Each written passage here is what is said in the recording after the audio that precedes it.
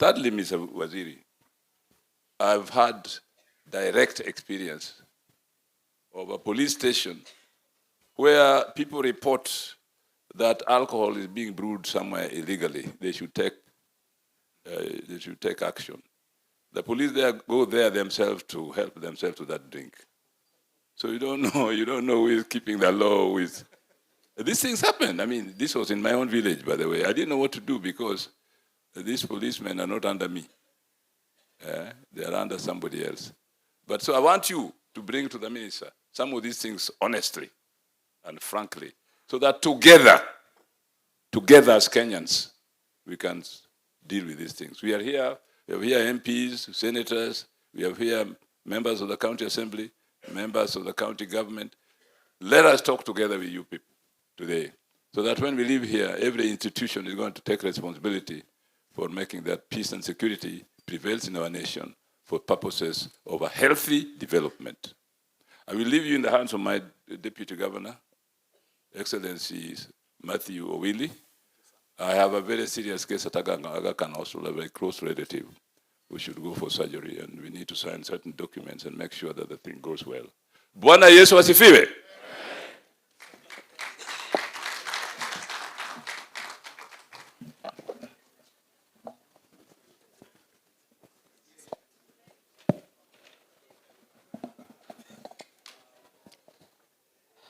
Tupigie Professor makofi akiondoka. Asante sana. With your permission, sir, may I invite the Principal Administrative Secretary to introduce the staff from headquarters. Welcome, madam. Thank you. A round of applause for the Regional Commissioner Nyanza. Honorable Onesimus Kipchumba Murkomen, our Cabinet Secretary for Interior and National Administration, Dr. Raymond Omolo, our Principal Secretary for the State Department of Internal Security and National Administration. Allow me, sir, to ride on the protocols observed earlier and to thank you for giving us guidance for this meeting. Kisumu, Amoso. So on behalf of the team that is accompanying the Cabinet Secretary, I would like to introduce us to you so that even as you're raising the issues, you're confident that the issues are being picked by the technical team. I'll start with the lady next to me. She's Madam Daisy Bulungu, an Assistant County Commissioner, but she's also a sign interpreter. On my extreme left, we have a team of the Secretariat. That team has a responsibility to record all your submissions so that necessary action is taken. I'll now turn here and introduce. I'll first of all start with, as you're aware, our ministry has 3 state departments and a number of non-state or semi-autonomous agencies. I'll start with Dr. Samuel Kobia. Dr. Samuel Kobia is our chairperson of the National Cohesion and Integration Commission, and he has a number of commissioners that are accompanying him. I'll request that they stand up. Let's clap for them. Thank you so much. We also have another very critical agency within the ministry, and that is IPOA, that is led none other than the Commissioner, Mr. Nyakomita. And sorry, sir, you share names with the regional coordinator. He's called Mr. Murkomen. Kindly stand up, those 2 officers, and let's clap for them. Thank you. Now, we have the prisons department that has been ably represented here by George Dianga. George Dianga is the Senior Assistant Commissioner of Prisons. From the State Department, from Immigration and Citizen Services, we have Dr. Wanjau, that is the Secretary in charge of the National Registration Bureau, and we have Mr. Mwangemi, who is in charge of civil registration. We also have from NACADA, the NACADA fraternity, and we have Children of the Soil. We have Dr. Orlando. She's the director in charge of public health and advocacy. And we also have the corporate secretary who is also in charge of legal affairs. He's called Mr. Leakey. I don't know whether there is anybody else that is, and my name is Beverly Opora. I'm the Principal Administrative Secretary. So on behalf of our colleagues, Kisumu, in the year 2019, when we had the census, you were estimated to be 1,155,575 as your population. It is projected that at the moment, you have a population of 1.2 million and 90,000. Now, for the national government to be able to effectively deliver its services, we have the following administrative units. We have 8 sub-counties, we have 17 divisions, we have 69 locations, and we have 181 sub-locations. Now, the aim of the national government, and specifically the ministry, is to make sure that it brings services closer to you and that you also receive effective and efficient services by having a reasonable population served, and more importantly, that we fulfill the requirement of the Constitution by ensuring that there is public participation as we establish these administrative units. Therefore, in collaboration with our officers from National Government Administration, you are able to give proposals, and at the moment we have the following gazetted but not operationalized administrative units. We have one sub-county called Northeast Kano that was hived off from Horeni. We also have 9 divisions, 34 locations, and 54 sub-locations. Matters environment and climate change are critical, and national government officers have a role to ensure that the objective of the government as is attained.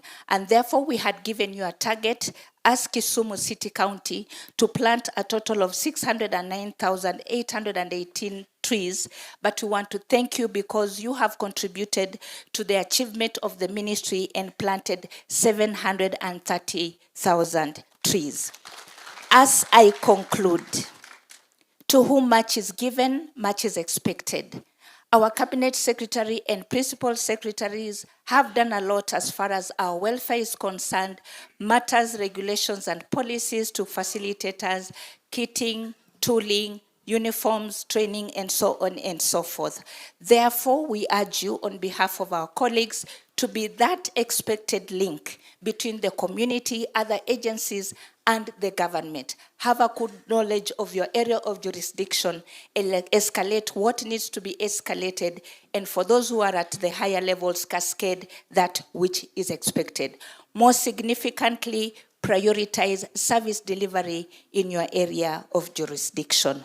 We wish you well and assure you of our support and say Kisumu City erokamano ainya. Appreciate Madam Pass.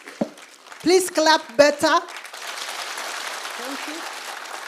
Thank you so much.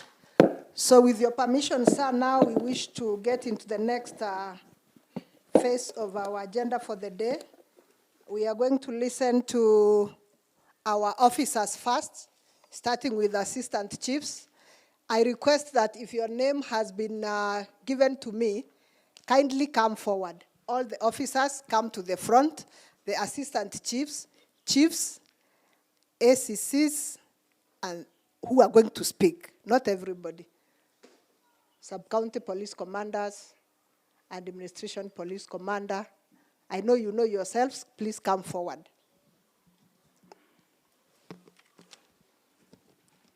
And so we are going to start with the assistant chiefs, and the first one to speak will be Mr. Kennedy Odanga.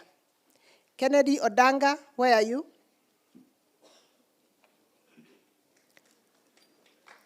Mpigieni makofi ndiye akuje hapa mbele haraka na apate morali ya kuwasilisha maoni yenu vizuri. This is Mr. Kennedy Odanga. The other assistant chiefs and chiefs, please come forward. Karibu.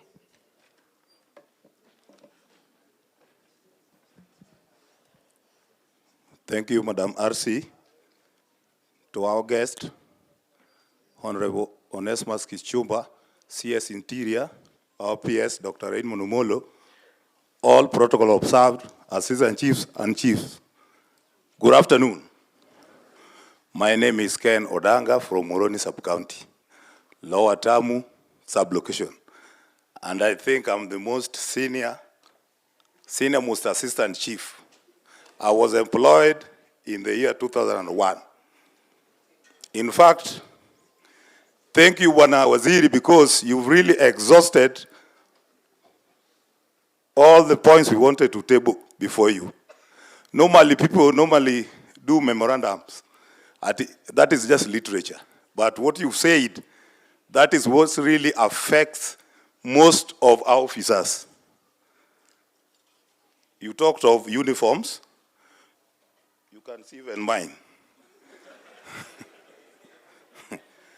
You talked of promotions. Some of us have really stagnated. But we were told after maybe 3 years, we'll be promoted to another job group. It is not done. Is it done? Our trainings, that one you've started and it is going on. And most importantly, as the link persons from the community and us, we do register children for IDs, but IDs normally delay, they don't even come in time. So I kindly request you, talk to your Department of State of Registration, warakishe kipande kuja rakaraka, ndio watoto wetu wapate ile wanataka. Again, sir, wakati wa, things are being compared. Wakati wa Mchuki, tulipata hii uniform nzuri. Tulitoka kwa ile uniform mbaya. Wakati wa Matiang'i, tukapata AIE, lakini ni kidogo. So wakati wako saa, inua hiyo kitu kidogo, ikuje juu kidogo. Si ndio? Ikuje juu kidogo. Because normally you see chief anapata 30 na assistant chief ni nusu ya chief. Hiyo ni kidogo. Angalia hata mimi, hii kitu ni kidogo sana. So ukirudi huko ongea hiyo kitu mzuri, hata hiyo kitu kuje juu kidogo ndio tutafanya kazi mzuri. Uliongea maneno ya kati yetu na polisi. Unajua sisi ni binadamu, mapolisi wengine ni mbaya, machiefs pengine pia ni mbaya. So nilikuwa naomba tukirudi kwa madivisions ama kwa places of work, OCS na machiefs wakae chini. Wakae chini ndio tuone vile tunaweza fanya kazi mzuri. Because unajua some OCS or some polices wanaona chief ako tu na hii rungu na yako na bunduki. Anamwambia wajana huyu ana power, hakuna risasi atakupiga. So you see sir, again saa ingine tunaenda raid and some police officers are setting chiefs. Unaweza pigwa mbaya mbofu. It has happened. Ama nasema ukwe orongo. It happens. So mimi naomba saa turudi chini, tukae chini na watu. Tuone vile tunaweza fanya hii kazi mzuri. We love that much. I do rest my case. Thank you, sir. Let's appreciate him once more. Our next assistant chief should be Jack Israel. Jack Israel, please. Let me say it in English. Nafikiri niliongea Kiswahili watu hawakunielewa. Nilisikia hapa kuna shida ya Kiswahili. I said the officers who have been nominated to speak on behalf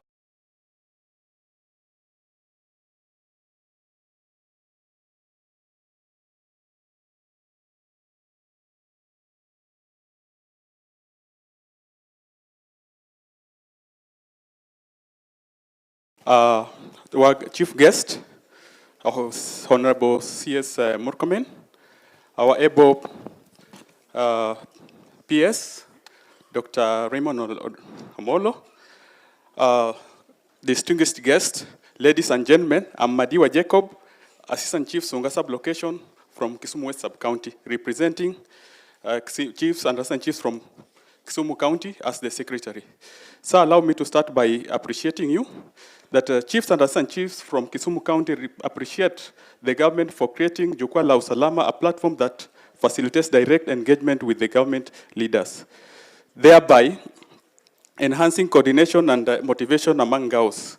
We are grateful for the introduction of National Government Administration Police Unit, NGAPU, to prioritize our safety, operation, and welfare issues. Sir, we request for the fast tracking of its implementation. The commencement of the paramilitary and security management induction course is acknowledged for capacity building and policy alignment, which is essential for career progression and morale boosting. Sir, gratitude is expressed to the construction of affordable housing units and the Kabonyo Konyagwal fish plant in Kisumu County, with a plea for Ngao's full involvement in flagship projects to identify youths to engage for effective project prioritization, hence curb rural to city migration. Ngaos are entrusted with the national tree planting mandate, demonstrating commitment to environment conservation and climate action goals. However, sir, we request for enhancement of AIE to enable us set up tree nurseries and also engage youths and community in tree growing fully. Acknowledgement is made for the initiatives to develop the village elders policy aimed at recognizing their services. However, there is a gentle request for speedy implementation of the policy. Sir, when on service delivery, that a policy be formulated to us, so as assistant chiefs, as registration officers, be given ID application forms, just as the birth and death registers. This will enable our youth to get forms from the assistant chief's office instead of coming to the chief sending them to the registration officer to issue forms, then come back to chiefs. That one will ease their movement and also service delivery. On security issues, sir, we request that a policy be formulated so that suspects are presented to court without requiring more than one witness. For example, when one is arrested with bang, we are required to have not less than one witness, and sometimes the arrest was done by a chief while going about his duties within the jurisdiction. Sir, we also request that at the lake, we have the coast guards who are manning the lake. We also have the BMU. We also request that the former defunct scouts be brought on board so that they can help in the safeguarding of the boats of the lake in terms of assessing the nets that are used for fishing, and also regulate the times when the fishing is supposed to be done. Sir, we also request a policy be formulated so that when we present apparatus and ingredients used in making illicit brew, like Kangara, Kirema, be admissible in court. Currently, as it stands, that is not admissible, and hence making the operation difficult. I also request that, sir, when it comes to SGBV, for example, in Maseno, we have a unit that was made up by Jamida Bithi, but right now it's dilapidated. It was a rescue center for victims of SGBV. We request that the unit be rehabilitated. And so, secondly, sir, we have a case where officers who have been trained on matters to do with the SGBV are transferred, making the progress that have been meant to come down. So we request that once an officer has been trained to handle SGBV cases at the various police stations, let that officer be retained there, or get somebody, train him or her, so that he or she can take over that responsibility. Sir, on the issue of insecurity, so far we are encountering insecurity based on runaway thuggery. This is aided by motorbikes. We request that every police station at least to have 2 motorbikes for them to be able to track these runaway criminals, and also provide motorbikes to chiefs and assistant chiefs to enable them work diligently. Sir, We request for extension of extraneous allowance to assistant chiefs and chiefs to reflect their workload and operation demands, given that their work runs 24/7, and also their services are available for 24/7. Sir, chiefs and assistant chiefs' homes have become rescue centers for lost and found children, and also people who end up, maybe they've lost direction. We are forced to host them in our homes, so you see how important that cadre is and how strenuous sometimes we get to just incorporate families that you don't know their health history or their criminal record sometimes. Some chiefs have also fallen victims of such, these people they rescue. Some have been stolen from. And sir, we also really need assistance towards that. Sir, we request that authentication, when an officer is being employed, especially at a chief's level or chief's level, we request that authentication of documents be done during shortlisting or after the interview. This will avoid cases of where officers have been embarrassed or officers taking very long time to get their pay. We have officers here who are serving as chiefs or assistant chiefs, and they've not received pay for the last 1 year, since 2024. And survival becomes a difficult situation. Sir. Lastly, sir, as Ngao at the grassroots, we take this opportunity to thank the leadership of the President, His Excellency Dr. William Samoei Ruto, and his dedicated, hardworking team in the Ministry of Interior for decentralizing issuance of uniforms to the regional level. As his foot soldiers, we don't take this for granted, and hence will continue to support his administration in achieving its better policy. Thank you, sir, and pass our warmest greetings to His Excellency, the President of Dr. William Samoei Ruto. Sir, Thank you. This was the memorandum. I have a memorandum to present. Thank you very much. Let's appreciate the Assistant Chief. I now wish to get into the category of chiefs, and we start with Mr. Raymond Mbogo.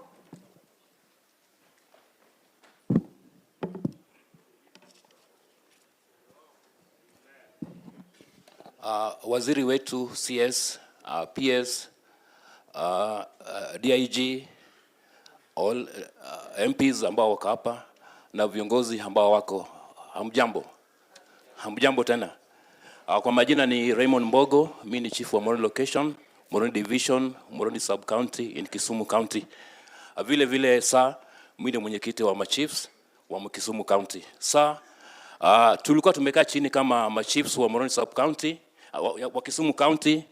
We came up with challenges ambayo inatusumbua kikazi na tukaziandika, ndio masekta nimesoma saa hizi. Kwa hivyo sasa kazi yetu imekuwa rahisi sana, lakini naomba kwamba kuna machache ambayo nitaongeza. Sasa vile imesemekana kwamba maofisi zifunguliwe sehemu hizi za chini, naomba kwamba kama mimi natoka Moroni was a mother to Nyando Sub County. Nyando Sub County inatuserve, lakini ukienda Moroni Sub County hatuna ofisi za lands, hakuna ofisi ya birth certificate. Inabidi tutoka from Moroni Sub County tukienda Nyando. Naomba sasa kwamba as we have district ama sub counties, officers pia wapelekwe pale ili mwananchi apate services nzuri. Sasa umesema kweli, maana changamoto ambayo tutapata kwa changa. Sasa mimi pia nimekuwa na shida. Kuna mama amenisumbua sana. Hapa karibu nani nyumbani.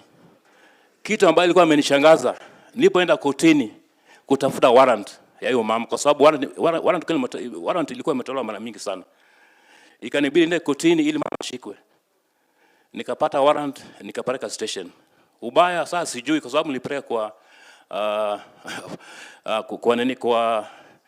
kwa station kidogo ambao nilikuwa nimepeleka kwa post. Nilipopeleka nikaomba OCS kwamba tafadhali saa kuna mama amenisumbua, niko na warrant, naomba ashikwe. Nikapaka saa 6. Majibu ambayo nilipata, niliambiwa kwamba chief, hebu angalie hiyo warrant imekuwa addressed to nani? Nikasema OCS. Akasema chief, naomba tafadhali leta hiyo warrant ni confirm kama ni valid. Nilishangaa sana. Kesho yake asubuhi, yule mama ambao tungeshika akanipigia simu, chief, tunaweza kukutana tuongee? Kweli nauliza tu, hii changa itakwisha? Sasa mimi naomba tu ya kwamba naomba kwa sababu kila mtu anatafuta kazi. Naomba ofisa wenzetu, let's work together as a team ili eneo letu kuwe safi. Sasa kuna issue ya license ambayo inatolewa na county government. Bado ningeomba tu kama bado mnaweza mketi na county government kwa sababu sisi tuna reinforce, lakini sasa unapata kwamba kuna mabazi zinafunguliwa ambao hata haifai ifunguliwi, lakini at the end of the day unapata kwamba na license hasa mkono wako inashikwa. Na on the other side unakazwa kwamba chief, hapa ndio mahali watoto wetu wanapotea. Sasa unapata changamoto mingi. Ningependa tu ya kwamba tuangalie jinsi issue ya bars zinaweza operate kwa njia nzuri. Lastly, tunashukuru sana kwa sababu tulipata motorbikes wakati ambayo iliyopita, lakini spares hazipatikani. Kwa hivyo hata machiefs wamekufa kwa sababu ya ajali ya pikipiki. Naomba tu kama tunaweza hata pata hizi pikipiki mzuri, kuna hata hizi jamaa ambayo inajulikana. Hatupingi KTM, inaweza kuwa mzuri, lakini sasa spares hakuna kabisa. Lastly, nakushukuru kwa niaba ya machiefs wa Kisumu County. Kuna wakati ambao ulikuwa tumuita Nairobi, wakati ambao ulikuwa naanzisha kitengo cha ngafu. Tunasema asante sana, na tunangoja ofisa ili wakuje watusaidie kazi. Lastly, nashukuru peers wetu ambao pia ni patron wetu. Asante sana patron, tunakushukuru. Tunaomba bado tushike mkono, sisi bado wachanga. Otherwise, thank you sir. Karibu Kisumu anytime, any hour. Asante sana. Asante sana. Let's appreciate Chief Moroni.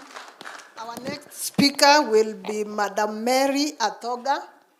She's also a chief.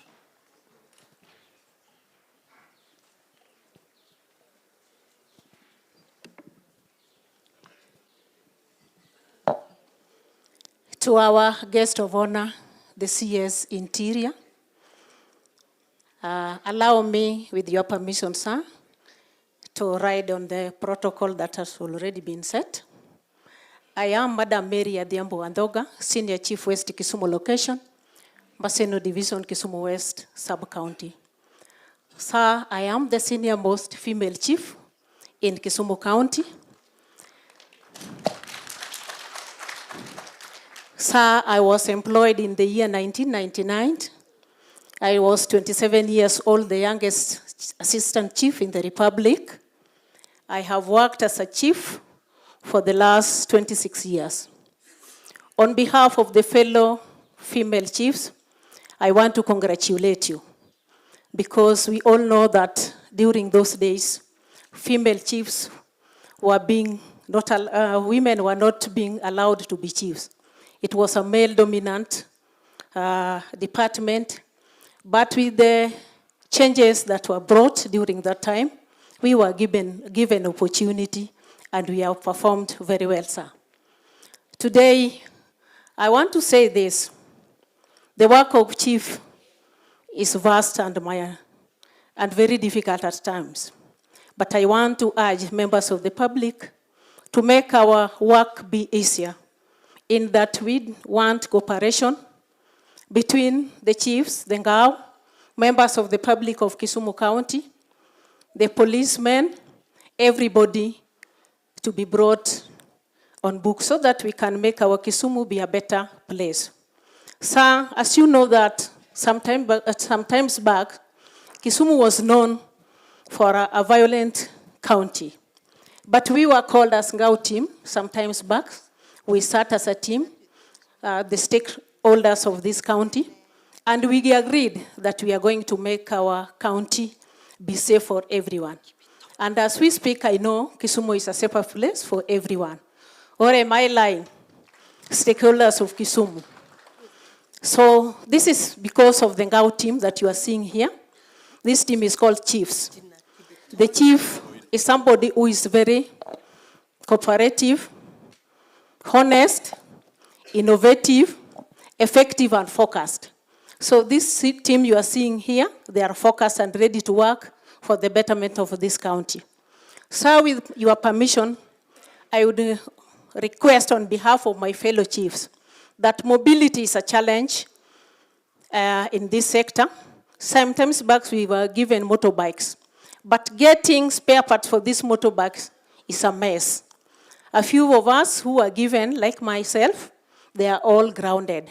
So I would request your officer for us to move swiftly and fight the menace of insecurity in our area. We have to get good mobility.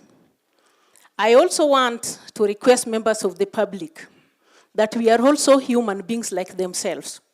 And if something is wrong with the chief or any officer, it is better to sit and discuss and agree for the betterment of this county. So, a lot has been said, but I want to say this. On behalf of my fellow chiefs, coming forward, you have just said that, and we support that some of us are going for training. And you mentioned it, that this is the job that if you are given, there is no induction and training. You are just called without even a uniform and told, go and work. So I would request that more trainings and inductions be implemented so that we be up to standard, because the world is changing very fast. With these technology things, if we don't go for more trainings, we will not be able to curb the menace of insecurity. Again, sir, I want to request our leaders that, and I want to thank them, especially a member of parliament. She has really tried to build for us good offices. So many chiefs are working under the trees. So with your permission, sir, I would request that more offices to be built for chiefs so that we also look comfortable, because we are the ones who are representing the president here at the ground. I don't want to take much time, sir. I want to thank you, and this is my last request, that Kisumu is the heartbeat of Luo Nyanza, and chiefs of Kisumu, presently we don't have a principal chief. So I would request, humbly request, that us be given 2 slots for 1 female chief and 1 male chief. Thank you, and may God bless you. Thank you so much, Chief. Asante sana. Sir, we now wish to move to the next category of speakers, and I would like to call 2 OCSs. And we start with Mr. Benson Madeka, please.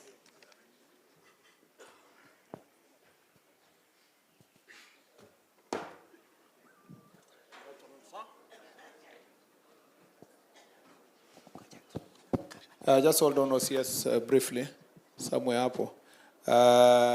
Is there any assistant chief or chief? Or anafikiria kuna kitu imesaulika? Now it must be really different. Yeah? The 2 of you stand, because you are the first ones. And the last one. Okay, so you will speak from there. Just point.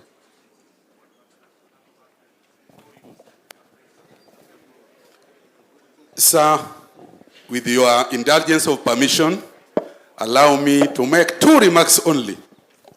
First of all, sir, there are officers who have been injured in their line of duties, but compensation takes very long. For example, me, I was injured in 2018.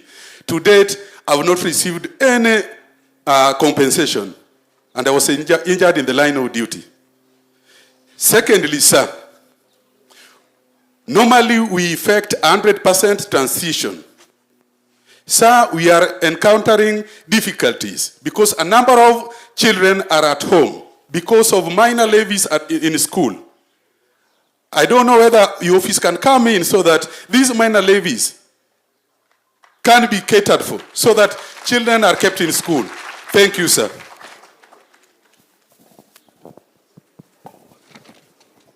Asante sana let me ask you, Chief, those minor levies, they are school. It is the school that is putting those levies, right? It's not from the ministry itself. Yes, sir. Okay. Sir, when you look at the junior school implementation guideline, there is no issue of lunch. Yeah. It is said that the parents and the school administration will sit down and decide on which way best forward to go through. But normally, children are being sent back home. For lunch fee. For lunch fee. Yeah, okay, I hear you. Thank you, sir. Thank you very much. I'm Chief Nicholas Oguma, Chief West Seme Location. Thank you, sir. Thank you.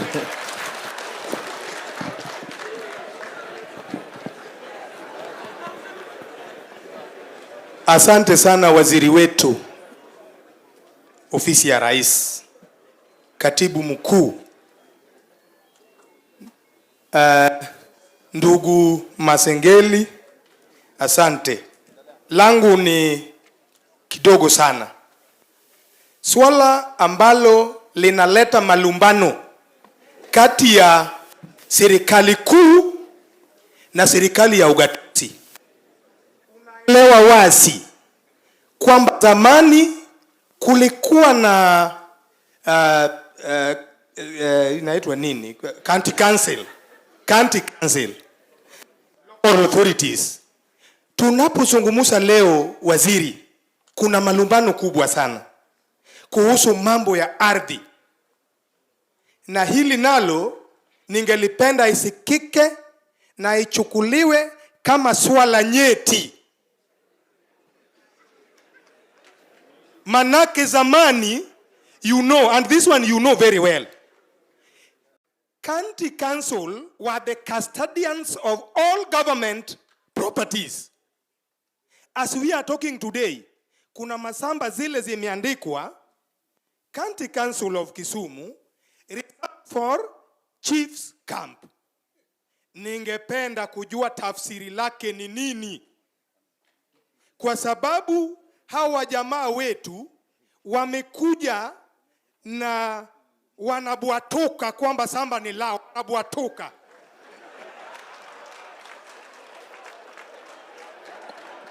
Wacha nisonge mbele kiasi. Sasa walipobwatuka, mimi ni chief, niko kwenye kambi. Unakuta mtu anakuja na lori, anataka kujenga jengo lingine hapo ambalo tangu enzi wa ukoloni hazijajengwa. Maana yake nini? Maana yake hao wako na kiburi. La pili, kuna zile masamba zilikuwa donated na wazee wetu, Chiefs Camp zikajengwa.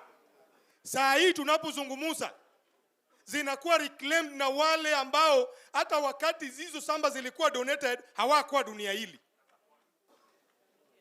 Ndio maana unaona machifu wengi hawana maofficers, na nashukuru sana mama wetu. Ni mama moja tu. Unajua nakupa Kongole. Kwa sababu huyu mama Rosa peke yake ndio amejitokeza, na ukienda kuitazame ile ofisi amejengea chief wetu, utashangaa. Kuna swala lingine. Kuna swala lingine hapa nataka nisungumusie na usikie. Na unipate kwa makini, kwa sababu nashukuru Mungu leo, Mungu Rahim, kwa kunijilia hali na uhai ili nisungumuze mbele zako. Kwa kaumu hili, kaumu uliojaa na basasa, kaumu uliokuwa na hamasa.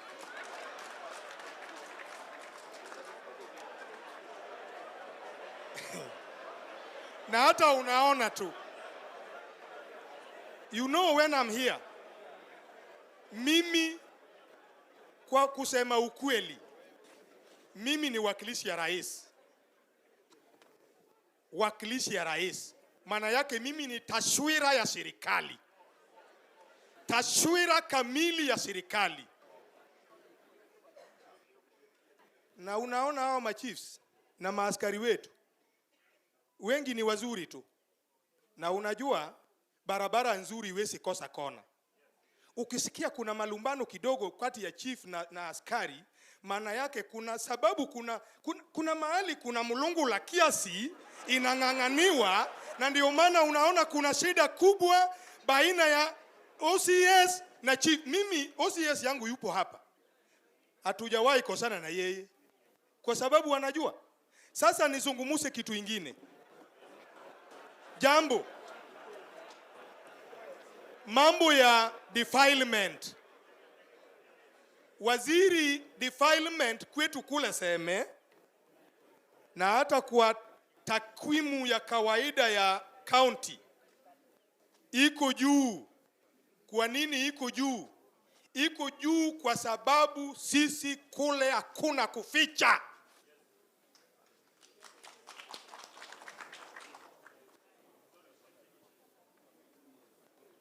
Hata kulingana na takwimu ile iko kwa county, ukiangalia vizuri iko juu kwa sababu sisi ikifanyika saa hiyo tunakamata.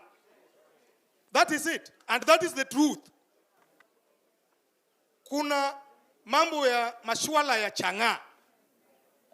Unajua na unanielewa kabisa. Mimi saa hii nimekaa kwenye hii kazi muda mrefu sana. Manake nilianza wakati wa Moi, Kibaki, Uhuru, saa hii ni rais wetu mpendwa. Mambo ya madawa ya kulevya imeandikwa vizuri kwenye katiba.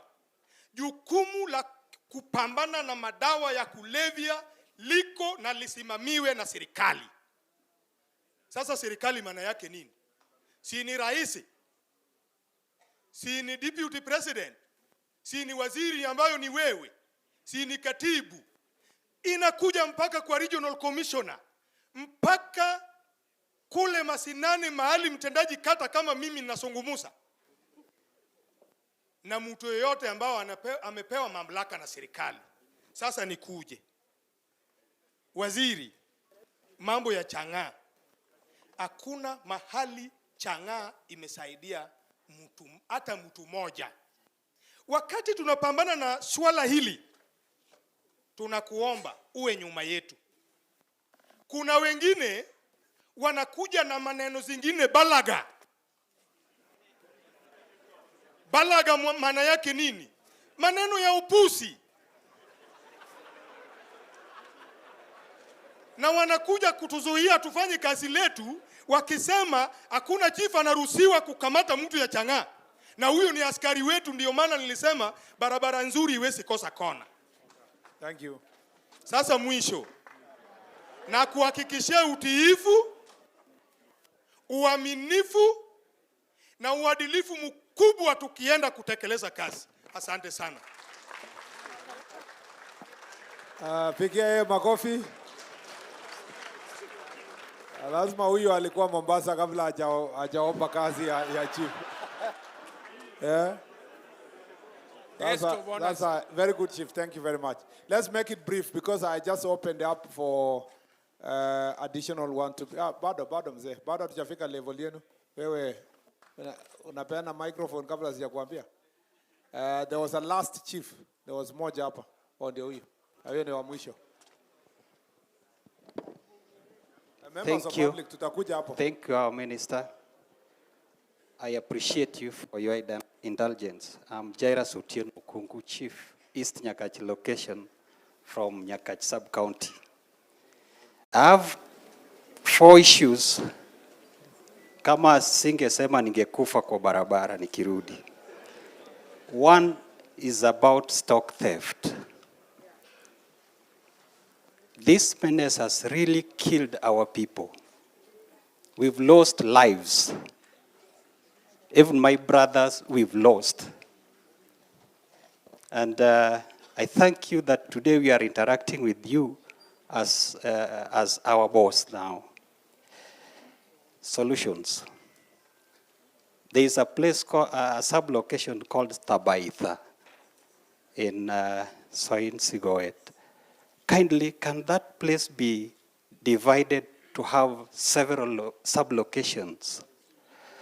Because that place covers almost 7 locations in Nyakach, and it's only one sub-location. It will really, really help us. can we have more stock theft units across the border so that this menace be solved? Can the border chiefs be equipped with firearms, if possible?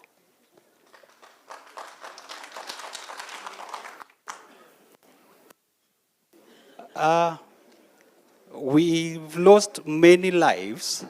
Why firearm?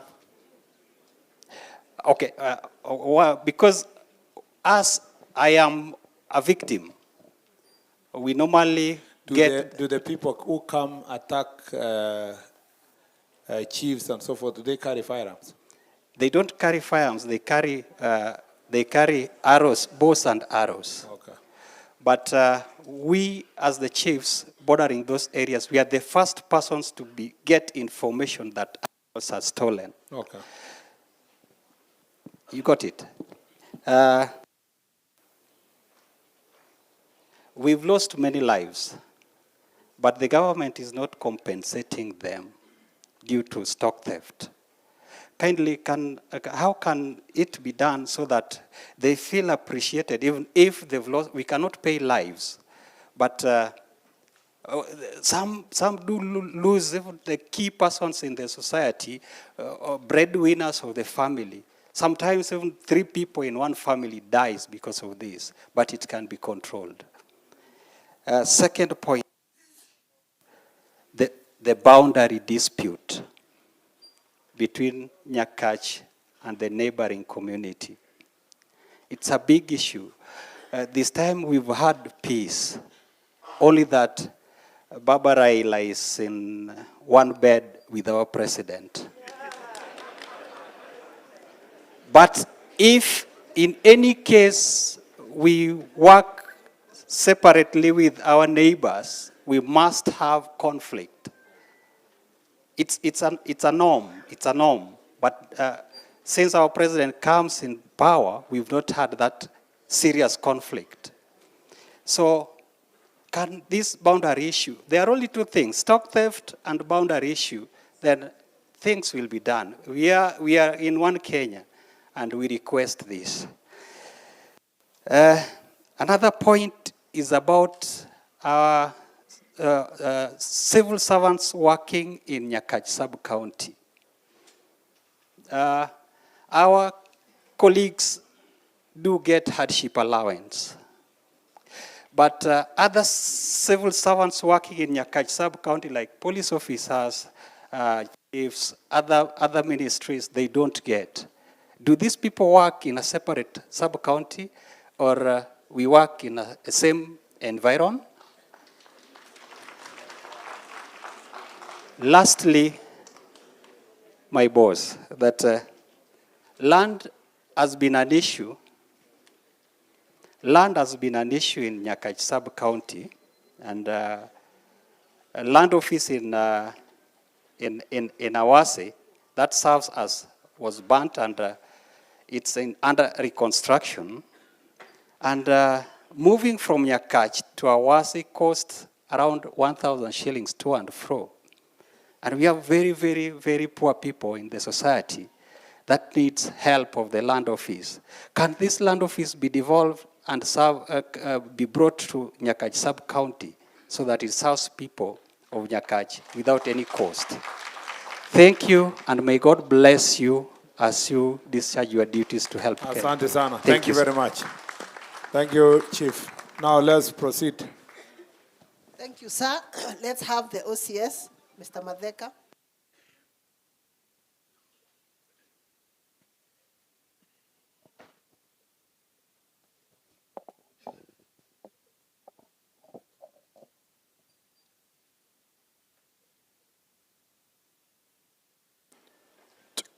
Good afternoon, sir. Our chief guest, Honorable Onesmus Kipchumba Murkomen, the Cabinet Secretary, Minister of Interior and National Administration, our Honorable Dr. Raymond Omolo, Principal Secretary for Minister of Interior and National Administration, the Deputy Governor, His Excellency Dr. Matthew Howili. Also, allow me to recognize our able Deputy Inspector General, Mr. Gilbert Masengeli. All protocols observed. It is my great opportunity, given a chance, to speak before you. By name, I'm Chief Inspector Benson Madeka, the OCS Kisumu Central, representing the OCS and much of our commanders within Kisumu Central. Kisumu Central takes much of the activities, and it's the center of many activities within the county, and we have a lot within us. As police officers, we try to do what is within our mandate and what is best to make sure that we achieve the best results, and also to make sure that we serve the Kenyans to the best expectation we can. However, in our undertakings and in our activities, and as we execute our duties, as people who have a responsibility, we really want to appreciate you, sir, for the good job and the relationship that you've built between us, the administration, and also the entire members of public within the country. It is really encouraging, and it is giving us power and the energy to keep moving within our duties. We have challenges which are normal in our workplace, and I'm so happy as a representative of police station commanders that you've, in your undertakings, addressed much of them. In your welcome brief, you talked much of training, which is a very key thing in our job. Frequently, officers, when they are trained, they get motivated, they get to be acquainted with what they have to do at their workplace. However, sometimes back when we were being employed, there are activities which used to take place time and again, which used to motivate us. We have some activities like competitions, which used to bring us together, create some teamwork spirit, which really pushed us to work professionally and also help us assist members of public when required to do so. For example, of the same is first aid competitions. First aid competition is an activity that was organized from our headquarters, and it really used to nurture our talents and also help us be able to help members of public when in need. Many times we are faced by a situation where we are required to assist members of public who are in need. Somebody falls down at town, a police officer is required to go and attend that person. An accident has occurred, a police officer is required to go and attend that one. Anybody who is in need and a member of public cannot assist, they are brought to the station. A police officer will be required to assist that person. So when such trainings and competitions are conducted, they equip the officers with the good knowledge which will help us. Also, we had a shooting competition, which is also a very good practice for us. It will help us to be very effective in our in execution of our duties. Also, we have things like sports. Much of us are very much aware. We have police officers who have excelled very much well on matters of sports. And that gives us the power, it encourages us, and it makes us keep moving. However, on the same line of trainings, we have an issue that has affected this area. Since I was posted here, I've also noted we have issues of gender-based violence. And much of issues that happen within the central police station and the neighborhood, if we have victims of gender-based violence, the victims are brought to the Kisumu Central Police Station. At Kisumu Central Police Station, we have a children protection unit, but it will be my humble request that we construct a children protection unit that is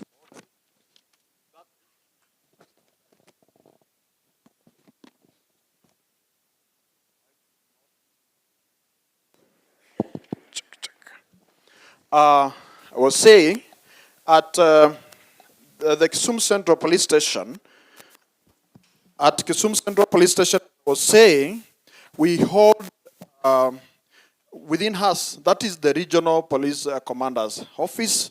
We have the county police commander's office, and we also have the sub-county police commander's office at the central. And that is where we have central police station. With a children protection unit that is working functional, will help us be able to assist members of public who requires our assistance. On the same side, we also have structures that we call safe house. Safe house are very important to us as police officers. For example, if we get people or members of public who are stranded, they have traveled from different areas and have no place, or they have no assistance, they only need police assistance, we need a place where we can assist them as we connect with other organizations or facilities which has been assisting us. That is very crucial to us and to the members of public within this area. That facility will be of much importance. Again, much has been talked about our relationship between our colleagues. I believe as an OCS, I have a responsibility to ensure that I have good working relationship, one, with the county government. I have the National Administration Office, that includes the chiefs and our senior officers to the level of a regional commissioner, and all officers involved. It is a responsibility of the office holders within a certain area to ensure that we work together. It is not only my responsibility, it is not the chief's responsibility only, but all of us who are involved in providing security, it is our responsibility to ensure that we build a good working relationship. For the county government, we have our the Excellence Deputy Governor here with us. He's a good friend of us. He has been assisting us. But I will request we have the proper lighting within Kisumu Central, because at times we are faced with the challenges of darkness. Like when we are policing within areas of Milimani and we get very dark streets, that encourages thuggery. And with good lighting, it will help us. There was an initiative of Mulikamwizi. It was an initiative that was used countrywide. That initiative has really helped us. As police officers, places where we have that Mulikamwizi, you rarely get a house-breaking issue. Again, on the same side, working closely with the county government has also helped us. Sharing of information. This county of Kisumu has its own dynamics.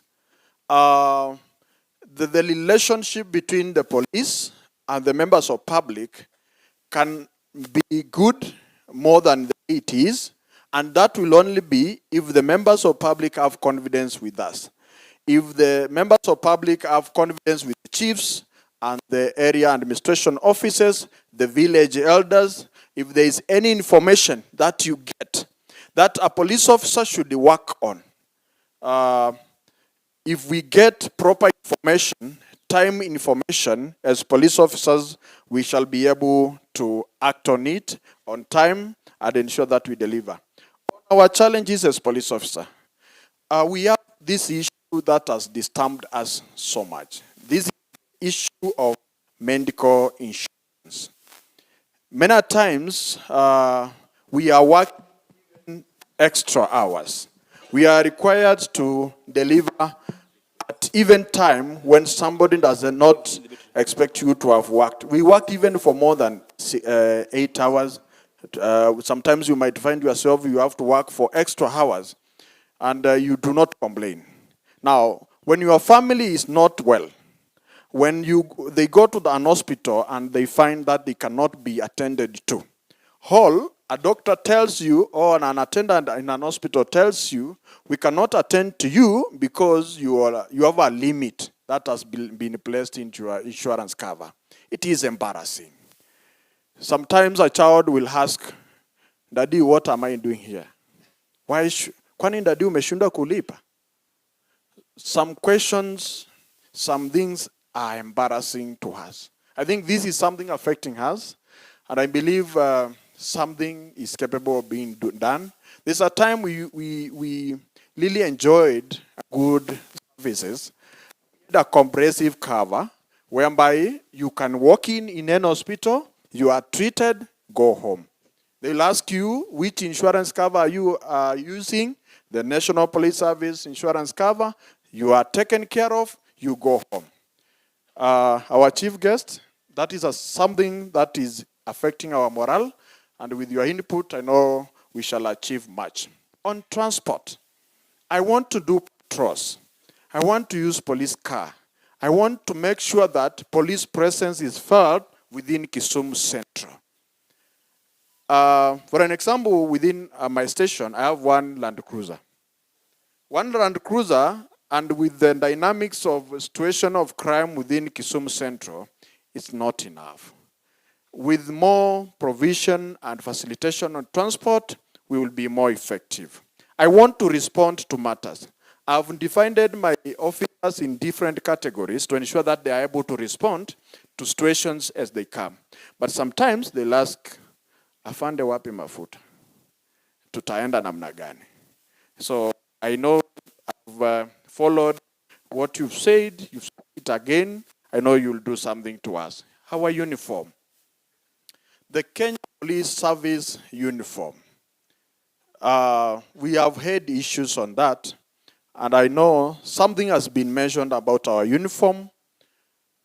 Our chief guest, it will be my appeal that if there is something being done to make sure that we have a similar and uniform that cuts across, which makes us be presentable, we shall be much appreciating. Sometimes we have this uniform, but they are not enough. We appreciate what your office has done to us, but if we get more better and uniform that is sufficient to us, we shall much appreciate. I really want to appreciate you for the opportunity given and the time given for us to hear, share, interact. I've been in the service for quite a long time. I've never got such an opportunity. I'm much humbled, sir. Thank you. God bless you. Let's appreciate him. The next OCS, please come. Our next OCS is Mr. Kibiton Boino.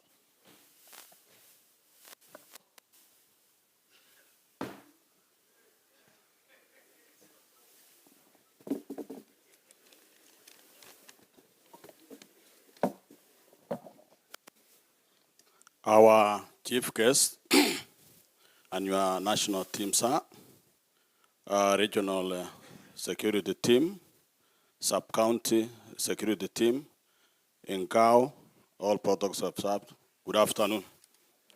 My name is Kibiton Boyne, OCS Mikosi within Kisumu County, Kisumu East sub-county. Sir, I would be very brief. I'll be addressing much of policy issues guided by Section 40 of the National Police Service Act that entails what is a police station. My first item, sir, my first item is issue of professionalism within the National Police Service. That in the past we used to have a professional allowance for experts like police signalers, drivers, mechanics, among others. It used to motivate police officers because for this case, an officer goes for an extra course to acquire knowledge and skills. But of late, those allowances are not there. So, for example, you find a mechanic, you instruct him or her to repair your vehicle. But at the end of the day or at the end of the month, he or she gets nothing. Item number 2. Police stations, maintenance of police stations. We have all the new police stations within our country or our county. In the allocations are given to station commanders, maintenance and repairs are not factored in. Whereby, for example, in an OCS office, you will be receiving visitors day in, day out, coming with their various problems. But the seats or the tables there are depleted. So if it can be factored in that the OCS AIE, that maintenance allowance or maintenance allocation is important. Item number 3, recruitment policy. Sir, I know in due time we are having recruitment. In that category, maybe you have O levels, graduates, or degree holders. I would request, sir, that the officers who are in the service to be given a first considerations on those matters of professionals.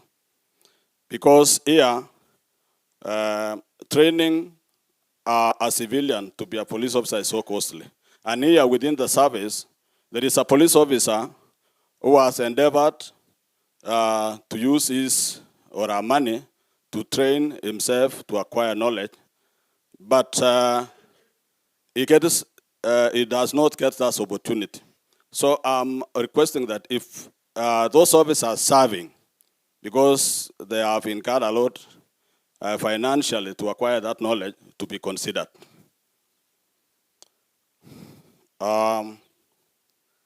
Item number 4,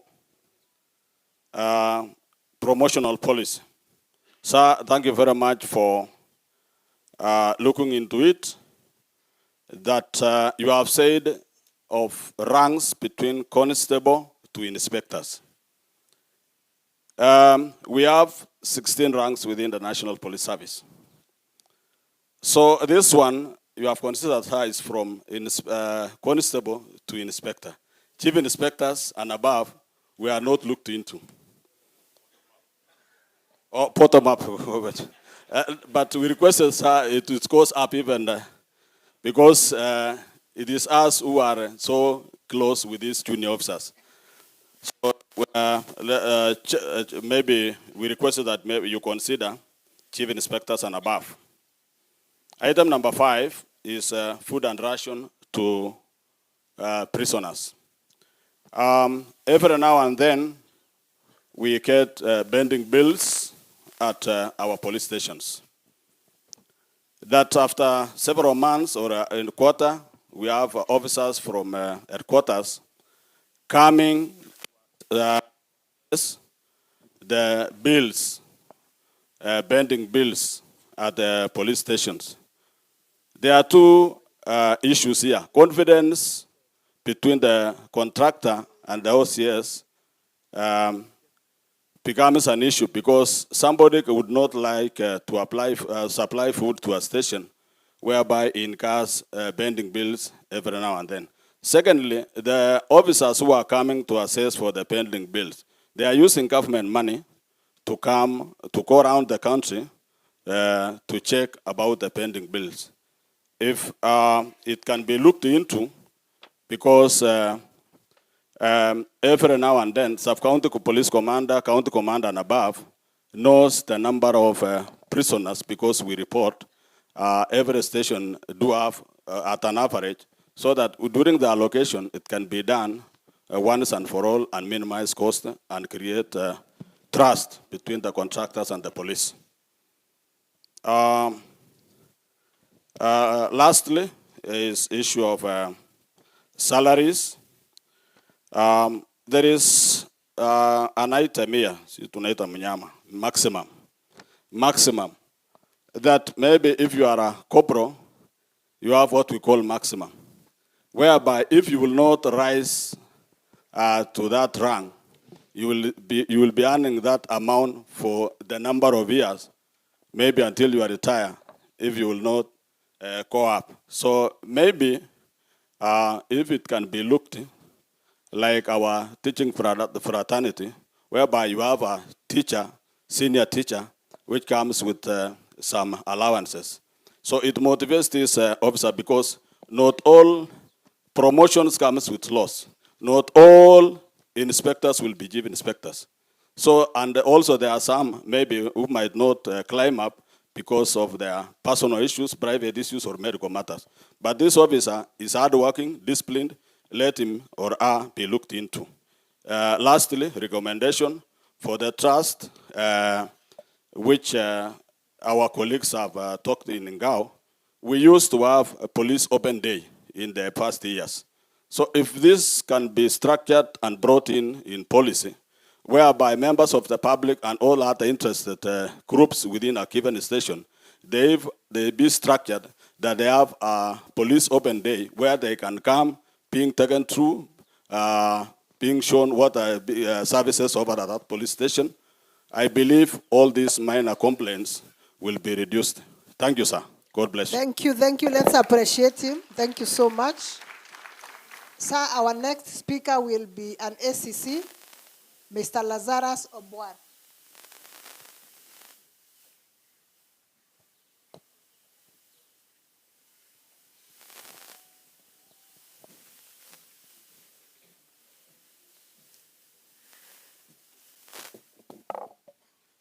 Thank you, Madam Marcy. To our chief guest, CS Interior, our PS, DIG, Deputy Governor, the political class, and all other senior government officials, ladies and gentlemen, good afternoon.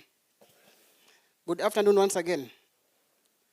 Yeah, my name is Lazarus Obwar, Assistant County Commissioner, Nyahera Division in Kisumu West Sub-County. And I'm here to represent and to present the views and concerns of my colleagues, the ACCs. So number one, sir, we wish to first of all thank you so much and sincerely for the recent promotions that most of us got. Some of our colleagues were promoted to the position of Deputy County Commissioners. Some of us were promoted to senior ACCs, and therefore we are so much grateful, sir. However, sir, we realized that as we were promoted, there was a vacuum left somewhere for the ACC2. And therefore we'll have that we have ACC3, then you jump to senior ACCs. So our colleagues in that cadre are requesting, sir, that if they be considered for promotion to fill the position of ACC2s. Secondly, sir, we also have some of our colleagues that were promoted to CCs.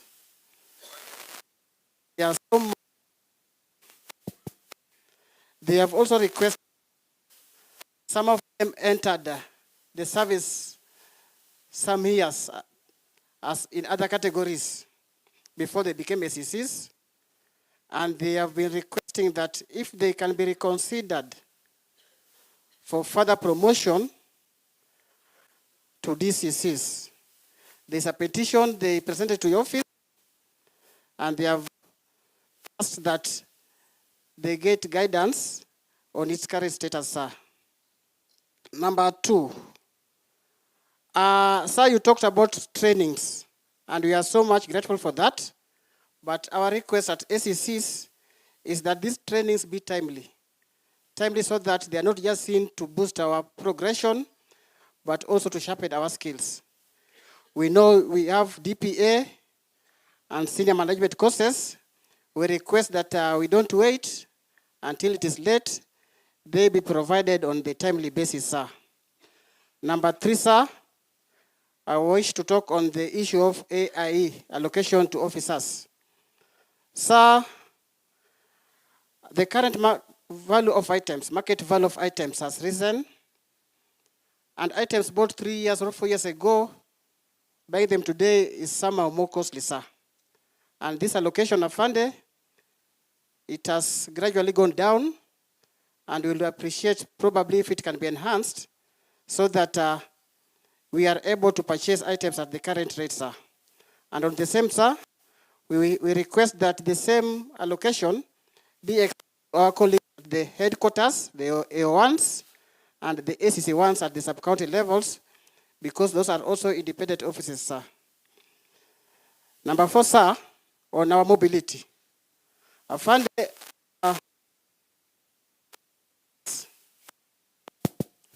most of us do not have vehicles.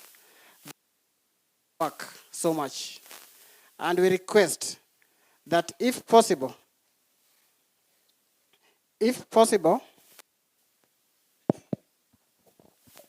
sir, we are requesting that if possible, our officers be provided with vehicles so that they are able to reach various destinations and to respond to various incidences within their areas.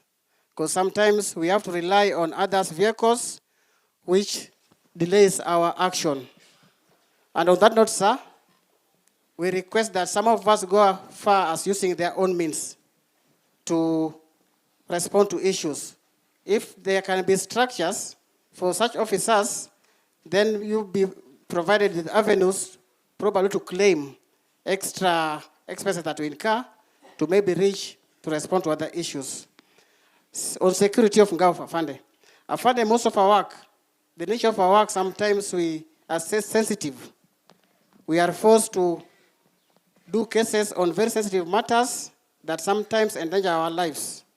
And therefore, we will request that the issue of Ngapu be expedited so that we have that feeling of security in our offices. So the next one was on uniform, but you spoke about it and we are happy about it. What we may request is that they try to bring us fitting uniforms. The ones that were brought recently for our chiefs, you realize that some were still baggy and oversized, so they had to redo them. So if we improve on that, sir, then it will be very good for us and we'll look more neat, sir. Sir, next is on transfers.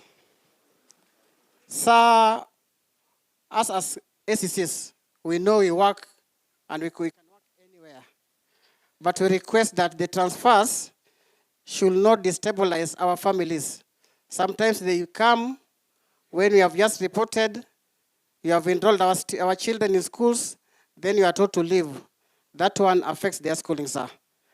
Probably to finish, I want to say something on the licensing of bus. Afande, bus licensing is being done by the county and we do enforcement. And we are doing it very well in coordination. But where the problem is this issue of temporary licenses, the ones that are issued for extension of hours. This has been a problem in our areas, and we request the county government that before this license is issued, let us have dialogue. We see if the area is okay for an extension of such time.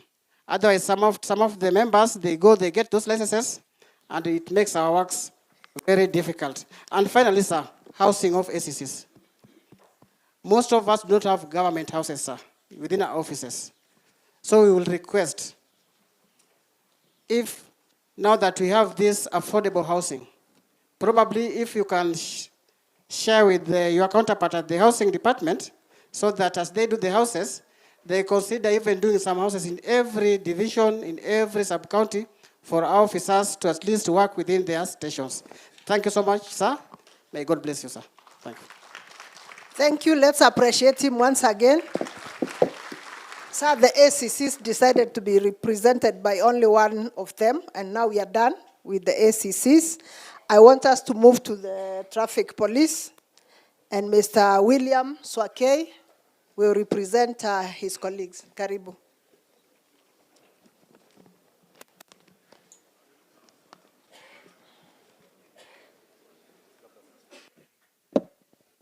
Thank you, sir.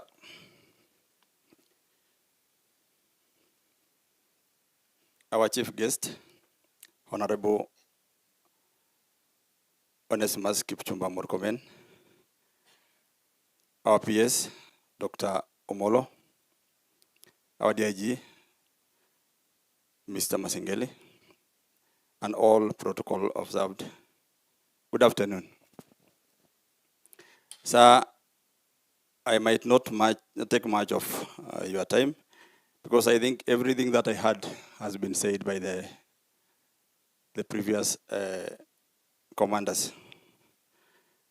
Sir, I just want to take a few minutes, like 2 minutes or 3 minutes, to touch much on the issues that are affecting the traffic department sections within Kisumu County. So firstly, the Kisumu County consists of 7 traffic bases, starting from Kisumu Central, Maseno Traffic Base, Kondele Traffic Base, Kombewa Traffic Base, Aero Traffic Base in Nyando, Paponditi Traffic Base, and Muhoroni Traffic Base. So the challenges that we are facing are all the same in all bases. The first challenge that we are facing as the traffic section is the mobilities, of which I think every spokesman have spoken about.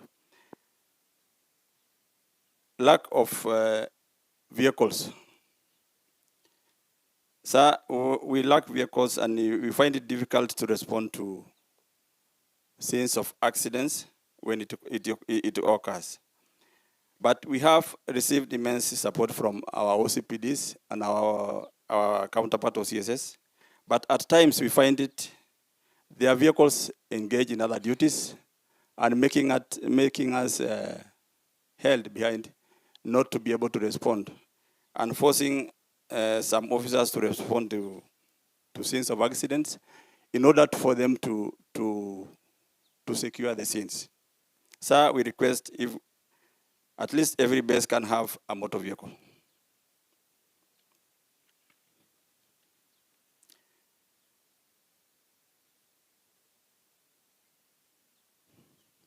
So in other essential equipments, many traffic bases lack essential equipments like speed guns, alcohol blows, and many other communication gadgets that limit the ability to enforce traffic effectively and safely. We request if this can be made available, at least in all bases across.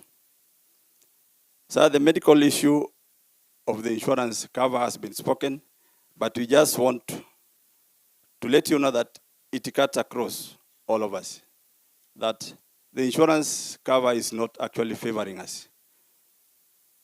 Instead, it is actually bringing the morale of ourselves down. So with the request that we are putting before you, we believe that you are going to sit down with your office and try to make it comprehensive, such that if I enter a facility or my family enters a facility, they are treated and discharged without such questions.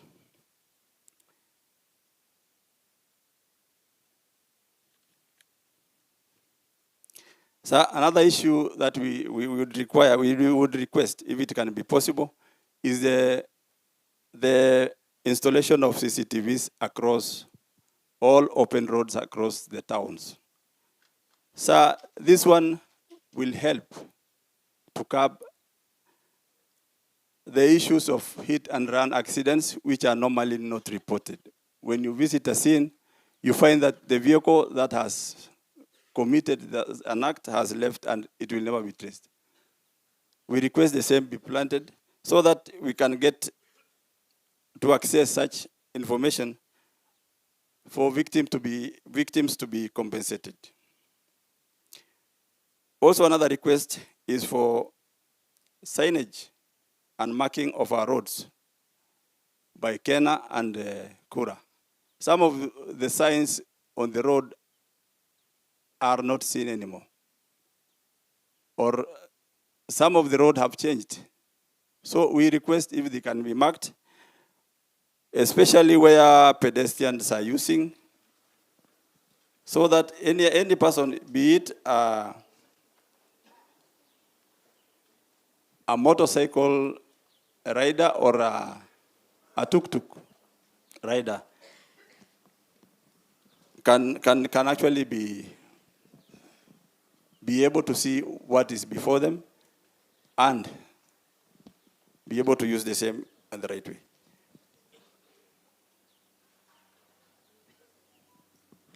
Sir, on those few remarks, I beg to sit. I'm sorry I never said my name. My name is William Swakei, Olenerichet, the base commander Kondele. Thank you, sir. Asante sana. Please let's appreciate him. Sir, we now move to the formed up units, and I would like to invite Mr. Mwangi. Just hold on kidogo too.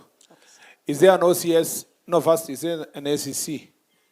Because once we finish ACC and OCSs, all these other people, regional commissioner and AITA, they just come and say, I agree. Is there an OCS? Who thinks that your colleague left anything? Madeka and the other one. OCSs, anything? Yeah, one. Yes, one OCS.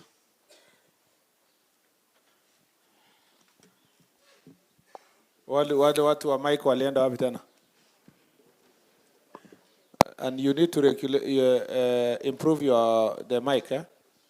Yeah, and it's not an excuse that kuna radio calls hapa. Kwani haikuwa jana na juzi? Proceed. Thank you. Our chief guest, Honorable Kipchumba Murkomen. Protocols observed. I just want to be very precise and brief. And if I got you well, you said the main objective was to create a base that can address the concerns, interrogate problems, and formulate policy decision to have a roadmap that can make police and also govern the security of this country. My name is Chief Inspector Njoroge Kagera, OCS Awasi. But our main problem first that has not been addressed is about strength of the police stations. And as we wait for the recruitment, there are those things that we can do with what we have. Balancing of the strength that we have. You find there are those stations within the town that are very close to each other, having so many officers, whereas those some in the reserves have very few officers. With due support, you can, our DIG and IG can give permission to regional commanders so that they can balance, because nowadays you cannot do without their approval. Number two, the AIE. I didn't hear my colleagues talk about that the AIE was scaled down. And it is the AOCSs who pay for prisoners' meal. Whatever is being presented for us is very little, and therefore sometimes... That one he said. He said that one. Thank you. Yeah. Lastly, on formulation of the policy to give the roadmap. We have seen so many kind of what we are doing. We have the Kregera report, we have the Work Commission, juzi tulikuwa na Maraga Task Force, and the NADOC report. As you also go and formulate a report, put into consideration those, because most of them are occupying with the dust where they were put. Even the Constitution of Kenya is not fully implemented for the National Police Service. Then, finally, on how to create proper good work relationship with our chiefs, sub-chiefs, and also the GAO team. sometimes we as OCSs, we don't just need you to make ourselves work better. It is our duty as the OCSs to walk out of the station, out of our comfort zone, and go meet these chiefs.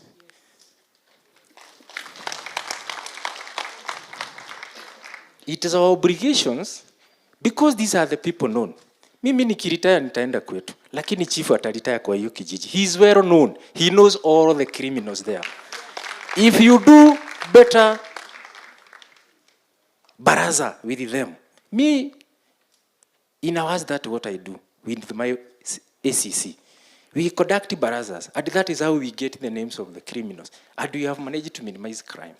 So our colleagues, zingine si za kungoja tufanyiwe. We need to go out and have barazas pamoja with this girl team. Number 2, we must make wananchi respect them. Mmoja amesema pale isipokuwa hiyo kijiti yako nayo sisi tuko na buduki. Let the people in the village respect the chiefs and sub-chiefs by you supporting them whenever they call you for sins and crime scenes by responding to them. So you make people understand them and they respect them. Mimi nikienda baraza na wabia mtu ya kuguza chief, anaguza porcupine behind. Kwa hivyo, lazima wa respect chief. So, another thing, we need to respect them whenever they come to us. Wakiingia ofisi yako, mpatie heshima. Msikize, kama kitu si mzuri, mwambie hapo chief, hiyo si mzuri. But sio kumtupanisha na kumuongelesha maneno mbaya.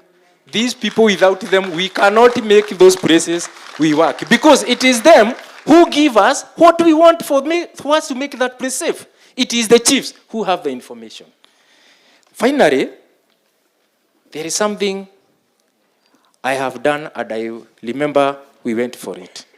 Youth engagement. There is a system that is being done by somebody called Karanja Muraya, and I know you have met him, about Station Ryason's Youth Officer, SIRO.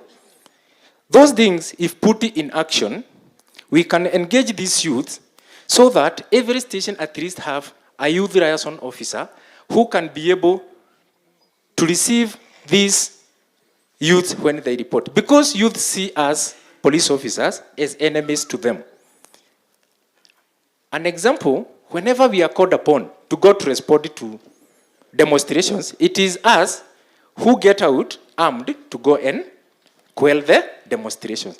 We end up becoming the enemy after the demonstrations. Sisi dia tupatangi jia ya kupita. Please, we want these local politicians to help us because they carry masses and they manage the crowds. Whenever you want to have a baraza or whenever you have to have a political gathering in my area, mimi sitaki pesa yako, but inform me for information, such that when you are there, your opponent will not fight you for me just to come and start fighting those people. Inform us just for information so that we can plan. Thank you so much. Well done, OCS. Is it something burning? Yeah? Okay, but yeah, 1 minute.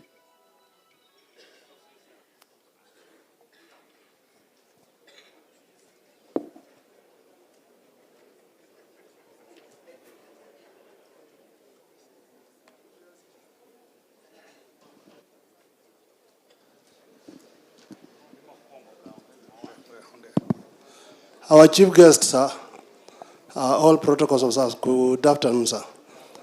I have 2 issues. Most of them have been addressed by my colleague, but mine is on policy. Currently, where we are heading to, our chief guest, police will be handcuffed in managing riots. Courts have openly dismissed applications that favor police while using Police Act. So it is our request that legislators through your office come up with a policy and come up with a law that will assist police in managing riots. All those acts that were in favor of police to use firearms in Police Act are null and void. They only depend on the Constitution. That is one. Number two, Your Honor, you talked about goons. And partially, my colleague has mentioned about it.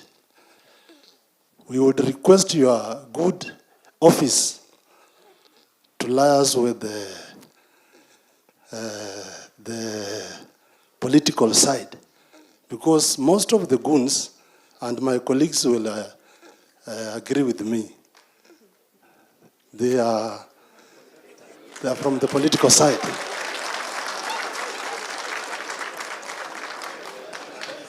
I don't think if... Wewe ongea tu free, wacha uoga. Ona unatafuta Kiingereza ya kutumia. Bwana CS, sidhani kama chief ama my sub-county police commander ama RC atakuwa na goons. Hana kitu ya kuwapea. Although I want to commend some politicians, they don't work with goons. And you'll never see people hovering around their vehicles. So, police, we are in a problem. Those are my 2 points to note. Thank you. And they are very important. Thank you very much. ACC, kuna ACC moja. Akona anything yenye ilibakishwa. Yes, is there. Batia mic hapo.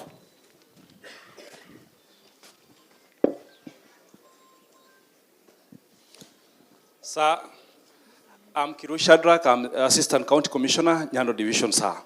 Mine are two.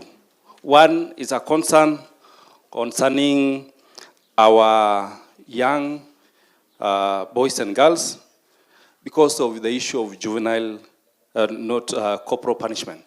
We've been in barazas with even my OCS, the one who have just seated down, and most of the concerns from the parents is that the removal of corporal punishment has really made things hard because of the issue of wazazi watoto kuwa watundu shuleni ama nyumbani. So if possible, if corporal punishment will be brought back, itatusaidia sir. Ya pili sir, it's a request. I have in my division, I have 4 police stations. Out of the 2, that is Awasi and Ahero, they have motor vehicles. However, we have 2, that's Boya Police Station and Kodete Police Station. My request, sir, is that if they can get vehicles, they don't have vehicles, yet, especially Kodete Police Station, it serves the last location, which is a border between us and Sigawet sub-county, which is in Rift Valley.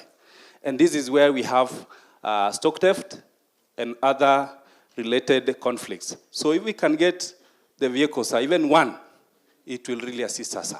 Thank you so much, sir. Aya, endelea RC sasa.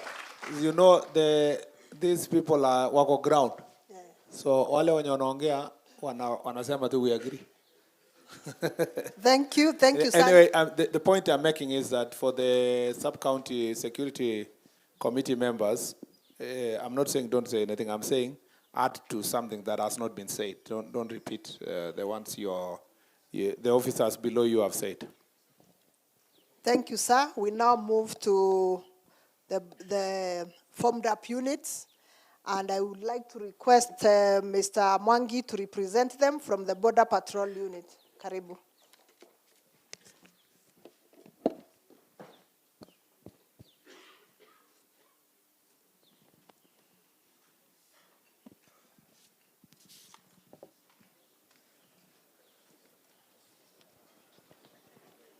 Our CS, Honorable Kipchumba Murkomen.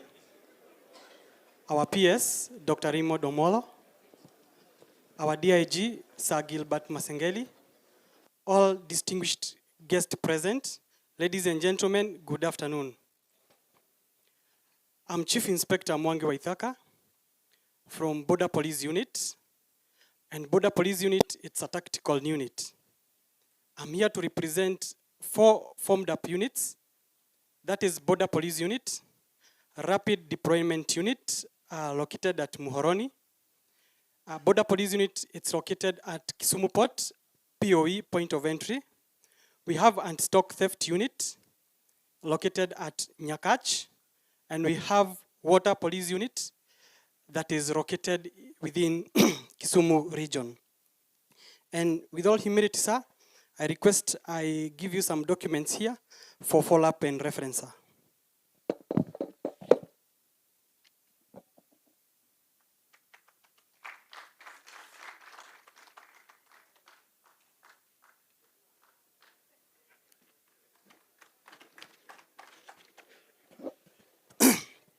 Thank you, sir.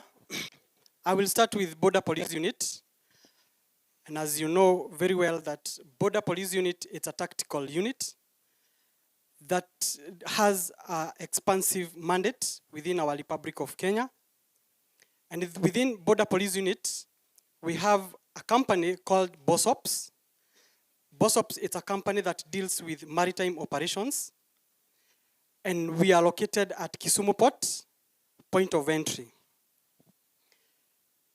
So for us to be able to perform our mandate as Border Police Unit BOSOPS, we are requesting your good office to help us with a boat. This boat will help us very much to perform our maritime and amphibians operations. The boat will also help us to do patrols along the port area and the channels. That boat will also help us to deter fishing along the port area and also along the critical facilities like the airport and also port and railways. Our boat will help us to curb illegal fishing gears and equipments. As well, it will help us to deter smuggling of goods within Lake Victoria to entry of our county, sir. Also, the same boat, if your good office gives us, it will help us to perform rescue missions that at times we get a drowning and capsizing of boats, so that we can be able to perform our maritime amphibians operations very well, sir. On the same note, sir, as a recommendation, this boat, I recommend to have a 150 horsepower speedboat. And as you know, sir, for us to be able to perform our maritime operations, maintaining marine operations, it's very expensive, sir.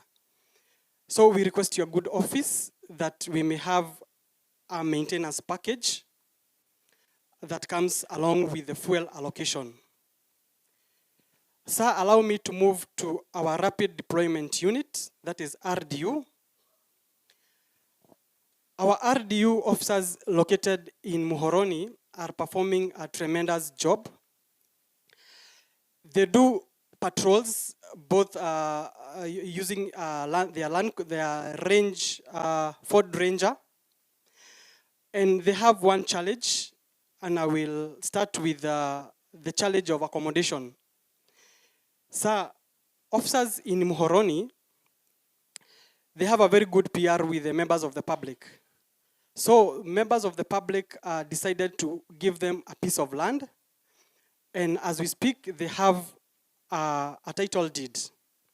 So since this is a permanent base for our officers in rapid deployment unit in Muhoroni, we would like to request your good office that you help them put up affordable housing program so that we can solve the problem of housing for officers who are there and for officers who will come.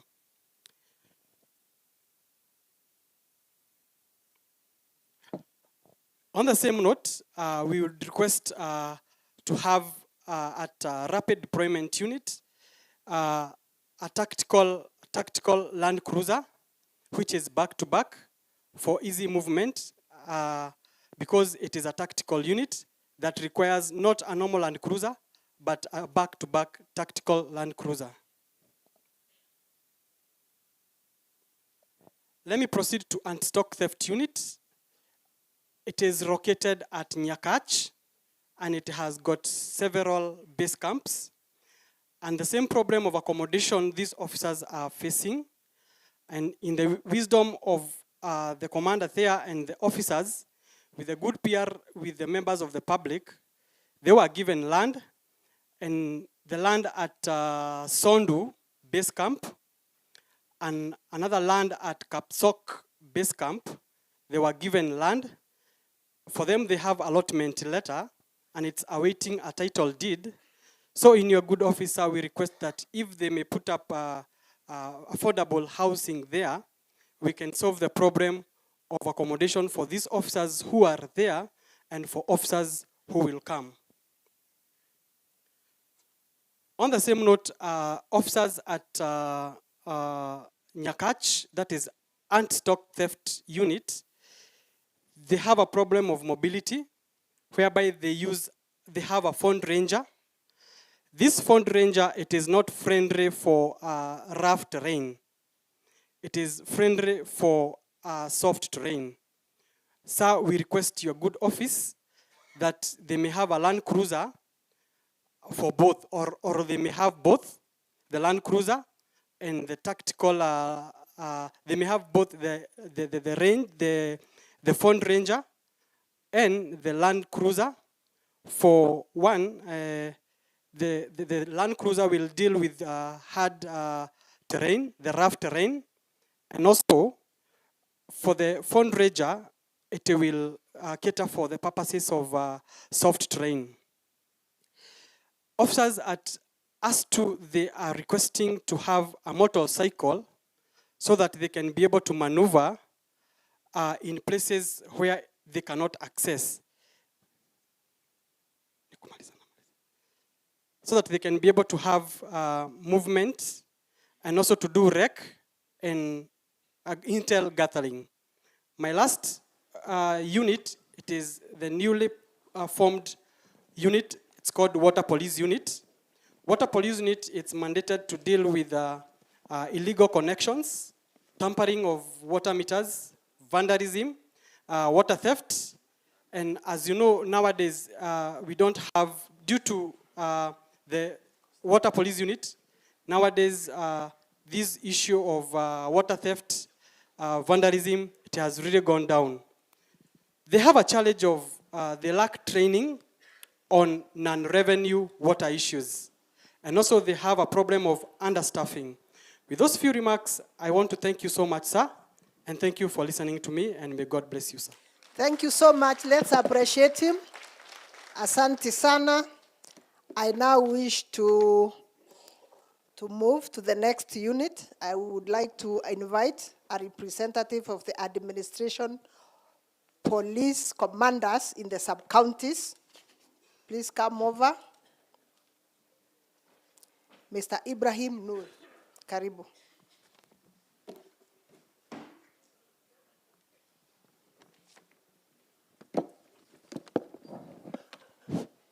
Our CS for Interior and National Administration, Honorable Kipchumba Murkomen, leadership of Kisumu County led by Deputy Governor Dr. Matthew Owili, our PS Internal Security Dr. Raymond Omolo, our DIG APS Sir Gilbert Masengeli, members of Parliament present, distinguished guests, ladies and gentlemen. Good afternoon. Sir, I am Chief Inspector Ibrahim Mohamed Nur, the Sub-County AP Commander Nyakach. I am here to present memoranda from Sub-County AP Commanders Kisumu. Honorable CS, on behalf of Sub-County AP Commanders Kisumu, we sincerely appreciate your leadership in resolving job group impasse between the two job groups of police, that was senior sergeant and inspectors. That is one of the outcomes of Jukwaa La Usalama forums.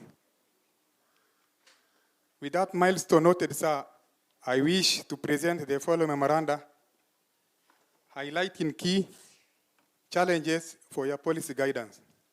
Number one, harmonization of APS and KPS command structures. Currently, sir, there exists disparity in ranking structure between the two services, that is interterritorial command, that is county, region, and sub-counties. You will find Command of Kenya Police is almost one rank higher the commanders of the Administration Police and the DCI. Against the constitutional equality of Article 243, 1A and B, which says all services are equal in terms of their formation. Sir, right now, you will see our regional commander is a commissioner, but his counterpart is the AIG. So, and all county commanders of AP are senior superintendents, while their counterparts are commissioners.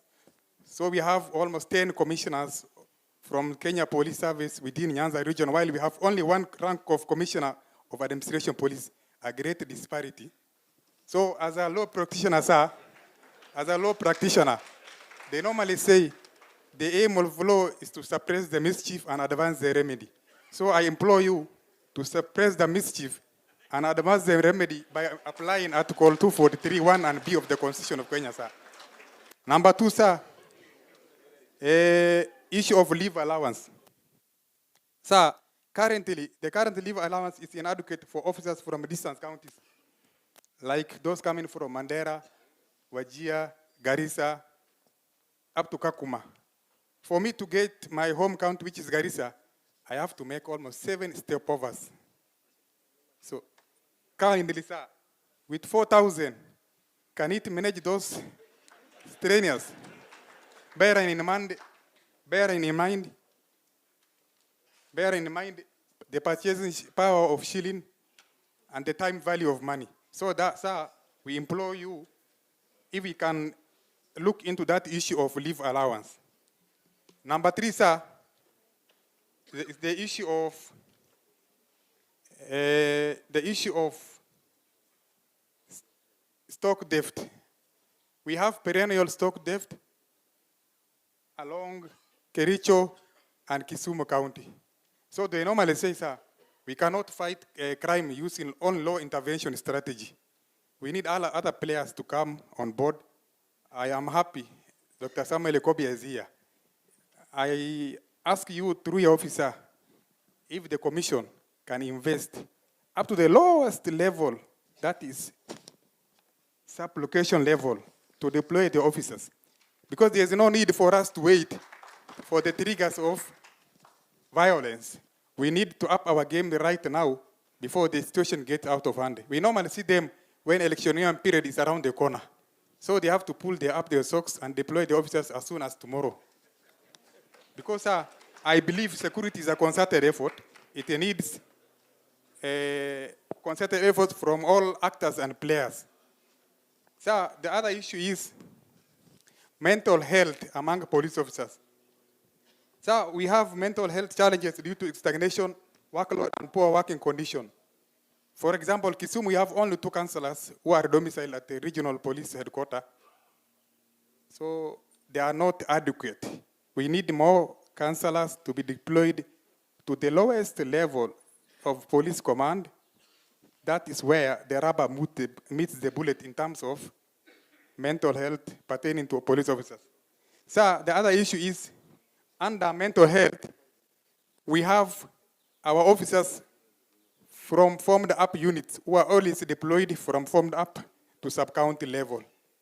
So we request, sir, for psychological debriefing, 1 month psychological debriefing course for formed up units who are deployed to sub-counties so that they can reintegrate back to GD works. Sir, the other issue is personnel shortage. As you know, this issue has been born in contention. It has been talked across several Jukwaa La Usalama. We are understaffed as administration police. And since our officers went there, we have been given more mandate. Officers went 23 officers, 23,000, and we have been given more units, water police, mining police, energy police, against a lean workforce. So, sir, how can that be practical? So, I want to say, this recruitment we are waiting, sir, if it is possible, I request 8,000 personnel to go to administration police service. So that we can because we have still Ngapu. So, sir, The other issue is motor vehicles. We have 3 of our stations who lack motor vehicle. One is Kisumu East, the other is Nyando, for almost, yeah, sir, and the other one is county. So, sir, I want to, so the other one is hardship allowance. So I request, sir, for introduction of hardship allowance to Nyakach, Mohoroni, Seme, and Nyando, equivalent to the way teacher service, TSC are paid who are working in those stations. With those few remarks, sir, thank you for listening to me. Asante sana. Let's appreciate him. Thank you so much. Our next speaker will be from the Coast Guard. Sir, we have not heard from the Coast Guard since we started our deliberations on Tuesday last week. We need to hear from them.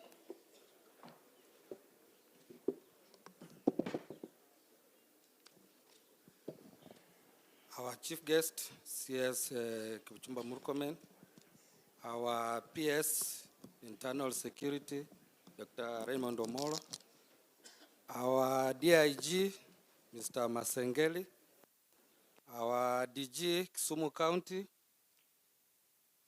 our DG Kisumu County and all protocol observed. Good afternoon. I'm Lieutenant Simiyu Isaiah from the Kenya Coast Guard Service. I'm here to represent Kisumu Station as the in charge. Kenya Coast Guard Service is somehow new to many people around here, and it might look new, but on the ground, that's in the waters of Kenya. That's where we are well known, and we are performing duties as per our mandate to make sure that the fisheries and all the mariners are safe. In Lake Victoria, we have 3 stations. That's Kisumu Station in Kisumu County. We have Homa Bay, that's Mbita Station in Homa Bay County. And also we have one in Busia, that's Port Victoria. We've had some challenges concerning the operations, being a new baby in the security sector. And I think most of these issues, our DG has shared them with you. Mine is just to mention a few that I've seen to be pressing.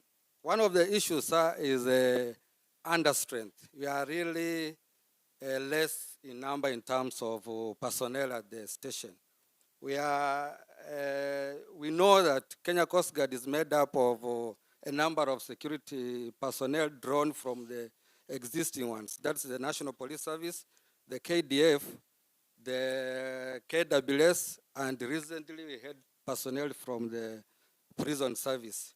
So, sir, we are so less in that we are not able to perform our duties as supposed to be. But we are trying with the few that we have to make sure that our waters are safe and are good for our fishermen to fish.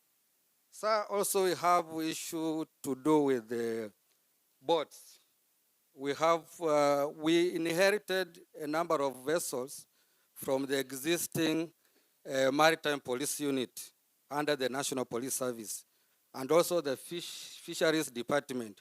We find that, sir, the vessels were somehow old and are not able to perform the duties as they are supposed to do. So, sir, we request that for us to have good and to have good operations in our waters, we at least need more vessels because we have only one, which is against the normal operational procedure. So we request that at least we have 2, because normally we need to have 2 vessels just in case one develops a mechanical problem or capsizes, then the other should be able to rescue the personnel. So we are humbly requesting, sir, that you consider that. I know it's in your office. We are looking forward, sir, to make sure that we have at least one boat in Kisumu station so that we can enable us to have to respond to emergencies, to search and rescue, and other issues affecting our fishermen in the Kenyan waters. Another issue, sir, is issue to do with career progression. We find that a number of personnel are from the National Police Service who have been posted to Kenya Coast Guard Service. There's a lot of stagnation, and it's good that, sir, you mentioned that, and we appreciate that at least you're going to look into our issues. Then the last one, sir, us as Coast Guard, our area of operation is the Kenyan waters. Here in Lake Victoria, Lake Baringo, Lake Turkana, Lake Naivasha, and also the coastal region. So our main clients are the fishermen, those people who go out day and night to do fishing. So we've had a number of drowning incidents. We've done some sensitization, and at the moment, sir, we are doing training on fisheries, on fishermen. We started with here in Kisumu, that's last month.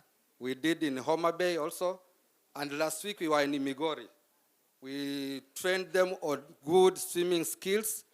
We issued them with life jackets, and also we gave them their certificates just to show that at least they have acquired some skills on matters to do with swimming.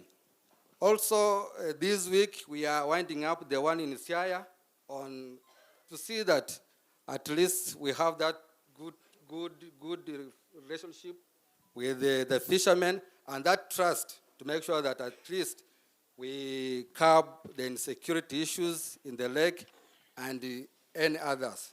Sir, with those few remarks, I say thank you for coming, for having time to come here and to listen to our grievances. Thank you, sir. Asante sana. Please let's appreciate him. Thank you so much. Our next speaker will be a representative of the DCI officers, Chief Inspector Francis Lelemusi. Please come forward.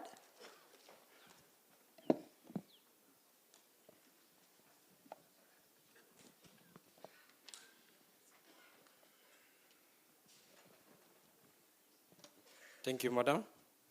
Please don't repeat the issues that have already been spoken. Thank you, Madam.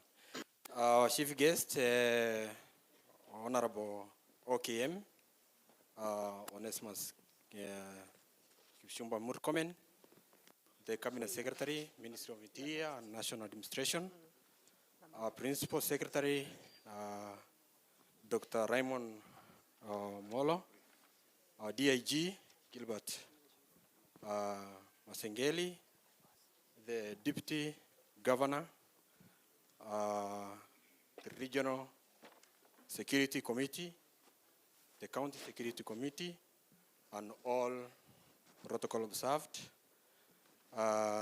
Sir, I'm Chief Inspector Francis American Lelemusi. I'm here to represent the Directorate of Criminal Investigation and present these concerns. So I know we have so many challenges, but you prioritize and try to solve. So to begin with, allow me to use some technical terminologies because of the directorate service that I am serving. So the current crimes in our country, they tend to be cyber crimes. The fraudsters are wiring your money when you are just at home and they are just in Mombasa. So, sir, allow me to use some technical terminologies because of the service I come from, that's the Directorate of Criminal Investigation. So we have what we call electronic tracking gadgets, which are still centralized. that is trying to deny our great members of public within our county chance for us to serve them. So these gadgets, we have the locators, which if default or decentralized, in fact, so we can able to represent the interest and to interdict crimes and arrest immediately. So we have what we call MUNUSTA gadget.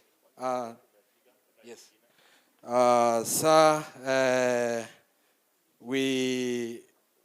We said about training. So we lack much in training as a directorate and technical unit.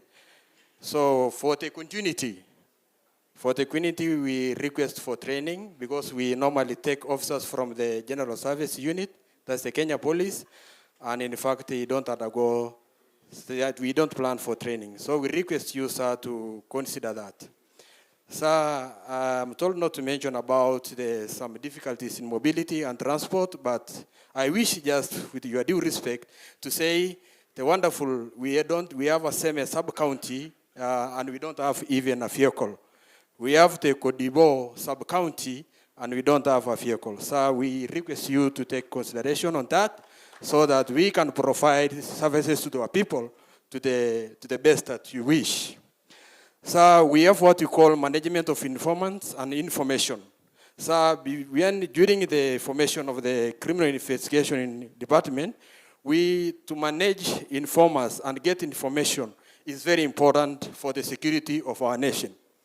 We request you, sir, we focus on management of information and informant so that we cannot lag behind, so that we can able to advise our country on the upcoming and emerging crimes. So, sir, consider the source that we manage our informant and information, how to get information, so that we can be ahead of criminals. Sir, it's expensive to get, so we request you, because I know you have the knowledge to support us on that. So management of crime, the crimes are becoming technical, dynamic as the technology. As I said there before, that the 4 principals can commit a crime in Mombasa, and they are committing crimes in Kisumu. So, sir, we request, because of the mobility, we dispatch our officers. So sometimes we have some constraints of finance for them to move and at least help the members of public. Otherwise, most of the time we give them assurance because of such constraints. Sir, I like to put this an observation that I wish to mention the recent triggers of high levels of crime in the country. So, of late, we are observing high influx of youth from the East and Central Africa and not really documented. So, these people are coming, this influx of youth to our country, they are coming to our country undocumented, and they are not documented. And in fact, they are doing businesses, they are selling so many things, they don't have shops, they don't have kiosks for them to give tax to the country.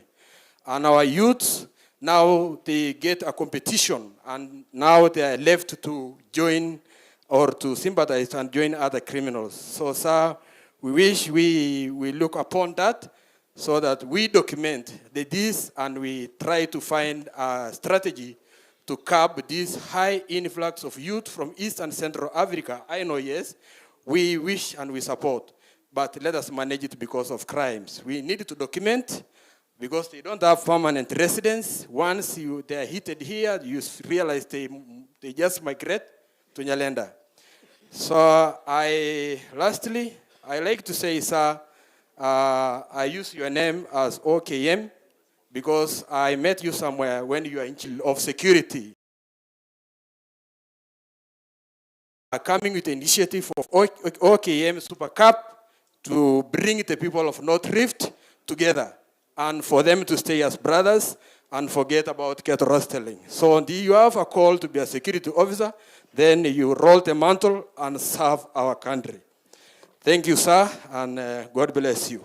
Asante, thank you so much. Let's appreciate him. Let's appreciate him, please. So our next speaker will be SSP Chelimo from Seme Sub-County. He will speak on behalf of the sub-county police commanders. Good afternoon, sir.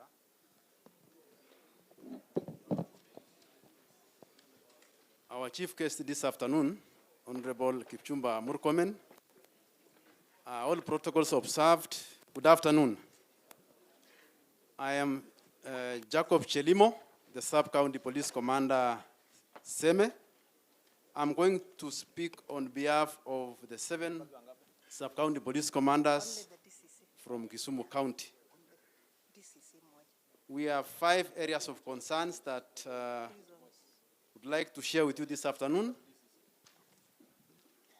And because most of them have been mentioned by the previous speakers, I'm going to be very brief. Number 1, we are requesting for additional motor vehicles. I know that the previous speakers have mentioned that, but I want just to give the figures.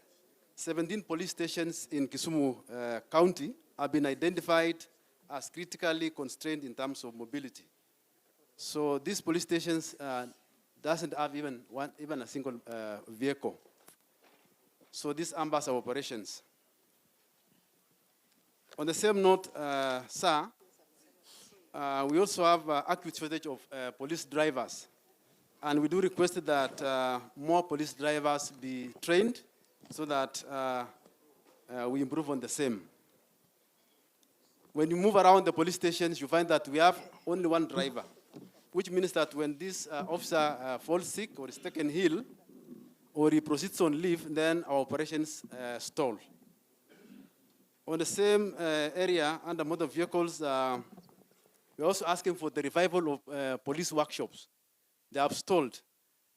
We normally take our vehicles to civilian workshops. So we are requesting that the same be revived. Number 2, revision of fuel allocation. I know this also has been mentioned by the previous speakers, but I just want to mention the figures. Currently, we are being allocated 450 liters per vehicle for every month. So we are requesting that these figures be increased to 750 liters every month for every vehicle. Number 3, reinstatement of confidential intelligence funds. On average, how long does it take? On average, how long does the 450 liters take you? Or generally, on average, yeah, it takes in the county generally. Let me. How many days? Yeah. Yeah, let me confine myself to sub-county because that's where I come from, and I have experience on the same. It takes us from 1st of the month up to around 20th. Then it is gone. So the remaining 10 days of the month, what do you do? What we normally do, we have fuel given to us for the departmental vehicles, the police vehicles. These are I'm talking about the least motor vehicles. So if we have a number of liters, then we supplement. Yeah, because operations has to continue. If you don't have? Huh? No, I want to ask: is there an OCS? Is there an OCS here who has had to be stuck completely because of mafuta haikufika the 30 days? So we're just having a frank conversation. Yeah. OCS Awasi. Just give him the mic. What do you do when your fuel, the 450 allocation is over? Have you ever experienced it, first of all?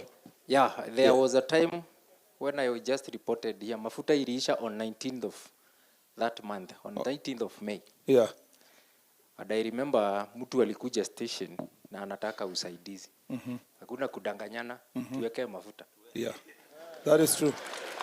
So you requested member public kuwekea mafuta? Ilibidi atuweke sababu we had no otherwise. Because OCPD naye ndiye huyo amekwama kabisa. Correct. Yes, sir.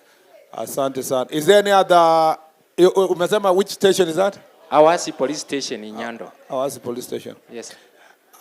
Is there any other OCS? Ama ni huyu wa Awasi mwenye anasema ukweli? Is there any other person who has had to go through that? Yes, Uko.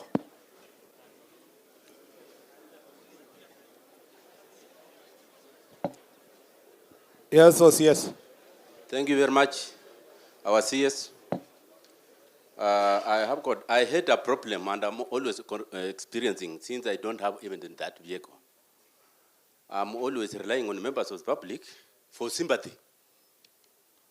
Napata mwili iko mahali, I request members of the public mwenye ako na pick up. Anisaidie nawe fueled. OCS Ragumo. Okay. Yes, sir. So wewe ni was, una gari? Sina gari, sina motorcycle yote. Yeah. Thank you. Na sina kandini ya polisi. Na rely kwa OCS Kondele ama Kasa Kam. Base commander? Yes. Ama who is that? OCS. Yes, OCS. Ya mwisho. Hata wewe madam, anzia base commander hapa. Unakwama na mafuta sometimes? Sir, I think first of all, in our base we don't have a motor vehicle. So we rely on the motor vehicle for the OCS and the OCBD, and they have been supporting us so immensely. So we were even asking, if at all we are not going to get the motor vehicle, then maybe the fuel allocation for the OCS and the OCBD to be increased so that it can support us as the base commanders. Okay, thank you. Thank you, sir. The last one, there was OCS behind you. Thank you, Chief Guest. My name is Chief Inspector Korir, OCS Koru. Mine, I partner with the stakeholders. That is, I have the Kibos. Sometimes they assist me. There is agrochemical sometimes. There is Chemelil, Moroni Sugar Company. So they also is assisting me. There is the business community in Moroni. Sometimes when I stuck, because I have a counter, so normally they assist me sometimes. Thank you, sir. Very much. You know why I'm saying this? I think, thank you very much, One OCS. Why I'm saying this is because the reality is that in the current leasing program, it ends, Koyo, wait. Yeah.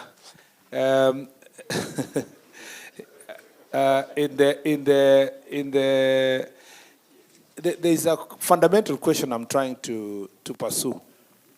Police stations are institutions of public, true or not true? So it is not for the police officer.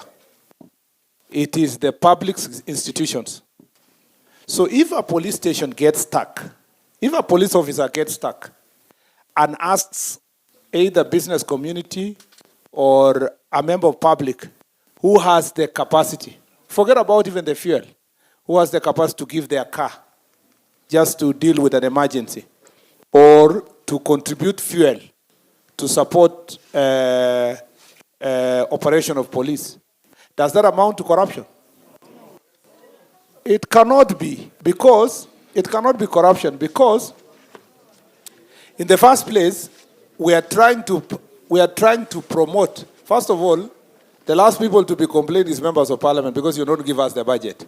So that's where the bigger problem is in the first place. But you cannot say because of the lesser fuel allocation ascended and so forth, and yet we are saying security is for people working in a local community and so forth. You can't tell me that the members of public working together with their OCS cannot find local solutions, including building a police station. Most of the police stations have not been built, including donating land. You can't tell me that it will be corruption if the community donate land to build a police station, so they will owe whatever. You can't tell me during Christmas, if the local community arrange themselves and take goodies to the OCS and the police officers in the police station to celebrate Christmas, it will be corruption. So we must separate corruption, which is linked to, I'm giving you money to get a service, from the one I'm saying, I am donating my land I am building police station. I'm Kibos or Moroni or which other company. I'm building the police station and donate. We must separate that one from the corruption that someone comes and you tell him, usipotoa kitu sitaenda. If you go to OCS and tells you my allocation, like the OCS has said, has ended on 19th, and he tells you, in all fairness, I'm waiting for my bosses to look for fuel to send to me. And you are a member of parliament. You have the capacity to donate something. You know? Like Rosa says she's been giving. So, we should be able to say, Bwana OCS, to assist our people, shika tuweke mafuta, kari ende kwanza, mdozi yako bado kama anatafuta pesa huko ya kualoketiwa, kazi ifanyike. That's practicality. You know, the only thing is that that should not be linked to a service that is personal to me as against the other Kenyans. You know? And I really want to say this with all utmost respect, because most of the police stations, like Sondu, where's the Sondu people? No, not, I'm saying Sondu OCS, or the police station next to Sondu.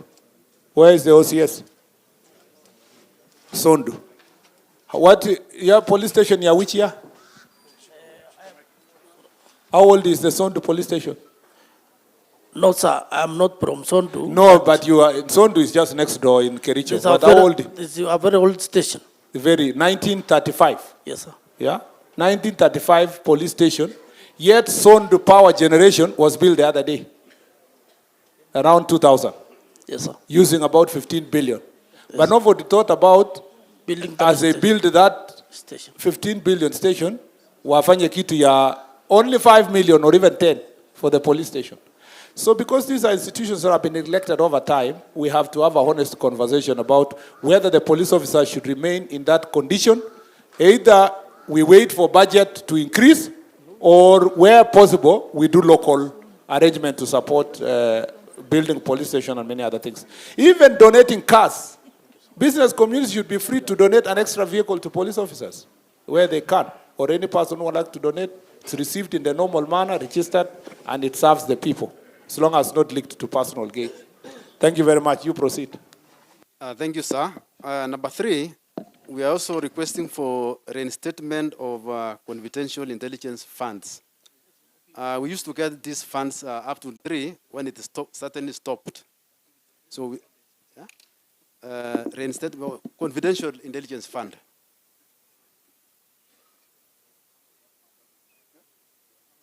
This fund is instrumental in supporting grassroots intelligence gathering from youths, border operators, and others. Number 4, we are also asking for establishment of an allied intelligence unit. We recommend the formation of an allied intelligence unit modeled on the former, the de facto special branch to focus on gangs and high-level criminal networks. This unit should be legally constituted, adequately resourced, and integrated with existing.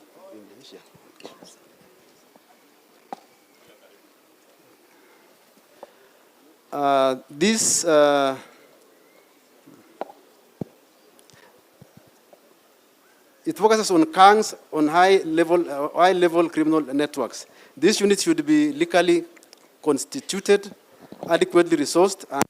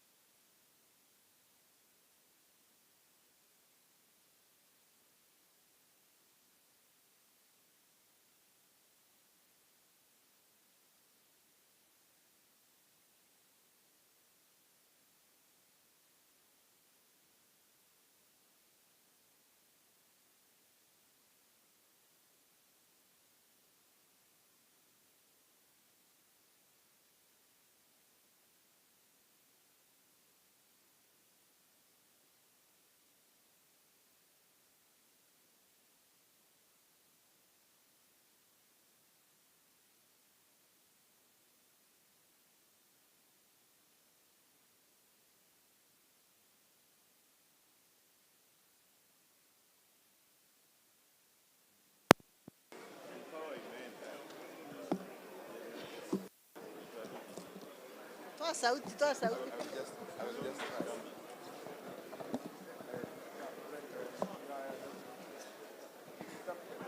Good afternoon, sir. My name is Francis Opondo.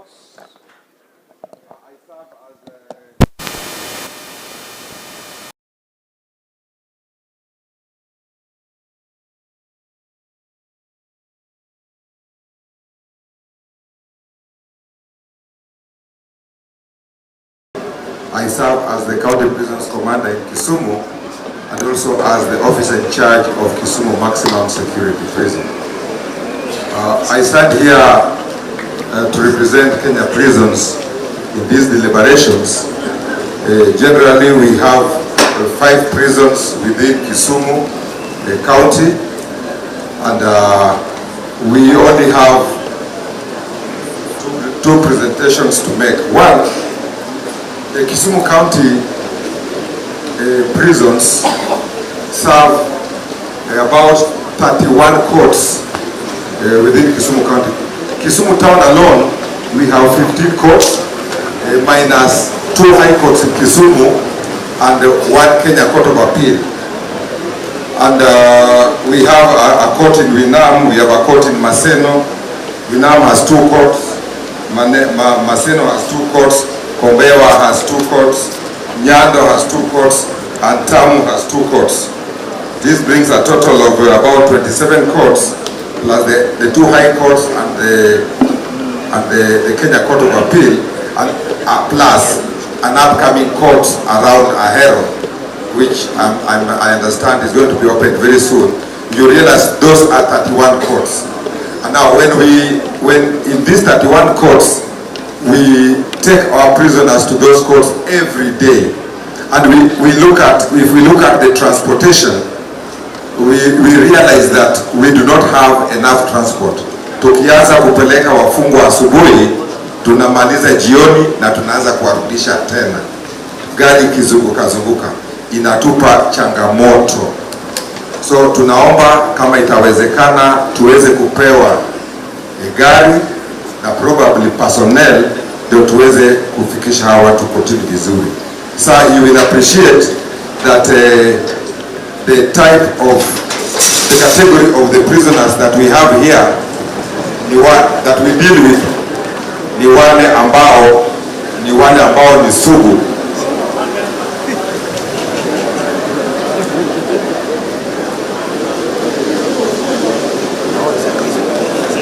So you will appreciate that the category of the prisoners ambao tuna deal now ni wale sugu, and we are advised not to use the prison ambulance. But sasa tumeanza kutumia hiyo ambulance iweze kutusaidia kufikisha watu kotini na tuweze kurudisha. So hiyo inatusumbua kidogo. Combined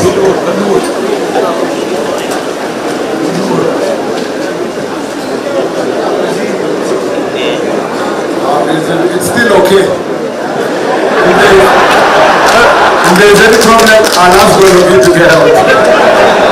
Yeah, our work includes disaster management. Yeah. But the people who are supposed to check, if there's any doubt, they let us know. So that nobody is injured in the process. I proceed. Thank you very much, sir. Together with the productions to court, and I've said that the category of the prisoners that we normally take to these courts are high-profile prisoners, prisoners serving very long sentences, appearing for their appeals after having been in prison for a long time, 20, 30, 40, up to 100 years. So in terms of their security, tunahakikisha iko sawa. So tunaomba saa kama tunaweza pewa magari ambaye inaweza kutusaidia kupeleka hawa wafungwa kotini pamoja na mafuta. So you will realize that most of the prisons that we have in this county ni jela za zamani. Like if you talk about Kibos Maximum, jela ilijengwa 1968. When you talk about Kisumu Maximum, ni jela ilijengwa wakati ya ukoloni 1950 something, ikafunguliwa 61. Hizi ni jela ambazo mjengo zao ni ya zamani. Na tukitaka tunaomba tu tuweze kusaidiwa tupate ya kisasa.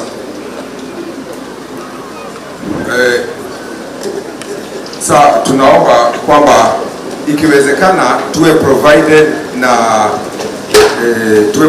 na facilities ambaye inaweza kutufanya tufanye court productions virtually. Itatusaidia in terms of kupeleka wafungwa kotini na hata in terms of saving the government some money. Ya mwisho tunaongea mambo ya integration of prisoners. The integration of prisoners, wafungwa tukisha wafanyia corrections vile tunatakana tufanye, na wamemaliza kifungo yao 20, 30, 40 years, some of them wanafunguliwa, wana appeal, unapata wakienda pale nje wanafungiwa kidogo, wanakuwa labeled na members of the public. Tunaomba our ngao officers at the level of the chief, the assistant chief, namna hiyo muweze kutusaidia, muweze kufanya hawa watu kule nyumbani, watu waweze kuelewa kwamba hawa majamaa wamerekebishwa, because that is our mandate and that's what we do. Mutusaidie waweze kukubalika, kwa sababu tunafanya kazi kubwa sana kuweza kurekebisha hawa watu. Tafadhali mutusaidie waweze kukubalika, ndio tuweze kufunga hii mambo ambaye ni recidivism, wasirudi tena huko kwetu. Otherwise, hizo tu. Thank you so much. Thank you so much. Let's appreciate. So our last speaker in this category will be the DCC Seme, Elizabeth Owendi. Madam Elizabeth. And if you have been slotted to speak in the other category, kindly sit on the front here. Honorable Onesmus Kipchumba Murkomen, Cabinet Secretary, Ministry of Interior and National Administration. Dr. Raymond Omolo, Principal Secretary, State Department for Interior and National Administration. Mr. Gilbert Masende, DIG. Madam Flora Moroa, Regional Commissioner, Nyanza Region. His Excellency Dr. Matthew Owili, the Deputy Governor for the Great County of Kisumu. Distinguished ladies and gentlemen, good afternoon. Good afternoon, ladies and gentlemen. My name is Elizabeth Owendi Ocholi, and I'm the Deputy County Commissioner, Semesa County, and I'm standing here on behalf of my colleagues from the Great County of Kisumu. The first thing, sir, and to appreciate you being here. It gives some of us an opportunity to be able to address you directly, and we are grateful that you came. I will go straight to the issues that were brought up by the Deputy County Commissioners, and I'll address myself first of all to the issue of defilement which you had raised, and I wanted, sir, to bring to your attention that the officers, the Deputy County Commissioners, are not sitting and just lamenting about this issue. The officers have taken various steps to be able to address the issues, and as we raise it in this forum, it is that where it will need support, we are going to get the support of the ministry. What the officers have done, for example, in East, there is a perpetrator who had defied 4 minors. This perpetrator is before court. In Nyakach, in the other sub-counties, these people are followed up with the support of Ngao officers, and they are before court. Something else that has happened in Seme, because Seme is leading, when the chart is read for defilements, Seme comes up tops. And what Seme has done is that they have already sensitized all the village elders, and at some point on the issue of kangaroo courts which were promoting this, one of the village elders was arrested and arraigned in court for covering this up. At the same time, the security team also looked at the issue of defilement, and they decided that we don't want to wait for our girls to be defiled for us to address it. And so they are going to to all schools within the sub-county, and up to now they have been able to cover 5 schools, sensitizing the children to be able to take responsibility for themselves. Because we noticed at some point even the guardians and the parents are abetting the defilement practice. The next issue we would like to address ourselves to is the issue of policy. The national government administration officers are responsible for coordinating implementation of policy in the sub-counties. And we noticed, sir, that there are some policies that come and the implementation structures are near impossible because at the time of formulation, the national government officers are not given a chance to be at the point of inception of the policies that we are supposed to implement. And our request is that because we have national government officers in the ministries, if we can have them included within the committees that are formulating laws, that are proposing policies,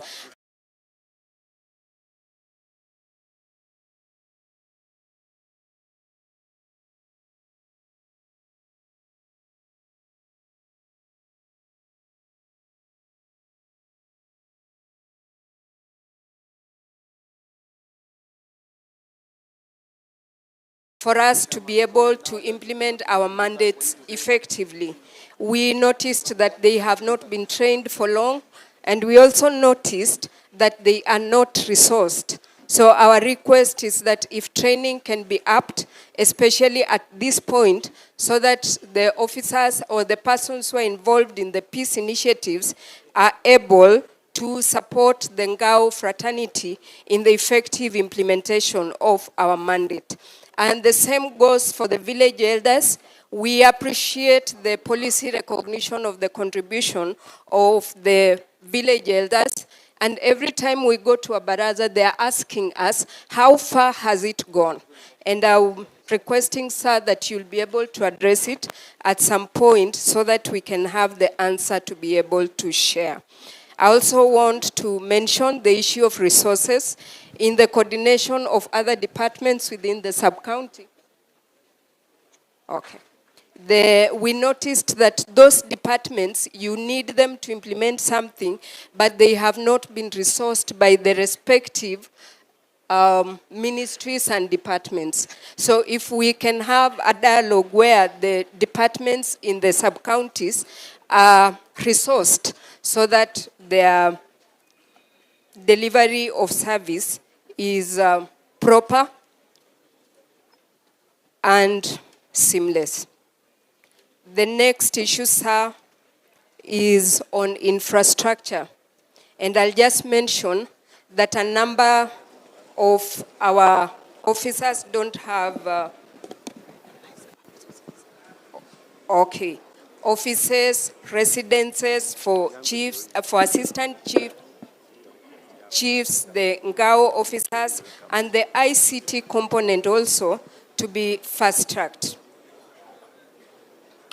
Sir, please allow me to mention the Ngao welfare. And I'm mentioning it, I know it has been mentioned, but we are grateful that at this time we can stand with pride and say that we have moved a step from where we were. And we want to thank you for unclogging training and promotions. And we still want to request for the scheme of service for chiefs and assistant chiefs to be expanded. Because you'll realize that if an assistant chief, young, who was employed at 35, will stay in service for a number of years, but they will get at a place and stop, and yet there is no promotion. So we request for that. And I want to request, sir, that in conclusion, to state that the officers you have in the sub-county are competent and they are committed to deliver the mandate of the ministry. And we pray that God blesses you as you continue to support us in giving this. Thank you. Let's appreciate her. Sir, we have come to the end of presentations by the officers. We now want to move to the next category of opinion leaders. And we start with Mr. James Ochieng Omuga, who works with the community policing organizations. Karibu.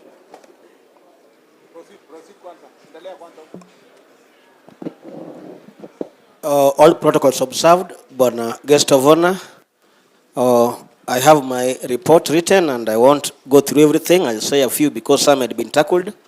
My name is James Ochieng Omuga, Coordinator Community Policing Committees, Kisumu County. It is an honor for this chance to address this national gathering chaired by Cabinet Secretary Onesmus Kipchumba Murkomen. I appreciate your system and pattern of operations. This is the reality of bottom-up governance. You and your peers, Dr. Raymond Omolo, have proven to the nation a new system of leadership.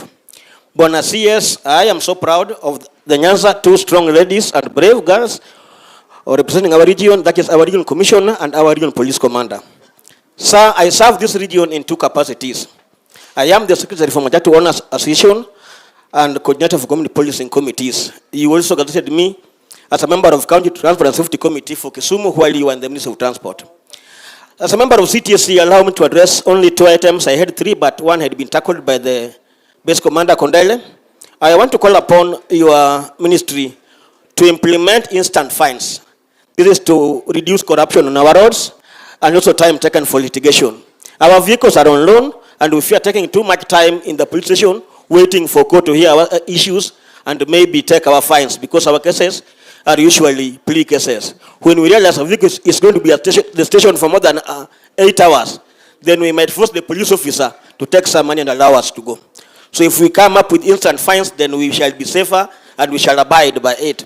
We've been doing road safety sensitization, which we have done with NPS, NTSA, Kenya, and CGK, and I call upon your ABU office to help us continue in this sensitization and public dialogue with our drivers, operators, border, and all stakeholders in the industry. As the coordinator of community policing, allow me to address the following. Crime in the county. Bona CS, the appointment of Dr. Raymond Omolo as PS for Interior has been a blessing to this region. And that one, I say, also has improved on our status for our region. The violent political protest, we can say, had stopped. And Kisumu is now peaceful. This is in turn has attracted investors and many international activities taking place in Kisumu. Not to mention the ball games. Our governor and deputy governor have been hosting international programs in the city. Even our city manager have been receiving very many guests in our city because of the program we have. I can attribute this to one man. There is a boy in our county, Bona CS, called Boy Akoth. He has done some mobilization with our youth, more so you can remember on Gen Z protest on 25th and Sabasaba. There was no movement within the city. And on that note, I say the government supported him, and I thank him. Most of our boys in crime are youth below 25 years. And we need to address it. In our public primary schools, we have issues of drugs in our schools, and the boys are in groups. The issues of street children, our small children below the age of 10 and 13, sleeping in the cold as we sleep in houses. Yet after 10 years, we come and blame insecurity. Can we solve this issue of street children through the Council of Governors and maybe do some other issues? On mobility, it had been said. Finally, Bwana CS, I want to plead with you. Community Policing Act is in NPS Act section 96 to 100. Can it be implemented in all police stations so that we have community policing committees sitting there? And in Kisumu Central, Bwana CS, we do have multi-agency meetings with NPS, with the chief, with the DCI, with the NACADA, with the NIS, and we deliberate and do minutes monthly. This has helped a lot in Kisumu Central. Multi-agency approach. It is better if several agencies work together towards a security approach. We call upon CGK to collaborate and cooperate with the security agencies in areas like street lighting, markets, and bus park management committees. Many criminal hotspots within the city and the estates are usually dark, e.g. along Ondiek Highway, around Kisumu Polytechnic, most streets within Nyalenda, Manyata, Obunga, Milimandi, and other areas. Issues of land ownership has been said. And finally, Bwana CS, we are barring our chairperson for Kondele Police Station Committee, Chair Mary Chama, tomorrow. And we call upon your support in that program. As I go back to sit down, I also want to congratulate our sub-county commander who has worked tirelessly with us to ensure peace and security within our region. Thank I you. request Bwana sub-county police commander apewe promotion to the commissioner of police. Thank you very much. Sana, thank you so much. Let's appreciate him, please. Our next speaker will be a village elder. Her name is Susan Atieno. Karibu, madam. All protocols observed. My name is Susan Atieno Uma, from Kisumu Central, a village elder. To Honorable CS, we appreciate you for this opportunity as village elders to engage you directly. We kindly seek your guidance on the following matters. What is the current status of the Village Elders Bill? Is it likely to succeed? And when might it become operational? Are there government plans to provide regular remuneration for village elders as envisioned in the bill? Will there be capacity building programs to strengthen our understanding of roles and responsibilities as well as basic law? Can the government consider introducing reporting tools such as mobile phones like those provided to CHPs to support our work?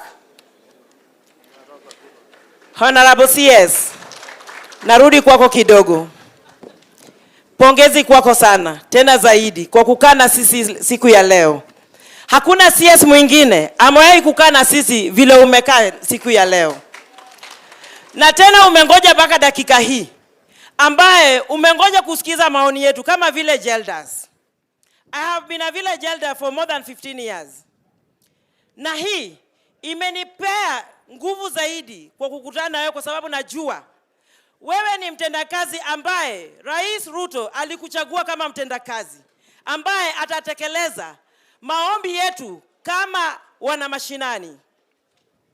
Ningependa kuuliza, kuna jambo ambalo nililotumwa na community. Kuna hii Kanyakwar sublocation, kuna Kanyakwar location. Kanyakwar location, it was gazetted 10 years back. Till now, it has not been operationalized. Sasa sijui shida imekuwa ni nini. Sijui ni sisi hatujui ama namna gani. Kwa sababu gani? Kuna hizi sub-counties zingine ambazo zimepata locations hivi karibuni tu, lakini hatujui yetu imekuwa namna gani. Kuna shida yenye huwa tunapata kama village elders wakati ambapo tunafanya kazi. Hii ningependa at least nikuwekee kwa report yako ili uweze kujua. Sisi kama village elders tuko na kazi mingi. As much as sisi kuna wanawake wajane, watoto mayatima, wazee. Sisi wenyewe ndio huwa tunawatafuta pale mashinani ili waweze kupewa hiyo pesa ya wazee. Na sisi kama village elders huwa tunaachwa nyuma. Hatujui shida inakuwa wapi. Last time tuliagizwa ni kama tungepata ile token kidogo. Na hiyo token imekuwa ikisemwa, hatujui kwa saa hii imefika wapi. Na ni kwa sababu gani? Huwa tunafanya patrols hata usiku. Lakini tukifanya hizo patrols, saa zingine mnaweza hata kutuangalilia kidogo kama hata tunaweza kupata hata kama ni ka reflector, ili tuweze kukua tofauti na wale wengine, ili tuone kama hao wanakijiji, kwa sababu sisi ndio tunafanya kazi kubwa. Reporting ni sisi ndio tunapatia hawa machiefs wenye wako hapa ripoti. Bila sisi hawawezi fanya, bila sisi, kwa sababu sisi ndio tunaenda mashinani na tunapata zile ripoti zenye zimejificha humo ndani mashinani. Tukishapata tunawaletea ripoti, wanapata. Sisi kila ripoti lazima tupeane. Hata kama ni kuku ametaga mayai, tunapeana ripoti. Asanteni. Asante sana, tumpigie makofi. Asante sana. Thank you so much. Our village elders huwa wanatusaidia sana. Thank you so much. Sir, our next, tutulie tafadhali. Order please. Our next speaker, sir, will be leader from the University of Maseno. Please come forward.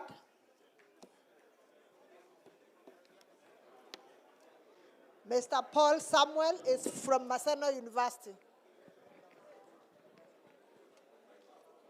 Our able chief guest na mchapakazi Waziri Kipchumba Murkomen, our PS Raymond Omolo, who is also a friend of comrades, DIG Gilbert, Deputy Governor Kisumu County, all protocol observed. Good afternoon. I know it is evening. Good evening. This is Paul Kirutu Samuel. Paul Kirutu Samuel is a student leader, Maseno University. Coordinator, Jukwaa La Usalama, Kisumu County Edition. Waziri, before I proceed, please, on behalf of student leaders, allow them, or those student leaders who are present, please rise up so that Waziri awaone. Please. Thank you. Thank you. Now, tusalimie waziri na ile slogan yetu, Comrades Power. Comrades Power. Asante.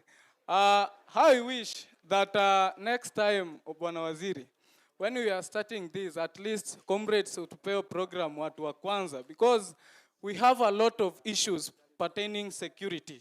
Kindly. Kwa sababu nimesikia watu wanasema mala allowances, hardship. Comrades ndio wako na hardships mingi sana. So, asante. I'll be brief, Waziri. Number one, student leaders that you are seeing here, they have sent me to present the following issues before you, Waziri, if you allow me. Number one is to request the Ministry of Interior to intervene and help us as student leadership to have a good relationship with the community and security agencies around the institutions. Because you find like in Maseno University, it is a border university or is a border institution. We have students staying in other western side and in Kisumu County. So we are asking that please, these all institutions, they are structured in they are structured in communities, and these communities sometimes they have issues, and you see and you find that sometimes this community or villagers use students or comrades as tools of punishment to other colleagues. Number two, Waziri, we are asking that as student leaders that you incorporate us in some of these security committees, both from national level, county level, and even sub-county level, so that we help the government, or we help the county government, both national and county, to articulate some of these security issues and to help them sort out insecurity. I know this to county government, but please, Waziri, most of institutions lack security lights. And through you, I'll urge the deputy governor, because the governor is not present. Kisumu County, most of institutions are facing challenges to do with security lights. Please help us, because we found that most of students are part-timers, perhaps within the town of Kisumu. So kuna wale wanasoma jioni hadi saa 3 ya usiku. So we help on that. Another issue is accommodation, Bwana Waziri. Accommodation has become an issue on insecurity, because we find that most of students, because of they don't have that capacity or ability to stay within town, it forces them to stay in unfamiliar conditions or in unfamiliar environments, which leads to their insecurities.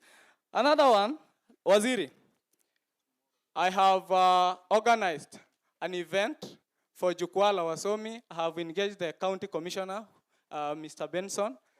Please, we will have that event in Maseno University.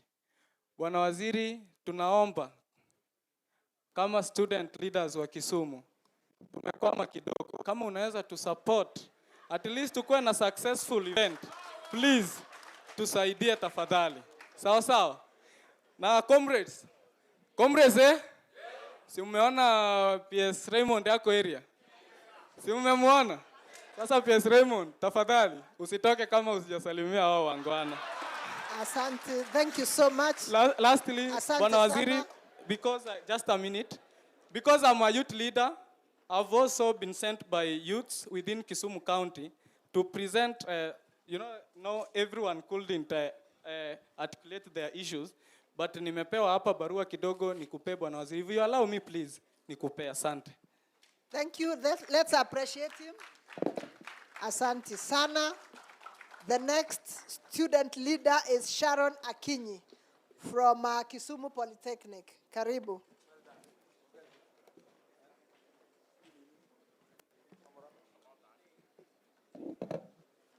Good evening. All protocol observed. Waziri wetu, tunashukuru sana kwa kukuja to come at least have a chat with us. My name is Sharon Akinyi from the Kisumu National Polytechnic. I'm the Gender Affairs Director, and I'm here to present my school. I know all of you are aware of what is going on in Kisumu National Polytechnic, right? Yeah, thank you. Waziri, on matters concerning security, I don't know where the grudge is coming from between the police and the comrades. Because when we were fighting for our rights, they were using the live bullet, which is very, very wrong. I don't know where this grudge started from. Or are they allowed to use the live bullet? No. And why are they using it for us? Because we are just fighting for our rights. We just want solutions.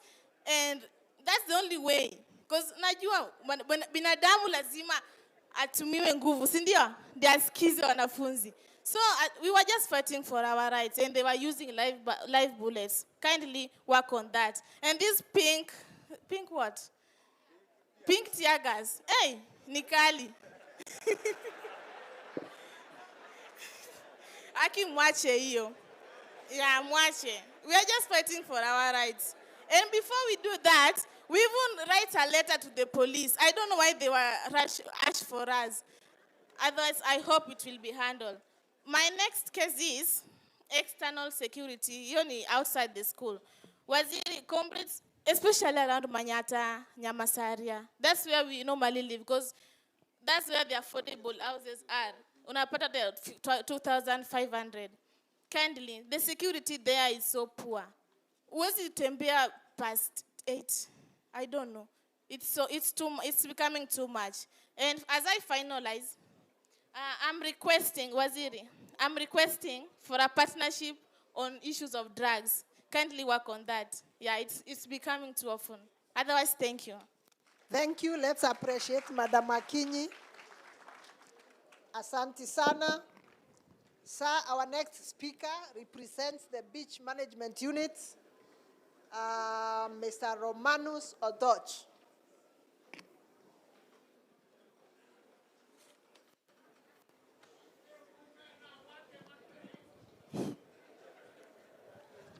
Bwana Waziri, allow me to ride on the protocols which have been mentioned by the speakers who have become before me. Good evening, ladies and gentlemen. My name is Romanus Odoch. I stay in Dunga Beach. I have come here today to represent at least over 20 beaches which are bordering Kisumu County. I'll not talk much, but I'll only talk about the challenges which are facing the Fisafo community. Number one challenge that we face is insecurity. Bwana Waziri, our beaches are a peace haven for criminals. Whenever they do any crime outside there, they'll always come to our beaches and they'll keep on changing from one beach to the other. Once they know the security apparatus have found out that they're in Dunga, they'll move to Sindo. From Sindo, they'll move to Beta, and so on and so forth. I would request your office, if possible, at least to try your level best to establish a police post in each and every beach for security purposes. Bwana Wasiri, yesterday, while you were at Siaya, we had one of the speakers saying that Changa should be legalized. We, as the FISAPOC, we say a very big no to Changa.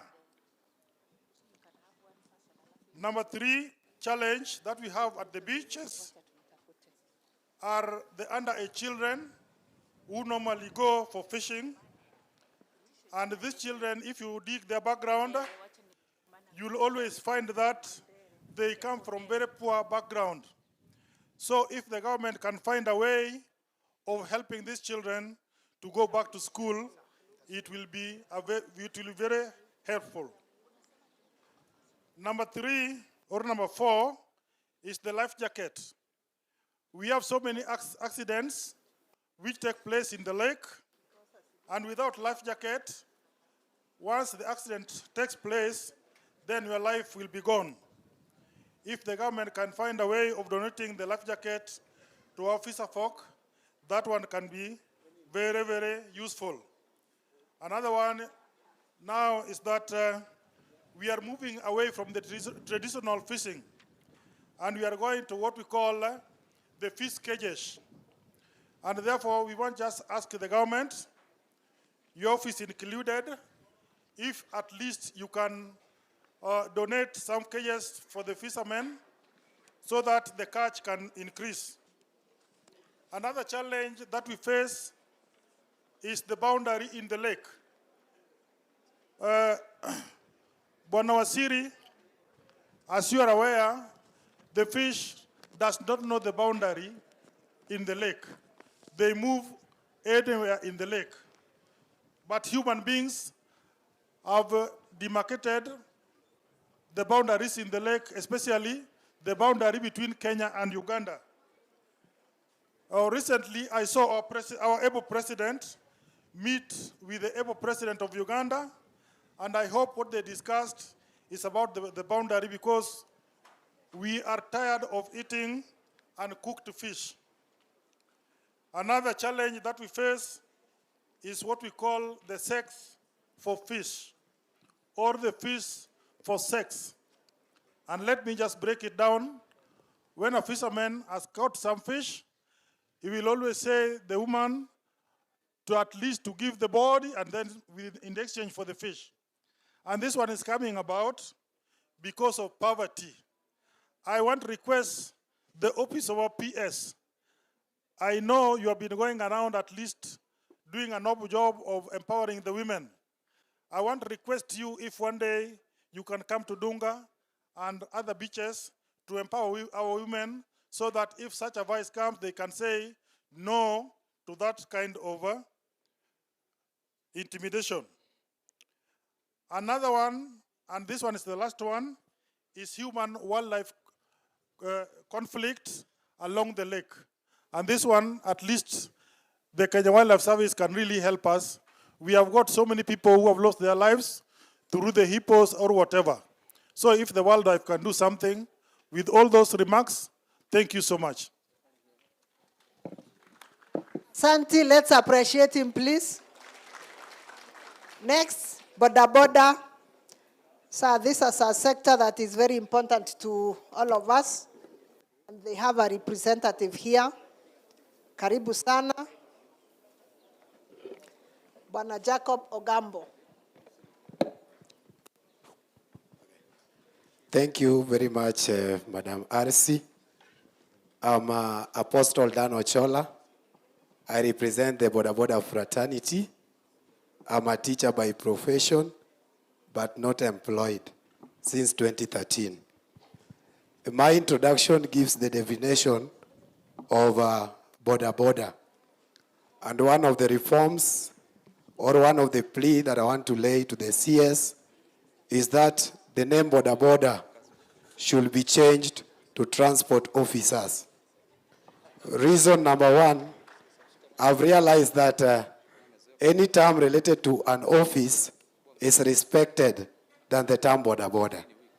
Secondly, I want to appreciate the chiefs that are here and the assistant chiefs. They have worked hand in hand with the boda boda fraternity, and may God bless you so much. The next thing that I want to speak of, that the boda boda fraternity should and must be respected by any government of the day. As we speak today, all over the nation, news, gazette is full of boda boda. We are given all sorts of names: rogue boda boda, killer boda boda, murderer, all sorts of names. And for that reason, we are changing our names from boda boda to transport officers. Number two, all of us seated here today, in every family or household, there is a boda boda rider. And for this reason, this industry must be respected. And I want to plead with the area MPs that are here, that have been working so nicely with the boda boda fraternity, that we have a bill that is in parliament. For us as boda boda, since I'm an apostle, I want to quote the book of Jeremiah chapter number 1, verses number 11. The angel of God is asking Jeremiah, what do you see? The same question I want to ask the CS today, what do you see? We see a boda boda that is transformed, that is taking care of their families. In Kisumu, we are having a very big challenge. And this has made the boda boda fraternity of Kisumu not to be at peace. And this is the aspect of Mbogi. The Mbogi are out, they are working with politicians, na wanatusumbua left and right. And in Kisumu, we have decided to come up with an operation known as Operation Maliza Mbogi. And I believe as I'm speaking here, they are listening to me. But because I'm in a security meeting, I believe I'm well guarded. So we want to ask QCS that we need a Jukwaa La Boda Boda, so that we sit down and reason together. We give you the reforms that we want that can work for the betterment of the sector. It is the mandate of the government of the day to provide employment. But the boda boda fraternity has employed so many youths. Up to an extent now we are having women boda boda riders. But we are not respected in this nation. The other day we were in State House. I was one of the people that went to State House. We want to appreciate the broad-based government. That again today we are in Jukwaa La Usalama and we are presenting our views as boda boda fraternity. CS Murkomen and PS Bwana Omolo, we want to be very clear on this and very much categorical. We have given the government of the day 21 days to clear the Mbogi operations in Kisumu. Why am I saying so? The officers seated here, they are very innocent. But now because they don't know whichever way to take, now Operation Maliza Mbogi imekuwa Operation Shika Boda Boda. When the police officers are saying they need vehicles, you need to provide these people with vehicles. Instead of using the vehicles, sasa wanashika pikipiki naenda station, the next day pikipiki yako ndio polisi anakimbia nayo. Akishika nayo watu. So at least hearken to their voice and provide them with land cruisers so that they can do their work. My next point. Boda boda tumedharauliwa sana. The other government came with an initiative that they wanted to issue the boda boda riders with the licenses. I failed to understand how an NYS can train a boda boda rider on issues to do with traffic. And we paid 600 Kenya shillings. Up to now, we have never received the what? The licenses. Where did that 600 shillings go to?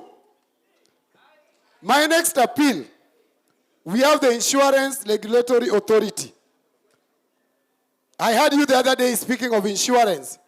Where do we get the insurance?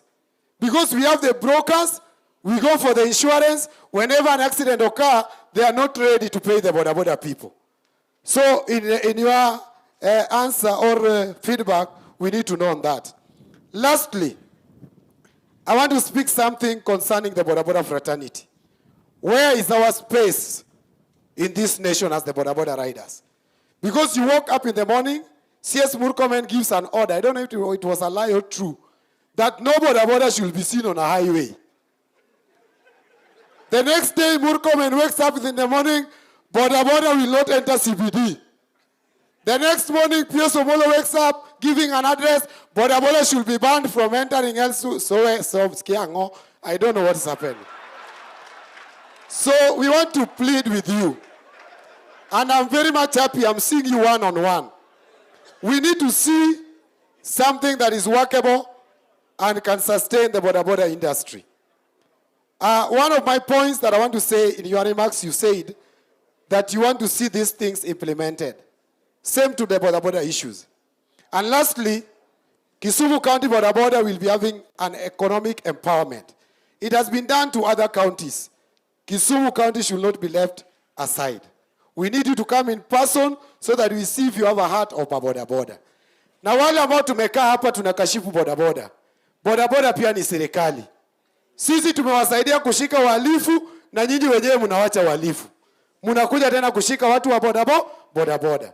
Lastly, in this coming recruitment, we expect to see boda riders recruited as police officers to help the police do their operations. But the most important thing in Kisumu, we want to see you doing an operation Maliza Mbogi. Bwana DG, Kisumu County government should support the boda riders. It has been our plea and a cry. Munamaliza your 10-year term without even sitting with the boda riders. And that is quite one thing. Thank you very much. Thank you so much. Let's appreciate him. Asante sana. Aya, tutulie ndio tuweze kumaliza. Sir, order please. Our next speaker, let's have some order. Our next speaker, sir, will be a women leader, Madam Valentine Onyango. Valentine. Asante, Valentine akuja. Sheila Akinyi is also a leader and she will dwell on gender-based violence. Karibu.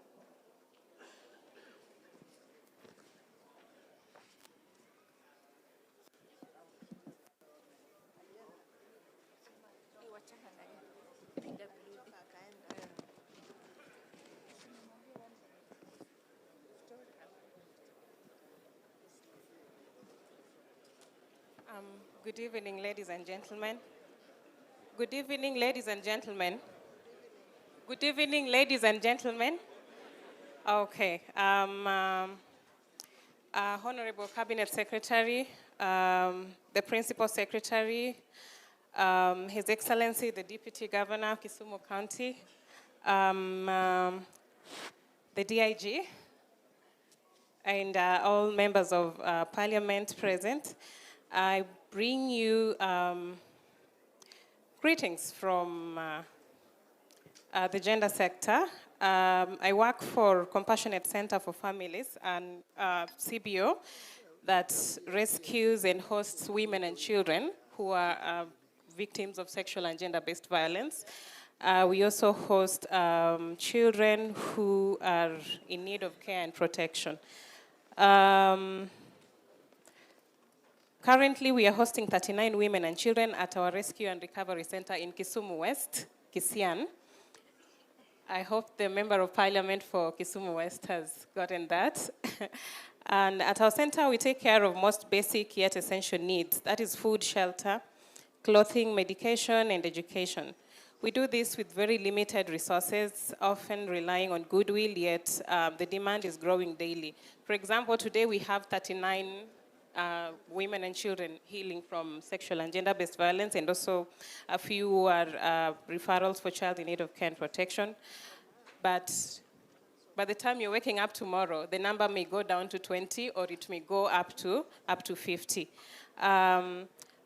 So the first challenge that we have been facing is medical cover for unknown referrals that are being brought by the Kenya police.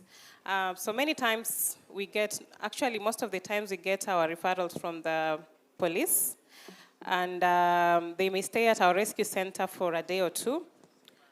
And then on the third day, you find that a woman deteriorates, and we have to evacuate them to either Ojola Sub-County Hospital or majorly Kisumu County Referral Hospital. Yesterday, I was discharging 3 girls. One was a referral from Dago Police Station. One was a referral from Kisumu Central Police Station. And the other one was a referral from Holo Police Station. They have been at the hospital since May.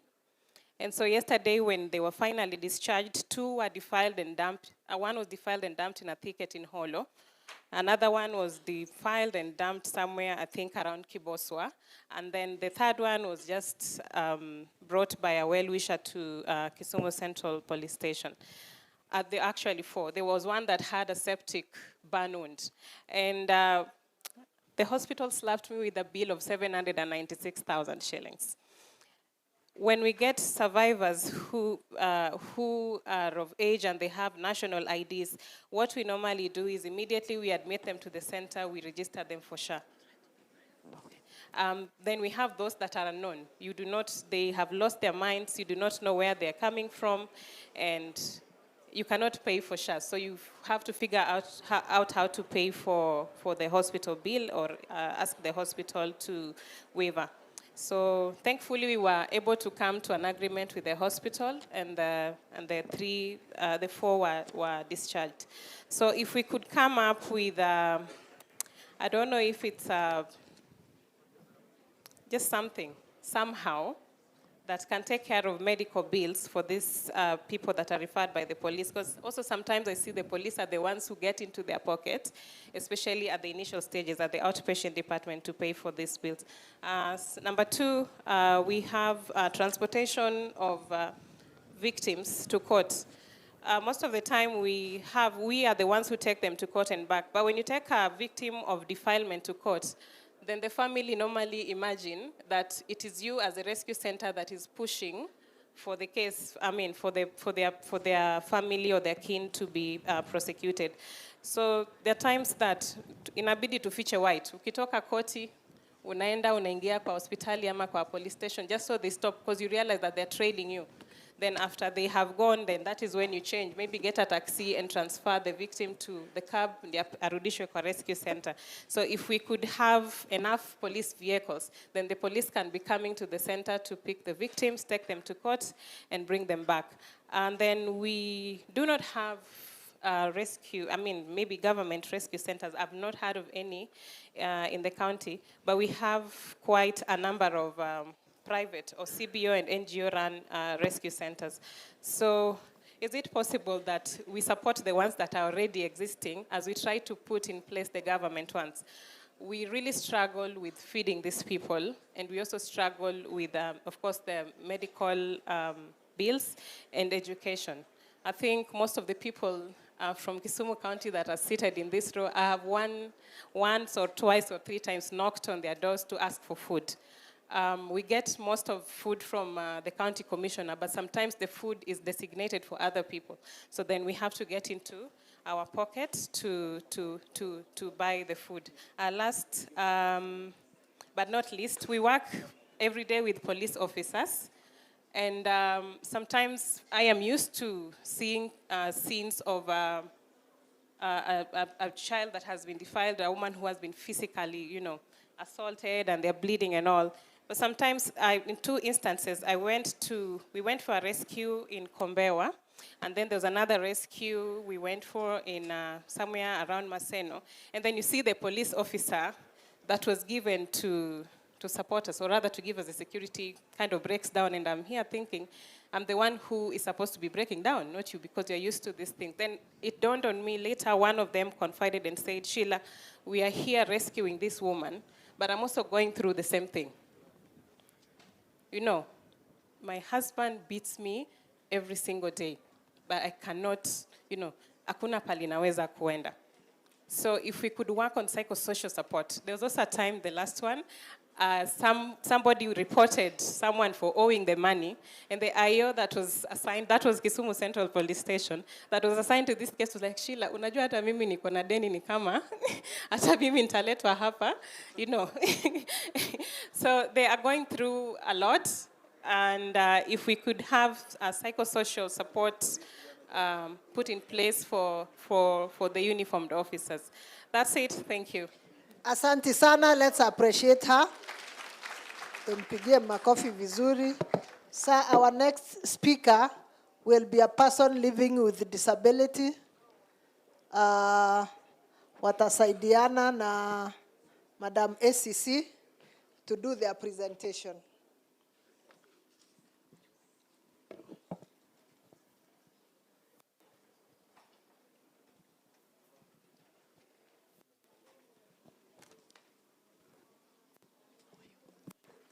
Hello, good afternoon. CS, PS, DI, and DIG, all protocols observed. It's me, David Ogoro, representing PWD, reading on his behalf.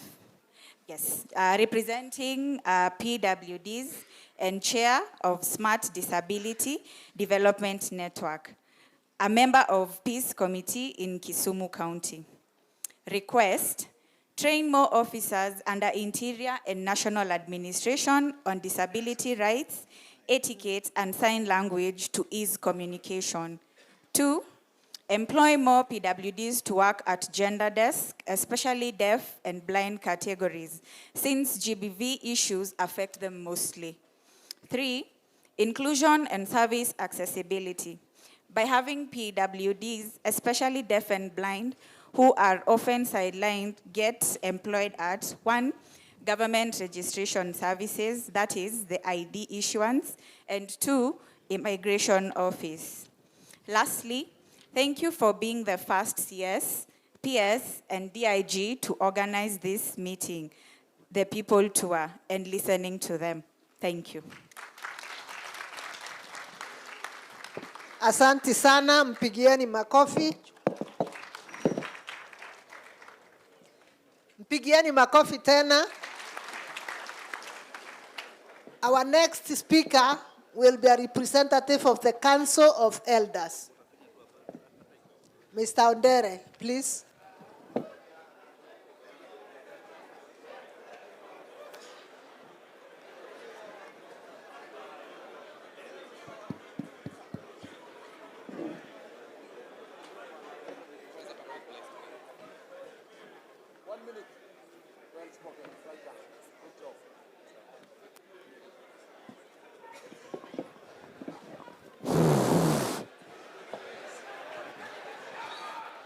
Luo, lingua nene kech gimotimore ni mahono maduong'. Omera mana anyuolo magudo omera mosin mirembe.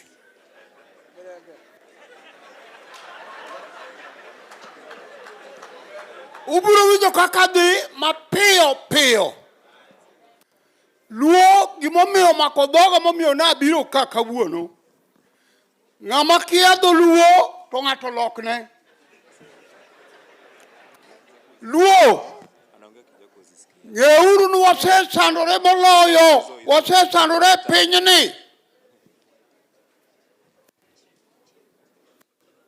Daudi moso uri jese. One of the chiefs, please come and... Ere ng'amunge Daudi? It's okay. It's okay. Should we try? It's okay. They're gonna translate.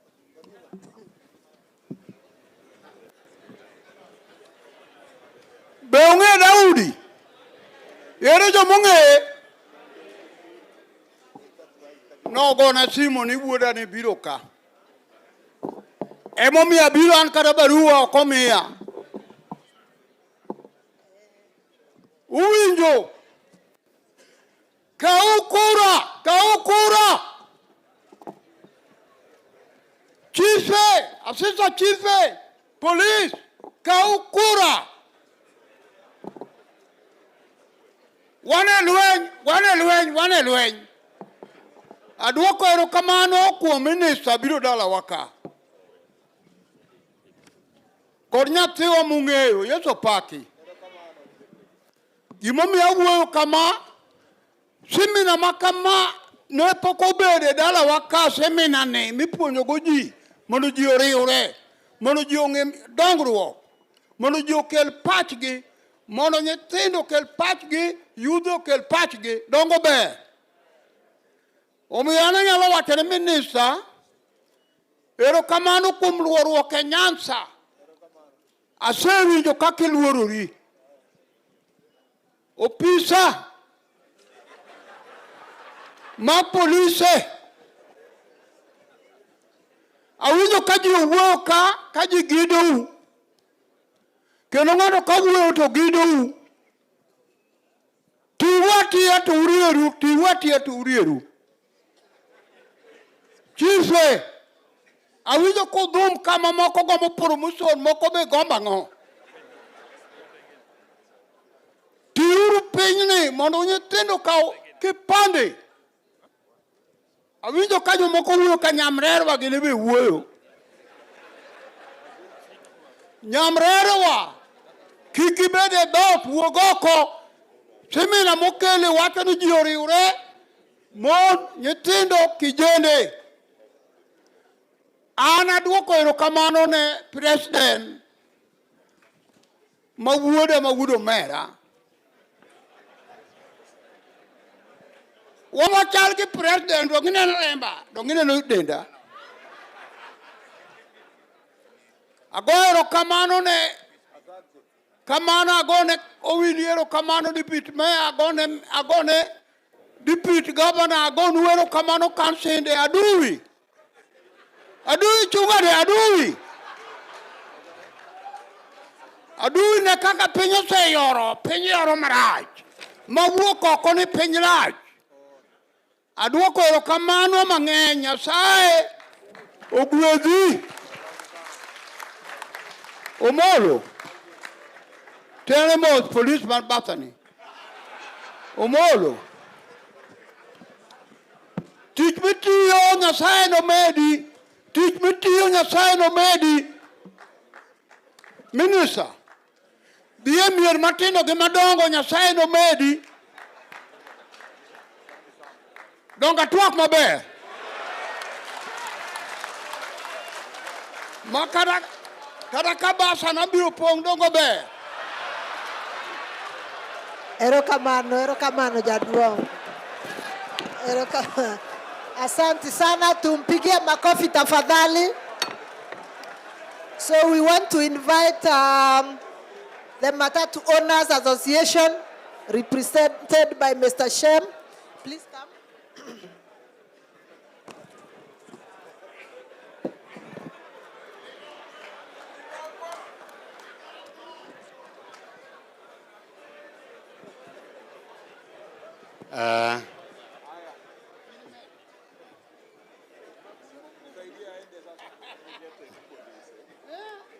Sawa, thank you to our CS, PS, and all the leaders here.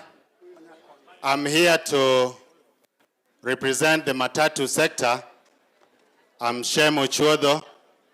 I am the chairman of the Kisumu Bus Park, and I also sit at the National Governing Council for Matatu Owners Association. And we have 42 offices countrywide. The challenges we are having that touches the insecurity around our bus park of Kisumu. Number one is the issue of illicit brew and the drugs. Bana CS, we are even shocked, and we keep asking ourselves, where is the alcoholic drinks control that was formulated in 2010 Katiba? Where is the Narcotic Drug and Substance Control Act that was in place by 1994? And we remain to still ask, what is NACADA doing? This department of NACADA, what are they really doing? Equally, we are asking the county government that licensing these alcoholic joints, especially at our bus parks, And if you look at the Kisumu bus park, say for the closeness yenye iko nayo karibu na Kisumu Girls, we have so many schools around. Kisumu Girls, Kisumu Day, Kisumu Boys, and several other primary schools. It is risking the lives of those children and also risking the lives of our drivers. The other thing that I wanted to address is the number of traffic checks we are having in this region. As a matatu sector, we are so much worried about this kind of checks that are being put on our roads. Actually, we are seeing it as economic sabotage, because if you move a very few meters, you will get a police check, and the norm is, the language is that one. That has become like a norm.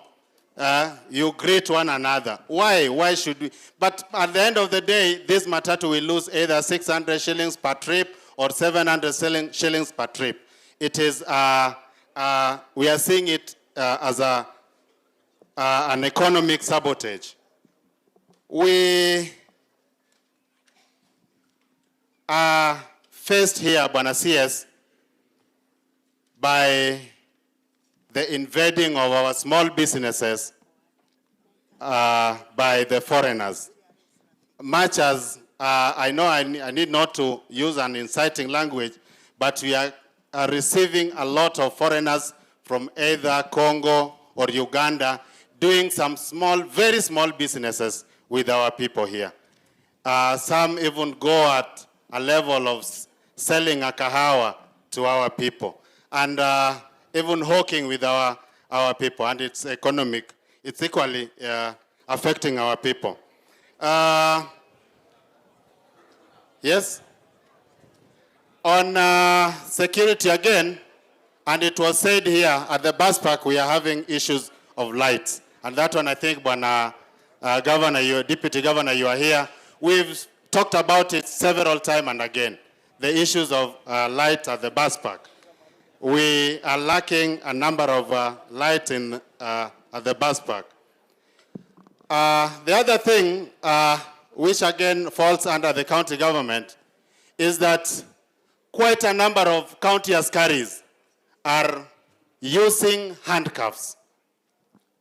We don't understand who should be having these handcuffs, but it is there with county askaris, and they are harassing our traders with those handcuffs. Wanashika watu, wanaweka pingo, and I know those pingos are not heading to police stations.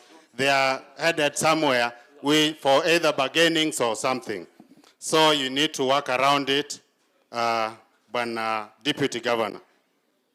We are discussing here about insecurity, which again borders the issues of unemployment.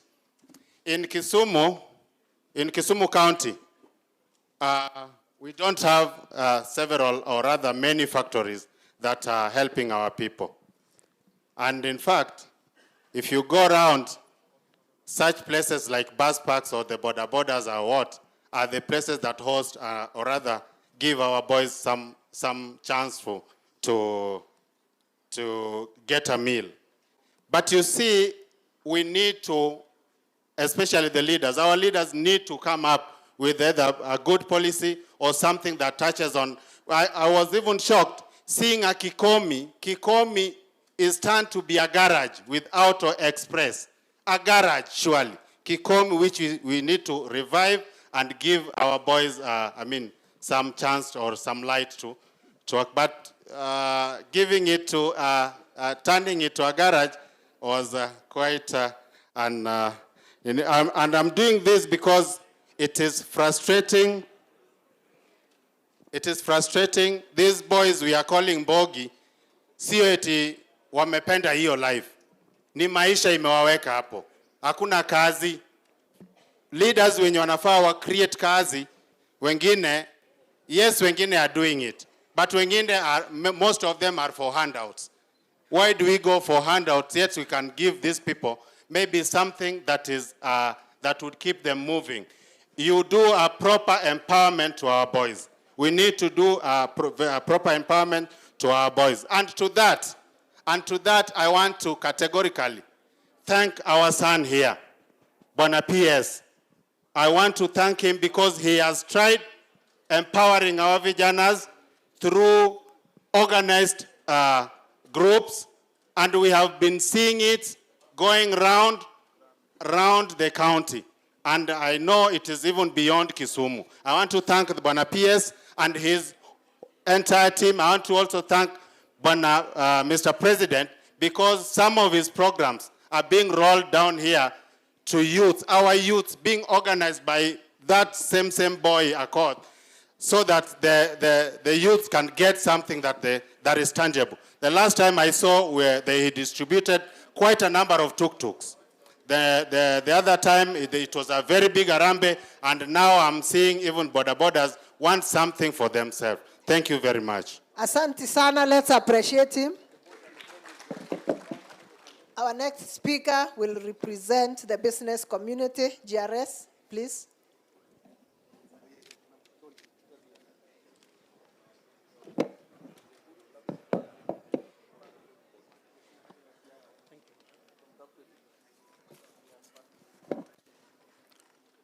Thank you, Madam RC, Honorable Cabinet Secretary, Honorable PS, Your Excellency the Deputy Governor, the MPs present, the Speaker and the MCAs present, the Regional Commissioner and the Regional Security Team, the County Commissioner and the County Security Team, Police Commanders, Bwana DIG, community religious leaders, youth representatives, and distinguished guests. Good evening. Jo Kisumu amoso ute. On behalf of the private security stakeholders and on behalf of the business community, Waziri, allow me to introduce myself. My name is Rafiq Danji, the chairman and advisor of JRS Group, and I've been in the community policing for the last 40 years. We are gathered here today because of the safety of Kisumu and the county, a city of commerce, governance, and culture, is under increasingly threat. This forum gives us the opportunity to reflect on the challenges, confronts the gaps, and agrees on a united way forward to protect the lives, property, and investments in this region. Bwana Waziri, our biggest problem in this region is unemployment. It is the idle youth that are there that need employment. This region is a consumer economy. We need to be able to have industrial growth to able to create employment in the region. Recently, we have witnessed gang violence, political interference, fear amongst witnesses, inadequate street lighting, poor lighting, limited CCTV coverage, and blind spots aiding criminals. We have repeat offenders, released criminals resuming crime, creating cycles of insecurity, advancing criminal skills, citizen apathy, lack of residents cooperating undermines law enforcement, targeting vulnerable groups, nighttime vulnerability, late boda operations. I was told, my friend here said, transport officers. So we need to be able to try and regulate some of the movements' exposure to crime. Early political campaigns highlighting tensions and creating opportunities for criminals.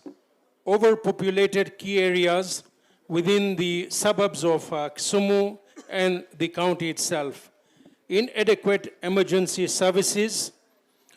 Multiple users of estates within Milimani and others, and increasing movement within the slum areas. Excessive inlets and outlets within the areas of Milimani, Kibuye, Tomboya, etc.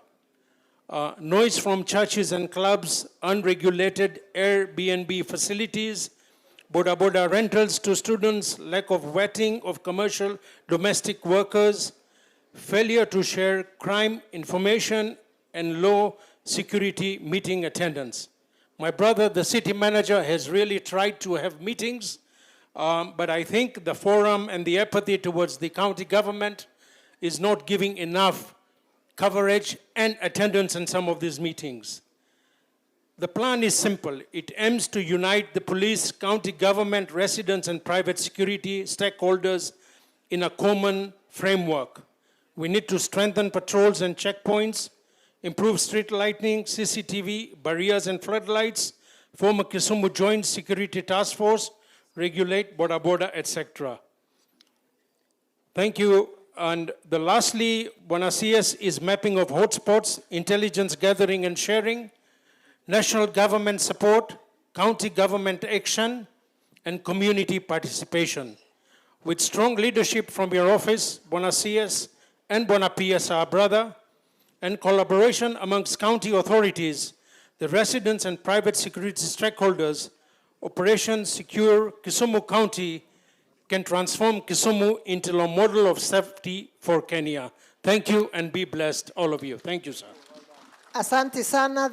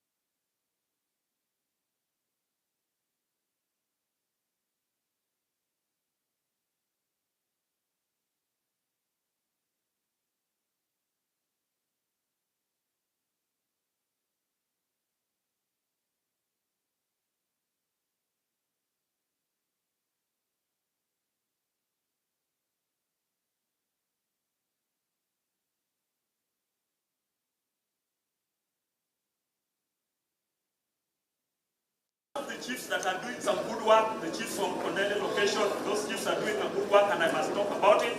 The OCS for Kondele, the OCS for Central, these OCSs are doing some good job and we must appreciate you. And even the ARC is also doing some good work and the police Lastly, as I finish, I want to thank the political class, our elected leaders, the representatives. It is always very unique seeing our leaders sitting here with us throughout the day, the very way they have sat. Can you makofi kwao? Makofi kwao. It is very good that you have taken your time to be here with us.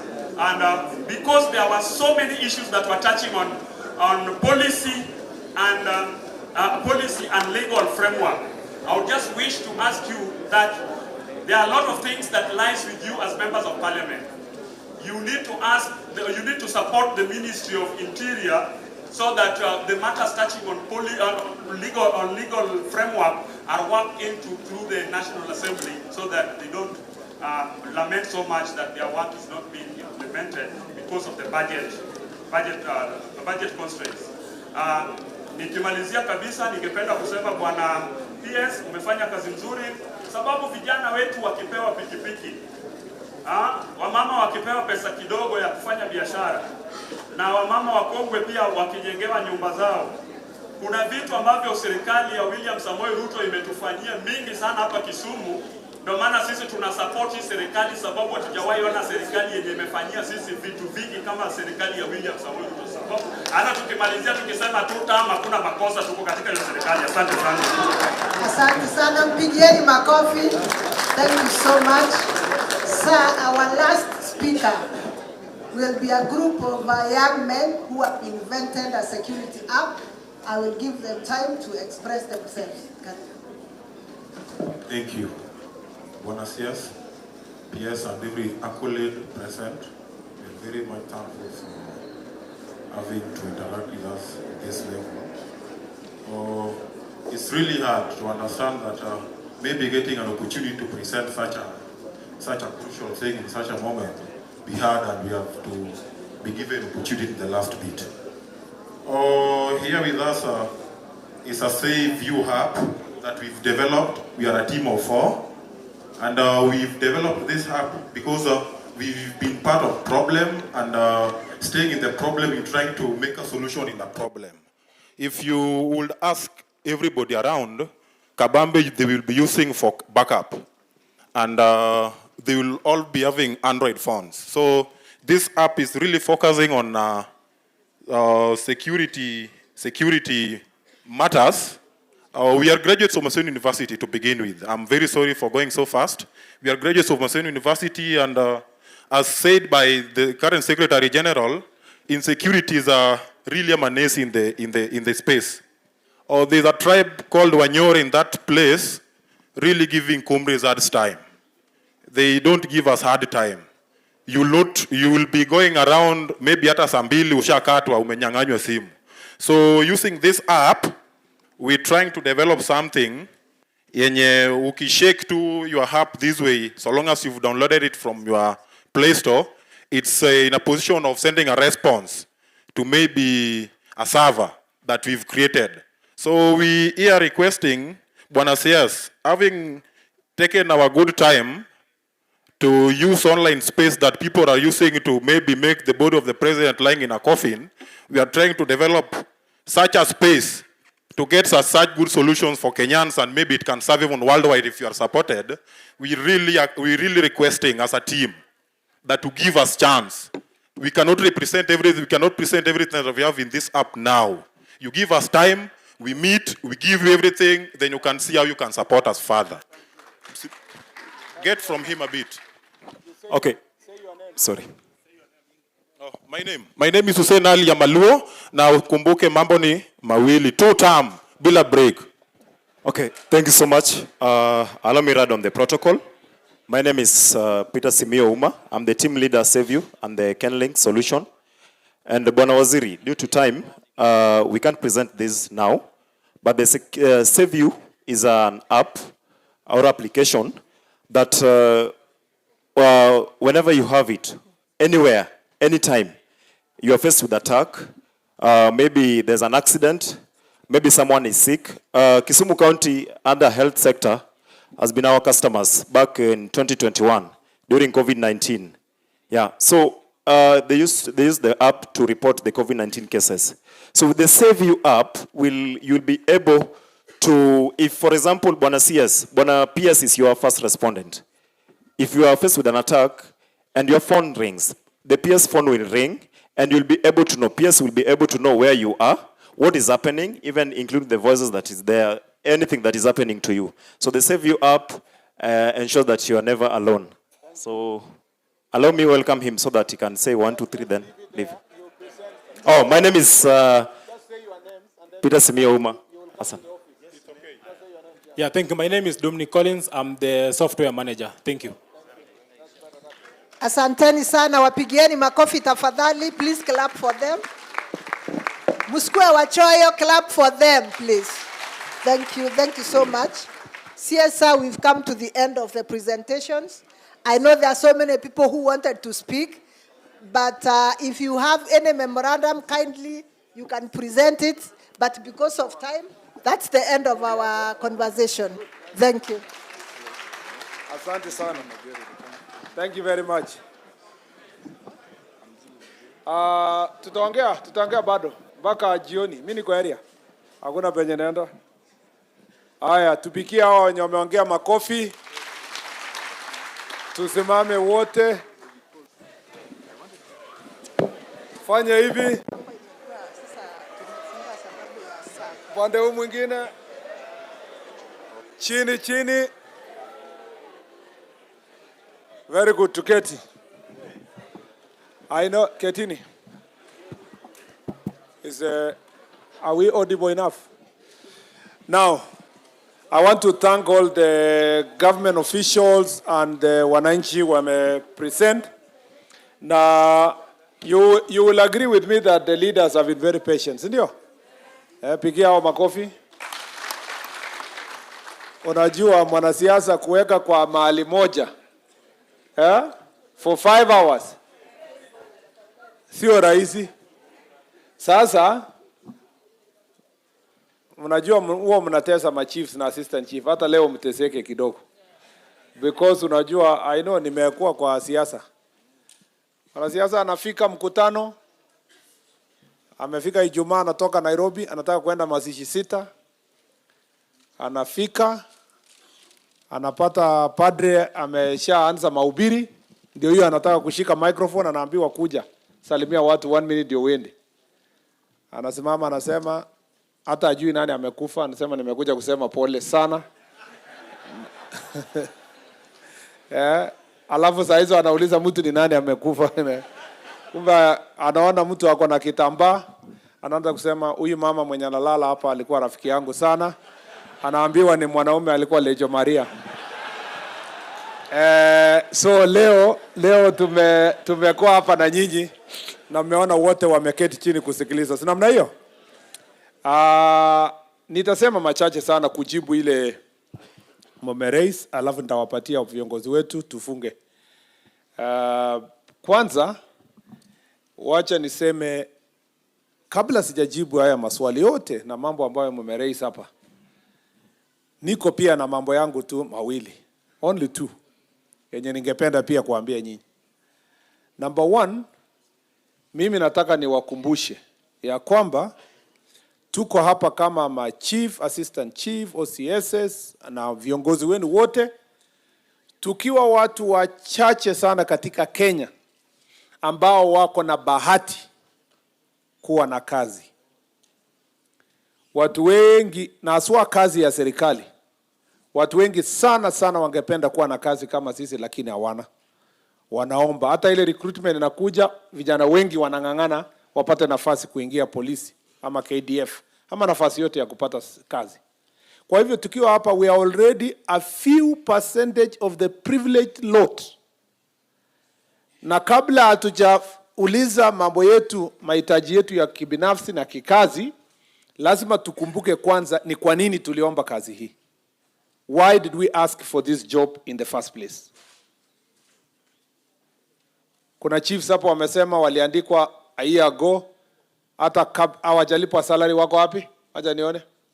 Yeah, naona wako wengi hapa hata yeye. Sasa wewe chief, si uliandikwa 1 year ago? 3 years now, eh? Lakini siku yenye ulienda interview, wakati uliapply hii job, so ulikuwa unajua chief kwamba hakuna ofisi? Hakuna motorbike? Si ndio? Sio salary tutasema hiyo. So ulikuwa unajua hiyo? Lakini bado uliapply hii kazi. Kwa nini wewe uliapply? Hiyo ya salary tutasort. Kuna chiefs wengi hapa keti tu. Walienda interview, siku ya interview wakaulizwa wakaambiwa, chief, unajua kwa hii location hakuna ofisi na wewe bado unataka hii kazi. Akasema mimi I'm very creative and innovative. I work under minimum supervision. Na penye itakuwa ofisi yangu. Okay? Kwa sababu walikuwa 20, akawekewa hiyo max. Akaona body language ni wakawekea 8 out of 10. Akaulizwa swali ya pili, akaambiwa chief, wewe hakuna motorbike ya hii location. Utasunguka aje ufikie wananchi? Nasema mimi kila wakati mimi natembea huko nikimingo na wananchi, motorbike ni ya nini? Wakaona huyu mbaya, si mbaya, wakaweka 9 out of 10. Siku yenye aliingia ofisi. Hiyo ofisi gani hata haina motorbike? Haikae kama ofisi ya rais, hakuna ofisi imejengwa. So you need to remember that all these other things we have asked today is secondary to the initial call that you had to serve. And if you have that calling to serve, you must serve diligently. Lazima ujitolee kwa roho yote. Ukue innovative. Umaneuver through the challenges that are there. Like we said earlier, wewe OCS, uliomba kazi ukasema utafanya kazi anywhere. Kwanza OCS wenye wako hapa, muliandikwa wakati you might have been the only person in your location because mulikuwa wachache, muliandikwa. So you are privileged. Be creative. Like I said earlier, ukifika police station huko na hakuna ofisi ama hakuna cell ile mzuri ama hakuna nini, sanya the local community hapo, ita baraza na uite chief na uite MCA. Mwambie sasa bwana MCA, ndio hii, this is the only police station tuko nayo. Tutaendeleaje? Tafuta mbunge, ambia mbunge hii place iko namna gani tungetaka kusaidiwa. Don't go and sit there and say, si watu shauri yao, waje nipitishe masaa zangu sikwende alafu nisonge. Remember the position you hold at the moment, you are a leader. You are already a leader. And every step, every place you go, you must put in place your leadership skills. Interact with the local community. Be available. Ukikuwa kama OCS na uende ujifungie kwa police station, how will you serve the local community? Ukikuwa OCS, uendi kanisa, uendi mazishi, uendi msikiti around hapo, uendi hata harusi. How will you interact? How will you win people to your side if you are not interacting with them? You are not conversing with them. You are not sitting with them. There is no other way. If you are around a university, Maseno University, sijui Kisumu, you must make friends. Ujue nani ni student leader, they must be your friends. You must have their numbers. Waambie sasa kiongozi, mkipata shida yote pigia mimi kwa hii number. Nitawasaidia. You cannot leave the gap between you and the students and expect that they will. You see, I like what that OCS said. First of all, you must know you have a job. And you need some people to help you do that job.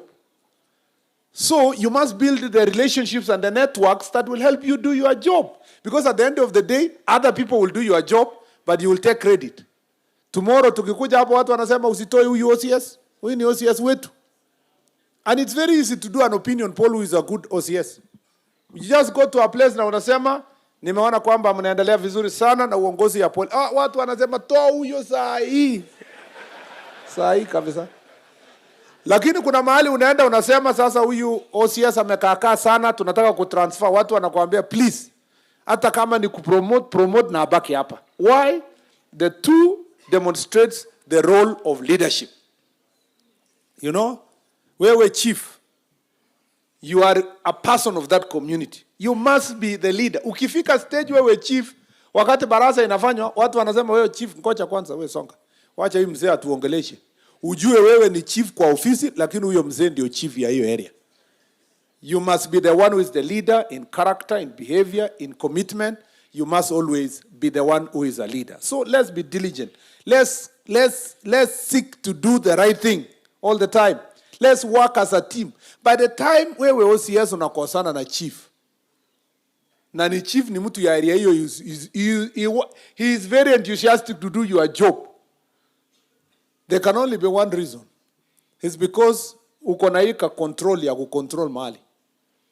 There is no way the OCBD can have a car and then the DCC anatembea na mkuu. You cannot always tembea na mkuu. Lazima mkuu pamoja. You must work in multi-agency level together. Chief na DCC, ACC, kila moja wetu. We must pull our resources together, our time together. We are only serving the same people. We are trying to help each other succeed. And that's why this Jukwaa La Usalama is supposed to be just an example on how it is easy to bring everybody together, including wananchi. You've heard me in other places, nimesema. What is so private about security that when you have your sub-county security meetings, you cannot invite the chairman of Border Border? What is so private about security that when you have sub-county security meeting, you cannot invite leaders of students? We have said incorporate business community, leaders of Border Border, leaders of Matatu, chief persons who are leading student leaders in the university and dean of students. Invite them, have a meeting at least once a month or once in 2 months to discuss the state of security in that area. That way, those are the people who are your partners in sorting your problems in the locality. And the day mtu wants to attack a police station, watu watasema, this is our police station. You have a community where the opinion leaders have never even stepped in your police station. Why? Because there is a distance between the police and the community. So, when we live here, go and organize Jukwaa La Usalama mashinani in the best way you can so that it can help you be able to solve your security and leadership issues at the local level. You are a leader. And a leader, the Bible says, the Lord is my shepherd. A leader is a shepherd. He leadeth me to fine waters, to green pastures. You must lead. You must lead your people. But, you know, some of you, instead of being a shepherd, you are a butcher. You know, a leader, a shepherd, akienda mbele, kondoo inamfuata. Lakini a butcher, anafukusananga na kondoo. Anapiga na huku, nini, anapiga pembe, anakula kondoo. Na some of you mnakula kondoo literally. Yeah? Kuna chiefs wanaripotiwa, chief fulani alipatikana kwa lodging fulani na kondoo fulani, amefukuzwa, amepita dirisha, anabeba longi kwa mkono. Wewe bado utasimamia nani? Hata tukikuachilia utasimamia nani? You must behave yourself because you chose this job, and it's a job of leadership. It's also a job of sacrifice. You must be willing to go out of your way to make sure that you serve. That's why mnaenda usiku, mnaenda saa ngapi, mnaingia kwa pombe, and I agree with you, of course, that mkienda, at least we must take care of your interest. Ukikuwa injured, wakati unatetea na kutumikia watu wetu. Tumeelewana mpaka hapo? I think that is important for you to appreciate. We have not come here. We've come here to do teamwork, to build teamwork. Even us at the ministry there, if we sit there and say, mimi ni bwana mkubwa, nitakuwa nakaa Harambee House, story nitolewe, nisikie, nisome report, nipige simu tena, niambie county commissioner shauri yako, the work will not be done. That's why we are coming to sit with you like this. So that tuonane uso na uso, tujue hii waziri ni nani. Na is he willing to listen to our issues? Huyu PS ni nani? And so forth and so forth. The same to county commissioner, regional commissioner, you must have teamwork. You must. Sasa ukijifungia Kisumu hapa, Madam Commissioner, RC, itakuwa makosa. You have to go Barasa huko, uende Sondu, uende wapi, uende huko Highland. That is what it is. You know, thank you very much. Hata kama ni kuomba mtu lift, it's okay. Wakati imekwama unasukuma, hata kama ni ya kusukuma usukumiwe na vijana. Wakati hii procurement inaendelea, wewe unasonga. We must always realize that it's such a privilege to serve. And some of these jobs are temporary. Yeah, there reaches a time you are not in that office. You must leave a mark that people can remember. Number 2, we must confront the demon called corruption. We must face it head on. You see, because hapa watu wanajua tuko hapa na tukiwa hivi ni serikali. So you are the face of government. Why people think kabisa, why even they are rating us the highest in corruption? It's because we are distributed the lowest level in the community and we are providing essential services for the safety of the citizens. So any action that is around corruption, umechukua pesa ya mtu ya matatu, umenyang'anya mtu ya bodaboda. Mtu ya bodaboda, by the way, bodaboda hata sio yake. Kuna mtu amenunua bodaboda, amepatia kijana aran na anamwambia kila jioni unanipatia shilingi 500. Miangapi? 300 Inakuwa ngapi? 300. So huyo ametengeneza 400 kwa siku. Polisi amechukua 200. Ikabaki ngapi? 200. Huwezi pelekea hata mwenye bodaboda. Just imagine the kind of anger that lives in the society because of that corruption. Someone will go out of their way. Akisikia police station achomwa, atakuwa wa kwanza kuwa mbele kuchoma police station. Because anaona that is the center of his entire problems. Ukweli ama sio kweli? Wewe chief, ukiwa hapa community, there is a lot of work you do on succession. Unasaidia families on matter succession. Kwa sababu ya pesa kidogo unataka, unaandikia family yenye iko na pesa, maybe it is polygamous family, una favor one, unawacha nyingine. You create despondency in the community. And you know, watu hawaongee kuhusu chief because chief apikiwi kura, hawaongee kuhusu OCS. Hiyo anger inakuwa transferred to nani? To the president. It's in the office of the president. So siku ya campaign watu wanasema hii serikali ni corrupt. Hata hawajawahi kutana na president ama minister, wanajua tu ni chief na OCS ndio wametumaliza hapa. This is the most corrupt government. So we have to deal with this issue. Now we must respect ourselves. Because sasa wewe unachukua pesa, nilikuwa nauliza base commander mwingine. Akasema saa zingine wanaangusha tu kwa dirisha. Ati watu wa matatu wanaangushia hapo.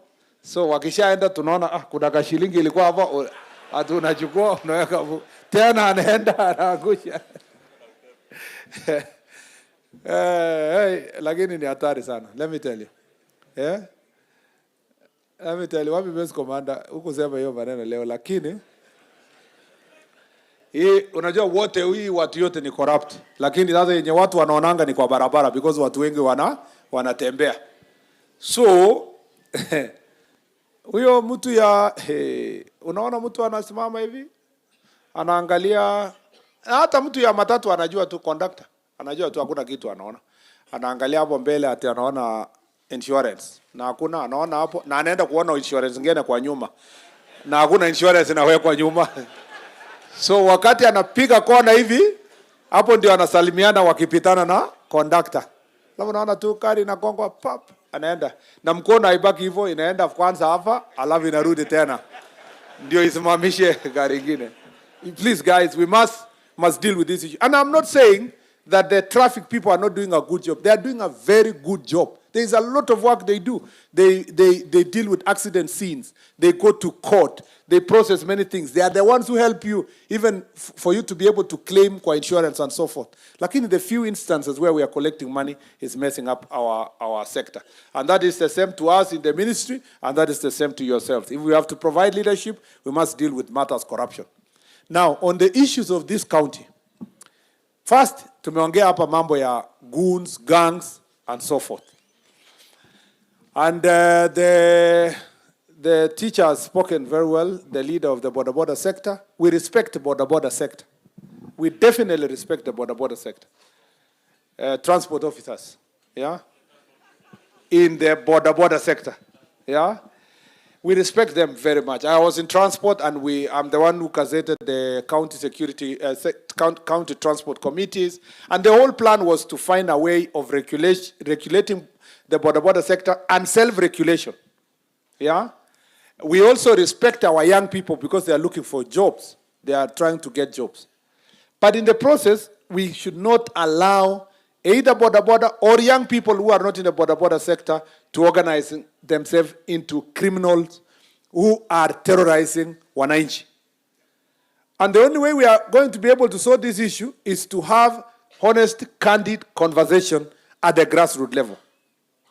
The police have promised in our security meeting today that they will carry out serious operation to arrest anybody who, in the name of politics or any other way, is carrying a knife, is carrying rungus, machetes, is carrying all kinds of things to terrorize residents. We are willing, we have no problem with any elected leader walking around with their leaders, but it must not lead to a situation where someone is being forced to do certain things because there is a gang. We were told in another county, I don't want to mention the name, that even county government is using goons, to force government policy. That if the county government people are not complying in certain village with county government thing, the leadership of the county government wanafika na goons. Wanakaa chini wanasema nani anapinga mambo ya serikali, na ni watu wenye wanatoa macho na ni macho mekundu na wameshika chuma kabisa, wanaangalia kuona nani kwa baraza hii kwa vile. Na kwa sababu wananchi wanajua ni goons, kila mtu anasema tumekubaliana, kiongozi tumekubaliana, atipitishwe at public participation imeisha. That level of intimidation is unacceptable. So we have agreed, there is a way we have agreed with our security team. And the president is trying his best.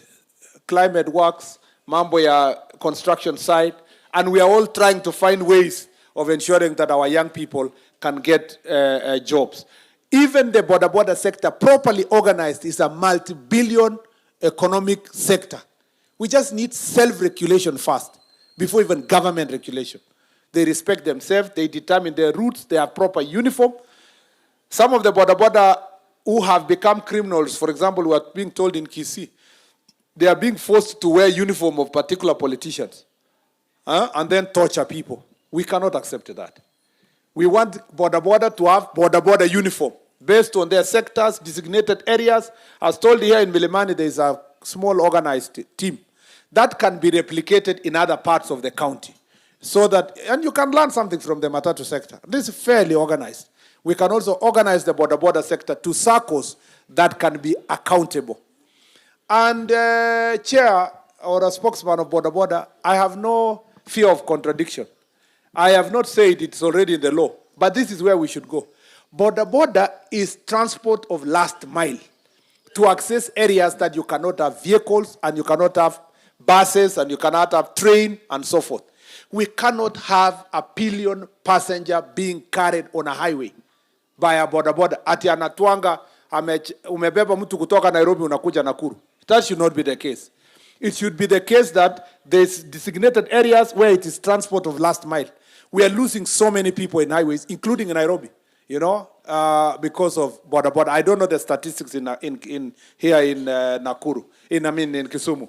But in Nairobi, especially in the dual carriage areas and so forth, you have many of the pillion passengers losing their lives because of that. There must be designated areas, and then but that will come with the rules and the regulations that you are dealing with. And this conversation, if city center is also for county government to decide, even if they are coming to city center, to which part of the city center, and how will it make sure that there is sanity and order in the transport sector.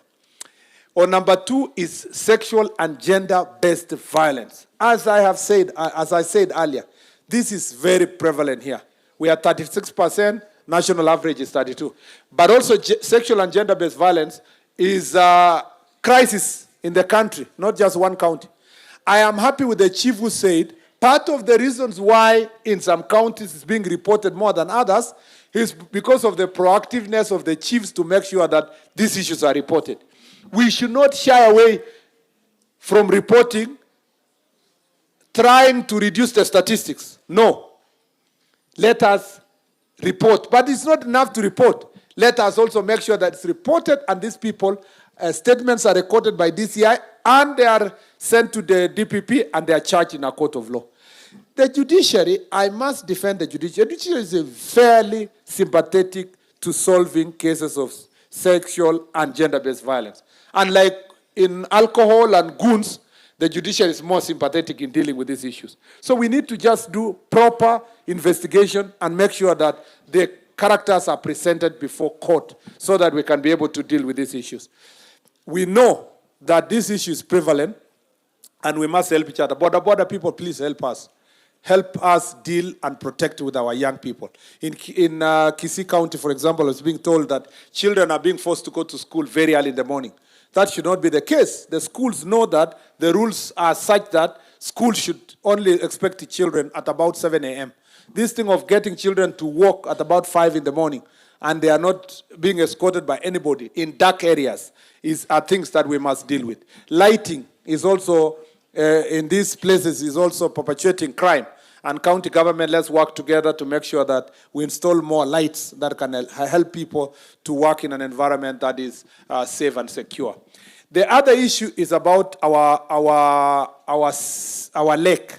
You know, our lake here is our lake is also our border. Yeah? Our lake is also our border. And we know there are certain things we have agreed we need to do in our security meeting in the morning. First, we need to increase government presence, border patrol unit presence in a number of places. And immediately within a month or so, we have agreed with the IG that we must have a presence in Mangeta, Ringiti, and Sori, to add to the places where we have. I think those are places. Thank you, DIG. We must increase our presence there so that we have proper enforcement to protect our country, but also to protect our fishermen. We have also agreed that in our modernization program, we are working on procuring more boats and more equipment that will help Coast Guard and the Border Patrol Unit to make sure that they patrol our lakes. This is the case in Lake Victoria, as is the case in Lake Turkana, where we have a similar problem. As I told you earlier, in Lake Turkana, the fish is breeding is happening in Ethiopia, and the fish come to Kenya. It becomes a cause of conflict. In Lake Victoria, breeding is happening in Kenya, and the fish is swimming across. And since the fish does not have, they are fish without border, and we cannot give them passports, and we cannot tag them, there is no other way we will work. We must work in a coordinated manner as the three countries. In this lake, the president had a meeting with President Museveni, and I was in that meeting, and it was agreed that through the joint agreement and the two nations commission, joint commission, we are going to have a framework of joint exploitation of fish resources in this lake so that we reduce the problem. I also had a very good proposal from the county security team in the morning that we might need to have a liaison officer from Uganda based here in Kisumu, and we have also a liaison officer from Kenya based on the other side, so that when issues come up, we quickly thrash them and resolve those issues. The land issues, I have heard you. We are going to engage the lands ministry to also deal with their issues of corruption. As we deal with ours on this side, that lands ministry also must deal with corruption issues. On border security, I've heard you. The border on the side of Kericho has one chief corresponding with 4 chiefs on this other side. So we must implement the administrative units on the other side to assist us. And also the NCIC has done a good job in the past. We want them to do even more. And we want to come and complete a peace process that was going on to put together the peace committees from the 2 counties so that we can ensure that the relationship is built between the 2 counties. And it should not depend on political goodwill. It must be a process that brings together everybody. I think those are some of the key issues in this county. Now, on your welfare, I will run through the welfare issues very quickly. Number 1, you have asked issues of mobility. vehicles is a problem, and I agree. The last procurement was done in 2013. At that moment, we have a shortage of a good critical number of vehicles that we need. The leasing program is being worked out, and that leasing program, at the moment, PS is here, and the PS Treasury, they are working on something between the two ministries. We hope that we can get the leasing program go on. We are targeting about 3,000 cars. We are hoping we will close in before October, but it looks like it might drag on up to December. We are hoping that we can have the vehicles leased so that we can supply to yourselves. We have a problem, and it is a real problem. A real problem. And it is not confined to Kisumu. Most of our police stations, most of our counties do not have vehicles, or almost all, at least have critical problems in a number of the police stations. I know also the ACCs are the most affected. They're the ones who have no single cars. The ACCs who are here. Yeah? Madam ACC, where are you? Yeah? Sometimes you have to go with border, right? Yeah? Yeah. You have to work with OCS to help you. But where there is none, unatumia border. Absolutely, Mheshimiwa. Yeah, thank you very much. Unaona huyo SCC sasa anapanda bodaboda. Yeah? Akienda kazi. Alafu mzee wa bodaboda anamwambia shika vizuri. Yeah? Na akikataa kushika vizuri anaenda mbio na kufunga break. So the SCC has no choice. Yeah? So lazima tuchunge this situation that we have. Niliambiwa huko Makweni na SCC moja alikuwa anaenda Barasa, amebebwa na bodaboda. Mtu wa bodaboda alipoona mkutano imekaa namna yeye amekaribia, akaweka ka style na madoido, akaangusha Madam SCC. Alipoangusha kofia ikaanguka. Ati mtu akashout kwa mkutano akasema serikali imeanguka, you know. So we don't want serikali ianguke. We want to make sure that transport. Umesikia bwana Fias, serikali isianguke vile tunaambiwa hapa. I want us to work together. We will see how to deal with this transport issue. On the question of your offices, I'm glad our leaders are here. Let's help each other through CDF to build as many police stations, as particularly chiefs and assistant chiefs offices, particularly to make sure that we have infrastructure. We thank you for what you have done already. I am the one person who supports NGCDF 100%. My opinion is different from other leaders. I support NGCDF 100%. And the reason being, I see the practical solution it gives at the local level. And it gives an opportunity to people at the local level, the committees, to decide the programs they want. And you chiefs, in your barazas and in decisions of NGCDF, working with your MPs, let us also support programs that will build the police station so that we can be able to move forward together. Mambo ya village elders, I totally agree with you, Mama, on the issue of village elders. We are in the final stage of the CAB memo. It's been signed by my colleagues. I'll present before cabinet, and then we'll see direction how to support the village elders. We will see how best we can be able to support you. It will not be employment, so it's not that it's salary. We're just looking for honoraria of some sort to support your work. Ya kununua torch, na gumboots, na airtime, na nini, ya kusongesha, and also some insurance for those who are unable to pay for SHA. It can assist them to be able to do so, as they assist the other security architecture to solve their problems.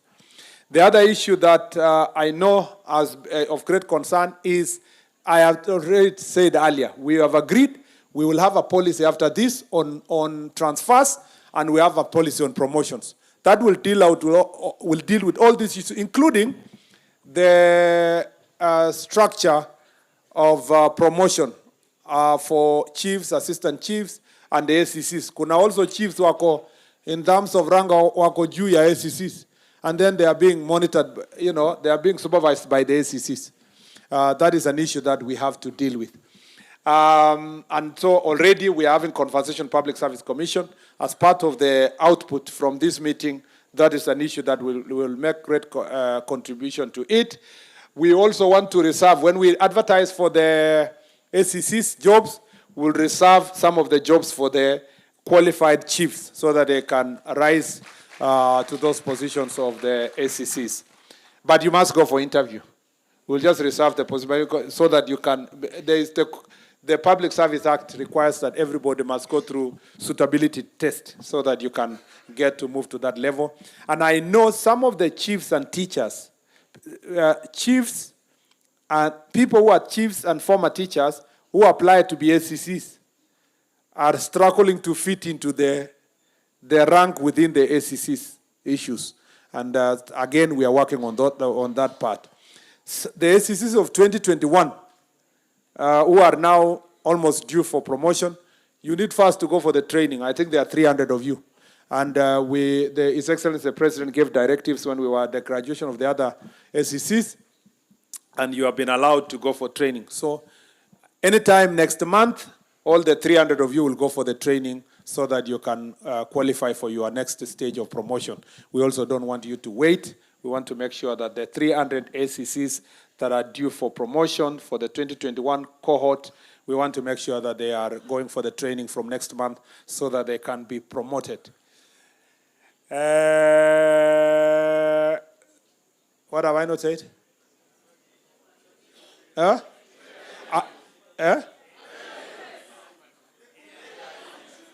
The question of AIE. AIE is AIE for all, for the police, for all of you is being worked out.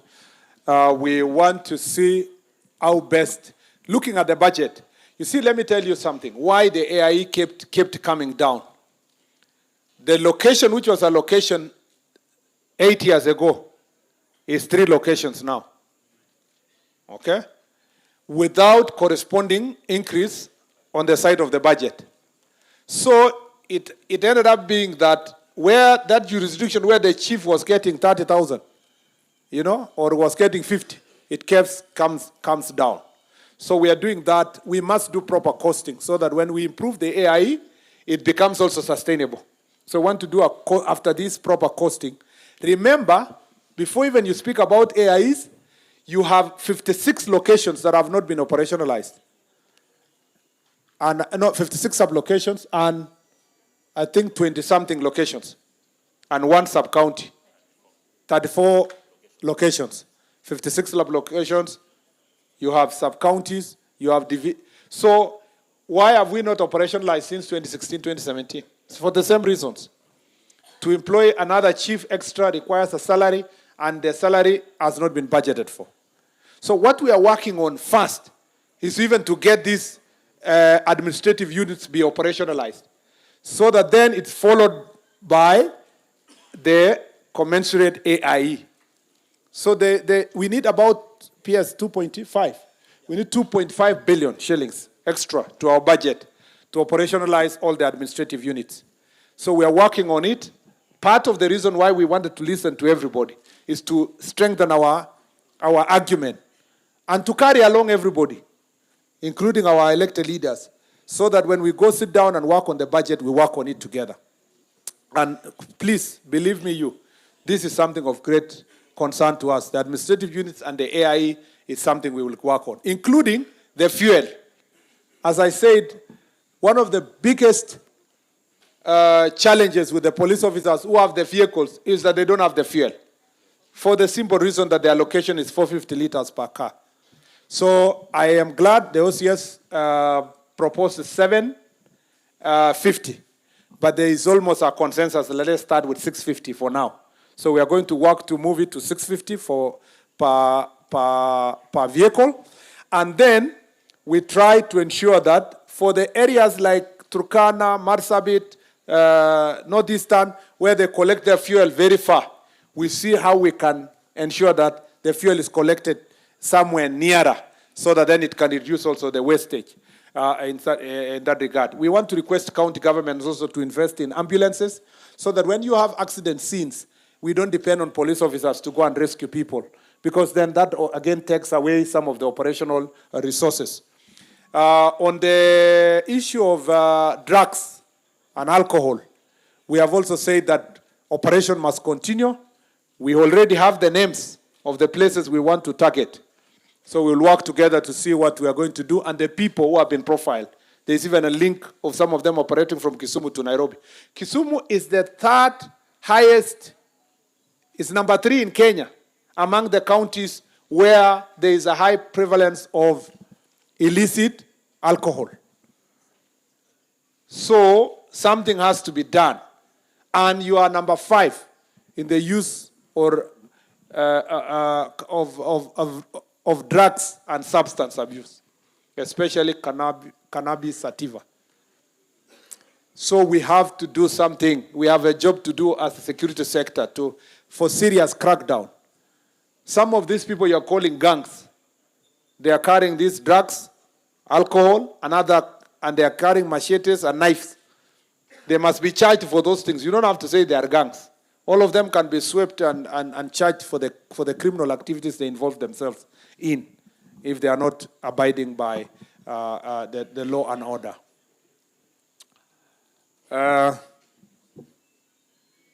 You have so many other things. I was trying to summarize them so that I don't have to read each one of them. But it looks like you want to sleep inside this tent. Training has been an issue. And as I said earlier, training will be, I don't want to repeat. This is we will make sure that it's ongoing. And that's why 60-something number of chiefs are leaving tomorrow for the training. And by December, we'll have completed the training for all the chiefs among other issues. Mambo ya extraneous allowance and hardship allowance, we have had you. We'll take that up. On the citizen services, we are going to open Moroni within the next 2 months.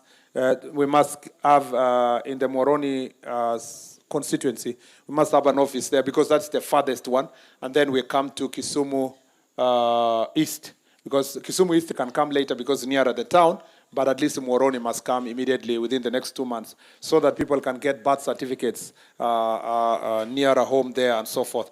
And I've had you also, in terms of other government services, all the sub-counties where we gazette to bring other government services closer. Again, we'll have to work with our leaders to make sure that the office space is there so that then we can encourage other ministries to bring their services closer.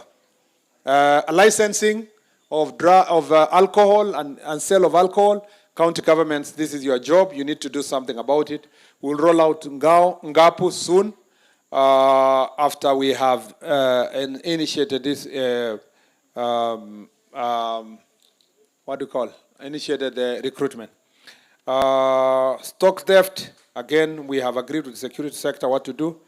Compensation, we agree, our chiefs, WIBA also delays in some cases.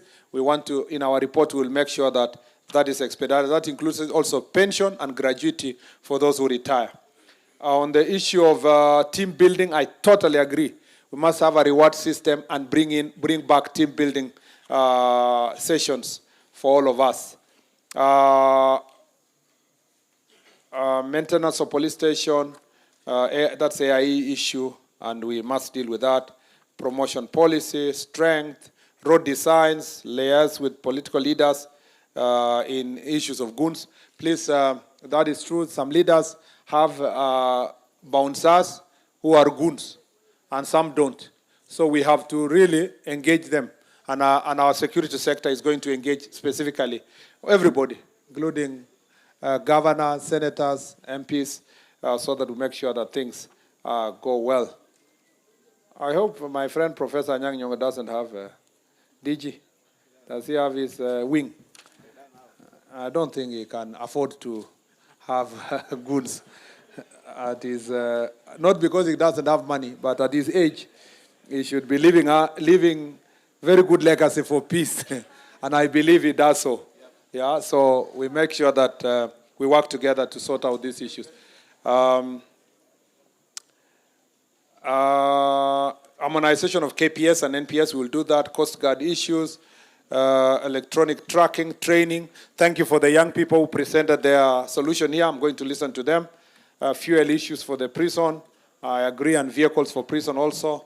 Modern, whatever, public, instant fine system, I agree. Tools to village elder support, security. Jukwaa La Usalama, we will support you.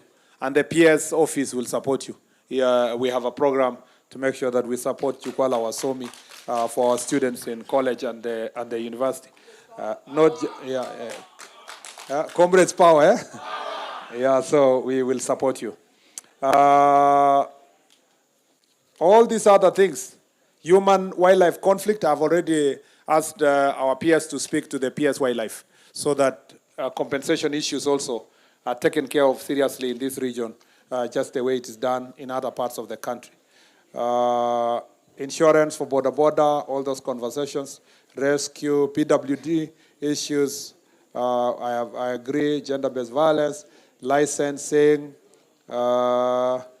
vetting of persons, vetting for giving IDs that was removed. So chiefs, you know what to do. You are the ones who take responsibility in identifying residents in your location and facilitating them to get IDs. And then IPOA with the police, we must be able to build that good relationship between IPOA and the police.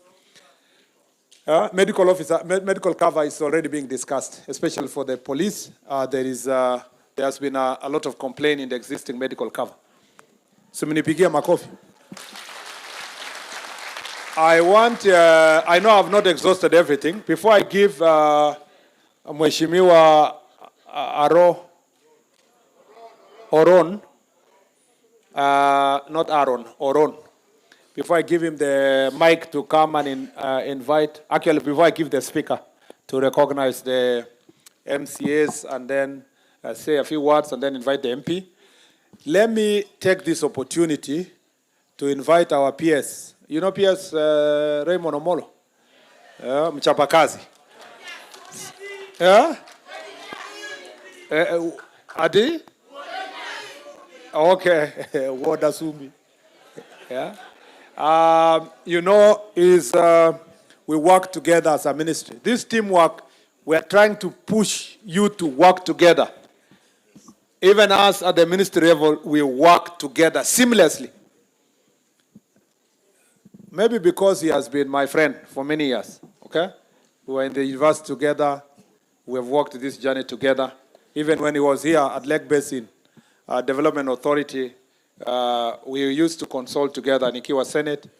And I know Raymond has the capacity, the willingness, the hard work to help us sort out the issues within the ministry. And because he's the accounting officer and he's the one who will have to finally put together the resources. And also is the lead person to the Human Resource Issues with Public Service Commission. What is that called? The officer, what? Oh, yeah, authorized officer. Kiingereza imepotea. It is now my singular duty to invite our peers to say a few words before I invite the MCA to say it.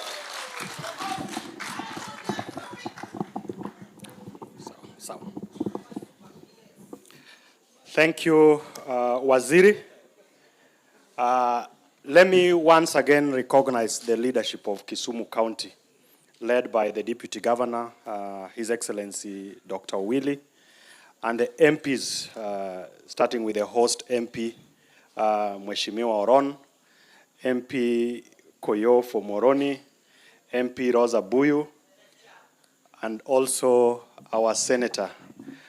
The minister was just whispering to me that she's in charge of the elections of the dominant party, ODM, and that is why there was a bit of pandemonium when she arrived, to make sure that she's properly seated.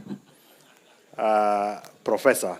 Now, and also the MCAs who are all here, and the rest of the leadership, particularly, who work with us within the ministry. Na wananchi wote wa Kisumu. Amoso uno imoreuru. Let me appreciate all of you, because it's not every other day that you find that you sit the whole day to talk to us and also to listen to your colleagues. And we've taken a lot of valuable lessons from the engagements and the feedback that we have had. And because time is long gone and spent, I just want to speak to 3 issues before we invite, or I invite the speaker, who will acknowledge the members of the county assembly who are here, and he hands over to the area MP. So number one is just to acknowledge and appreciate the leadership of Kisumu County. And I always say this, it's not a mistake that we have the leaders that we have. It is not a mistake that we have the MCAs here. It's not a mistake that we have our members of parliament, as well as senators, and also the governor and the rest of the leadership. And it is our responsibility as citizens to give all our elected leaders the support that we have to give them for them to deliver and to allow us to work for the people of Kisumu and also the people of this country. And just by their presence here, as people work in the executive, we do not take it for granted. And we will continue to work with them to support all of us. Number two is that as officers of government, we have a responsibility to understand what the government programs are, so that when you sit in your baraza, when you attend a funeral, or when you go to a wedding ceremony, you will always be given an opportunity to greet people. Kazi yako sio kuamka na kusalimiana na unarudi unaketi. You must go beyond that. You must be able to explain what the government is doing on matters to do with security, what the government is doing on matters education, what the government is doing on matters health. And you don't have to struggle to know what the government is doing. All you need to do, like today, is just to listen to my minister, and you'll know what the government is doing. All you need to do is to listen to what the president says when he stands to speak, wherever he is, and all the other senior officials of government.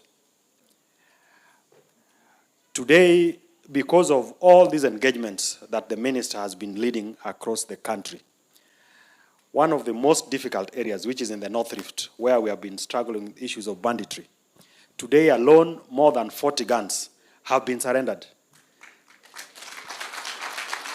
And this is because of the close working collaboration that we have with the public, and also that is being spearheaded by the leaders of government. And also the dedication that His Excellency the President has given in addressing matter security and the amount of support and investment that has been put in. Issue number 3 is on alcohol and drug abuse. And I think here we really have to work very closely with the counties. There is a law that we have amended. We are waiting to table it in Parliament so that we are better powered to regulate that space.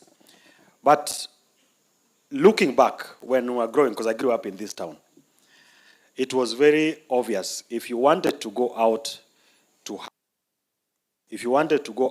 drink, you'll go to town and do what you need to do, and then you go back home.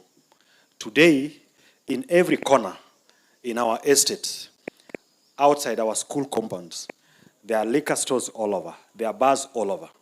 And I think we must have a candid conversation and make a candid and sober decision that we designate places where adults can go and drink, where adults can go and have whatever they need to have, and that has to be well regulated so that we protect the minors. Just like the conversation on border and matatu business, we must organize ourselves. And working together with all of you and the county government, it is something that we must do. Lastly, is the issue of violence. There are issues of gangs, criminalities all over. We must agree as a start that violence cannot be used as a currency in transacting our politics, so that there is not going to be any exceptions to this. So if we are politicians, if we are looking for leadership, we must be able to converse and persuade people. And if people don't agree with us, we will not tolerate use of criminal gangs to be able to settle scores. And as we address the challenge of unemployment amongst our youths, crime is not going to be the alternative. We are working on creating opportunities for employment, whether it's through the affordable housing program, whether it's through the digital program. And for those who still don't have jobs, let's work together to find something that will support the livelihoods of all of us. And because we were accompanied by the Deputy Inspector General of Police, Mr. Masengeli. I'll just ask him to stand and greet us before we have the speaker speak. Thank you so much, sir, and thank you for the opportunity. This is a true testament kwamba mwananchi ndio mwenye nchi, si ndio? The leaders here, waheshimiwa, the deputy governor, the MCS, afande OCS, afande chief, afande waheshimiwa wote, the comrades power, is a true testament kwamba tumekutana hapo kwa sababu ya mwananchi, si ndio? I just want us to remind ourselves one thing. We as the National Police Service, we are striving to ensure that police stations become the center of excellence in policing operations. And this is a calling whereby we have to remind ourselves that security is not a contest of the mighty, but it is a covenant of trust between the mwananchi and all citizens, that security belongs to all of us. It is not the monopoly of the police, but it should be a responsibility that we unite together, we face the security challenges and insecurity together. Lastly, peace should not only be our mission, but it should be our legacy that we pass on to the champions of tomorrow. Wewe angalia mwenzako, mwambie wewe ni wa maana sana. Mwambie Mungu anakupenda. Afande, as you've just alluded, security is our priority and safety is our responsibility. I submit, sir.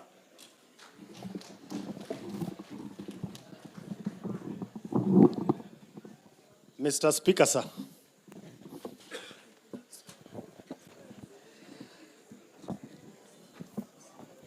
Thank you so much. Thank you so much. Allow me to ride on the protocol that has already been set. Okay. I'm advised accordingly to use the podium. So ingawaje mimi ni speaker, sitaongea sana, even though hiyo ndio kazi yangu, nalipo kwa kuongea. First of all, let me take the shortest time possible to acknowledge all the members of County Assembly who are here. Tafadhali naomba, nimeambiwa kwa sababu ya muda, msimame, nitawatambua mimi binafsi. Hapo nyuma, Bwana CS, niko na leadership. Honorable Seth Kanga is the whip. We have the leader of majority, Honorable Ken Ooko. We have the deputy leader of majority, Honorable Lumumba Wade. Honorable Seth Okumu of East Seme. Honorable Moses Ochele is Kanawawidi. Specially elected Honorable Emily Oginga. Then at the far end there have Honorable Alice Wajewa. Specially elected Honorable Bill of the Ambo of Kobura Ward. Down here we have Honorable James Omolo of West Nyakach. Then Honorable Karen Odhiambo, Kalwele Shauri Moyo. Honorable Abed, that is specially elected. Honorable Miki, specially elected. Honorable Nancy Matara, specially elected. Honorable Caroline Opar, specially elected. Honorable Kelvin Uraro, Koloa Central. Honorable Benny Pete Oiko, Kabonyo Kanyagwal. Honorable Millicent Omuya, North Seme Ward. Ruben Rakwach, Honorable, that is East Koloa. Honorable Ann Chimbley, Ann Ochola is our youth leader in the assembly. Specially elected. Honorable Sami Onyango, Railways Ward. Honorable Adega, Ben Kajulu Ward. Honorable Warindu, Geoffrey of Miwani. Honorable Donijo Dari, that is Chemelil Tamu. Honorable James Were, Nyalenda B. Honorable Zachary Okoyo, Central Kisumu. Honorable Ken Ouko, West Kisumu. Honorable George Abaja Otutu, as a commissioner, that's a member of the County Assembly Service Board, that's West Seme Ward. In the far end, we have Honorable Nyaoke, that is North Nyakach Ward. Honorable Mildred Ajumbo, Central Seme Ward. Honorable Peter Obaso is specially elected. Oh, back there we have Honorable Habil Umondinya Sona, Masogo Nyangoma ward. I saw Nditi next to you. I don't know where he has gone. Nditi's Ombei ward. So almost all the MCS are here. On behalf of the MCS, we welcome you. And allow me just to say two things. One, on the issue of alcohol and its licensing. That's a responsibility of the county, and I'm happy that all the MCS are here. So on your behalf, we are going to ensure that we look into the framework for licensing, especially the constitution of the board for licensing and the regulations that governs the same. Number two, on the CS, there is the intergovernmental relations framework that is available. Unfortunately, I see a gap in the intergovernmental relations framework in regards to how the county assemblies work with the national government. I say that because including inter-county relations, we can have the same Jukwaa La Usalama across the county, Kisumu and Kericho, or Kisumu and Vihiga, or Kisumu and Homa Bay. But as a county assembly, we have been doing assembly mashinani. And in your request that we have the Jukwaa La Usalama to be taken down, I think we can take advantage of the assembly mashinani, that when we have assembly mashinani, we can have one day that we involve the stakeholders in now interacting with the person down there at the ward level. Otherwise, thank you so much, and may I take this opportunity to invite the area MP, Dr. Joshua Oron, to make his remarks and also acknowledge the other MPs.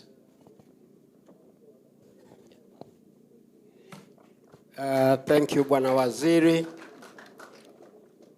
and all other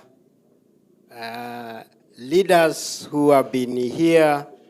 Bwana Waziri, it's been a very long day. Allow me to ride on the already set protocols, just to say that I'm the one who was supposed to have welcomed you here first. So let me first take this opportunity to welcome you all, although it's at the tail end of the event. Phil, welcome. This is Kisumu Central. Before I say something, I also wanted to take this opportunity to thank everybody who has been here. You've sat here from morning, and from where I sit, this was not our event. This is the event of stakeholders, and for us, we just need to add one or two things to what has already been said, because people have been very patient from morning, from as early as 7 a.m. here. Before I make my remarks, allow me to invite our nominated senator, Madam Muma, to say a few words before I say mine. Thank you, Honorable Oron.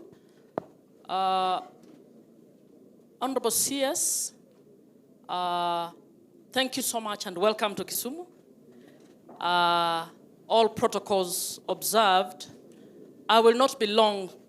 CS, I texted you and told you, I think I like what you're doing. And the reason I said that, you will recall that after the death of Ojwang, you and your team appeared before the Senate, and my question to you was, do you apply the human rights approach to governance in the security sector? And what you said is that you are trained in human rights approach, but it is not something that is done. And you will all agree with me, this is the first time we are seeing a CS internal security come down to speak to the people. Ukweli ama urongo? And CS, I can tell you, without spending 1 shilling, you already have better outputs from your officers as a result of this meeting here today. When you do, and this is a rights approach, when you call stakeholders to hear each other, wananchi here have had the difficulties chiefs have and the opportunities chiefs have. They have listened to what policemen go through. They know their limitations. They know the areas where they can actually work. And as we all go back home, we will operate knowing that even as I am castigating this police officer, I need to be cognizant of the fact that there are these issues. And today here we have all learned that policemen are human beings, isn't it? Policemen are part of our communities. And the police have also understood wananchi are part of the system that we have. So I want to thank you. This is actually an accountability forum, transparent, and it has brought everyone together. Secondly, in my view, the weakest link in the implementation of the Constitution of Kenya 2010 is the intergovernmental relations. We operate as if national government is competing with county governments. We rarely come together to actually do what is right. This has demonstrated, as Speaker says, when we hear each other across the different governments, we are able to deliver services better, both as county and national government. And you are a consultant on devolution. I remember that. I was in CIC. You helped draft the devolution laws. I think while you are in that office, let us strengthen Article 6 on collaboration and cooperation between the two counties. Finally, I want to speak about GBV. I actually rushed so that CS, one of the things I think we need to entrench in your office as a policy, written policy, black and white, is to recognize that GBV is a security and safety issue, and therefore we should not look at it as a matter for the Ministry of Gender. The Ministry of Gender has no security tools. It is you who has the security tools. We have high teen pregnancies in Kenya, third in the world. Nyakach, where I come from, had 3,816 teen pregnancies in 2023. Teen pregnancies is actually not pregnancies, it's defilement. You're a lawyer. You know those are crimes. Now, I would want you to ask your people in Nyakach, do we have 3,816 prosecutions for the defilements? The answer is no. Why? Because we are actually facilitating child marriage by allowing to negotiate instead of arresting those who defile. And those who defile don't come from elsewhere, they come from the community. Relatives in those families, within our schools, within the churches, and so on. And CS, I'm ready to shed off the Senate bit of me and put on the technical bit of me. We need to actually come together, have a black and white policy, so that with every 2 weeks, the PS is able to be given reports on how many defilements have happened, in which ward, in which sub-location, and what has been done about it. If we do that, we are actually going to stop this. And we must also recognize security is not just about you. Security is also about us. So even as we move on, we are willing, as women MPs from this area and others, we are willing to come before you so that we can collaborate and see how we can do this. I will give chances to others. Thank you very much. Thank you very much. Before I invite the next speaker, allow me to bring the apologies of Honorable Shakil Shabir, the MP of Kisumu East, who because of health reasons could not be here with us. Accept his apologies. The second apologies I'm bringing is for Honorable Ruth Adhiambo-Dinga, who has brought in a memorandum that will be handed over to you at some stage so that you can go through it. That is a second apology from my colleagues. Kindly accept the memorandum. Allow me to invite my colleague, Honorable Rosa Buyu, MP for Kisumu West. Thank you.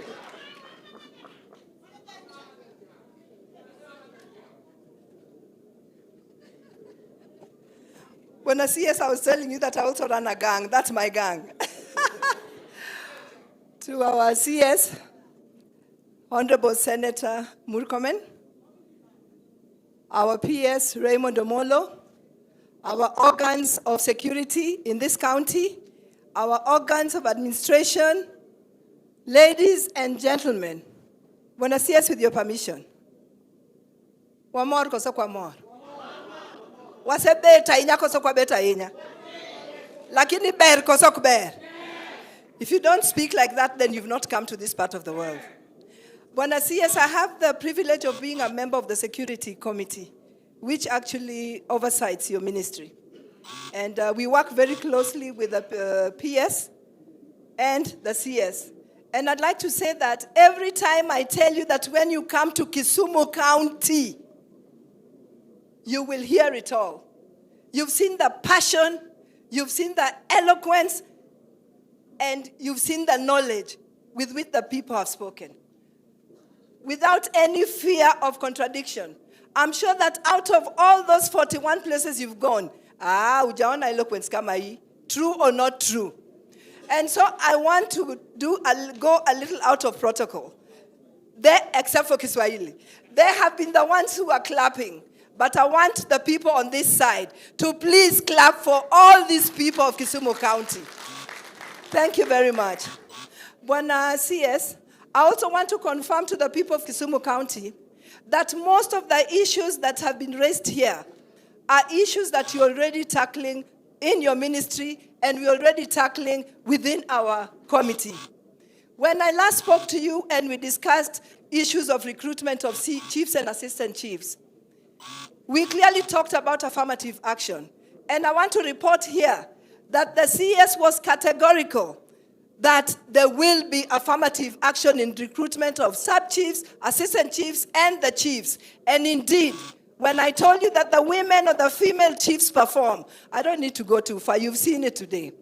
So affirmative action is something we have to do, so that when we stand up or we have 256 chiefs and assistant chiefs in this county, you can clearly see that 1/3 is of the other gender. That would be a good point to start. Again, because you come from a human rights background. So that is something we must achieve. I want to talk about resurgence of gangs. They might not be able to tell you, but it is something that's happening in this county. And we cannot allow it. We cannot allow it. But unfortunately, the people fueling that resurgence of gangs are leaders. When you see border fighting Mambogi, what there are leaders behind them. And this is something we have to tackle because we just have 2 years into elections. We all remember the time when we had gangs and fights of gangs in this county. There was the Americano and there was China squad, and things could not move. We don't want to go back there. So I just want to request you to give your security organs good support, because it will be the breakdown of this county. And we will also do our part as leaders, me included, so that we know that even if we want to be elected, it's the people who elect. You speak to them, they listen to you, they either vote you or don't vote you, but you cannot use violence.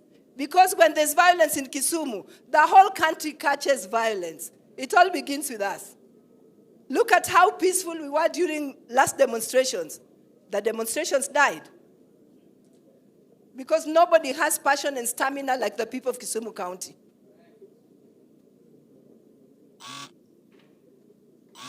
Bwana PS, we've talked about that with you. And I know you've said you've got an outline of what you're going to do, just so that we don't see any violence coming up again. I want to talk about these chiefs. I was in the Legale Commission, and I traversed the whole country. And despite the fact that I am a strong believer of the Constitution, the one part that I didn't agree with was that we must do away with provincial administration. I'm telling you, this is the government, what you see here. This is the government. There are parts of this country where they don't know any government and they don't see any government except the assistant chief and chief. So we must look after these people. And when they tell you that sometimes they risk their lives at night and go to the changa dens and arrest the people with their changa and take them to the police station because they don't have anywhere where they can hold the changa people, the brewers, and the brew itself. The next morning when they want to take the people to court, the changa is gone and the people are gone. And that is why it is so important that the police and the chiefs work close together. Otherwise, this menace of changa will not be defeated. The chiefs can do their jobs, but like they say, they don't have any other thing apart from taking the changa brewer to the police. But if we let them scot-free, then what is happening? We are not going to do anything. So we must work together. I want to also report that the members of parliament in Kisumu County are really working hand in hand with your ministry, because the mandate of members of parliament is within education and security sector. In my constituency, for example, we've got very many chiefs' offices built. And when I talk about offices, I'm not talking about single rooms that don't give you dignity. I'm talking about offices. In our constituency, we've also done a police headquarters, sub-county headquarters, which is complete. And I will request you through the PS that could we kindly have it opened so that all the police departments can actually be housed there. The reason why we do this is to enhance security. But when a PS, my last point is, we have always talked about following the policy that no police officer should stay in a station serving for more than 3 years. But we did not mean that you post a sub-county commandant as is coming up with strategy to enhance security in an area. Within 3 weeks, he's already transferred. I mean, that doesn't make sense. I have a case in point in my constituency, and I'm sure in other constituencies the same thing is happening, where the transfers are now just like this, and between an old or the old officer who is leaving and the new one, there's then the criminals take a lot of advantage, and there's a lot of crime that's enhanced. So let's just look at that policy so that at least when you have an officer dealing with security issues in a particular constituency, they are given opportunity to act and to see the results of their action before you can transfer them and bring somebody else. Otherwise, I want to thank you. And like Mheshimiwa Catherine has said, what you've done today, or this idea you've come up with, this is what the country needs. Because you are bridging and you are killing and demystifying that thinking that police is for beating people and security is supposed to be secret, because now you are talking to the people. And I'm telling you, these people are going to work hard, not because they are waiting for salary, but they'll begin to feel like they're working for Murkomen. I'm telling you that. Because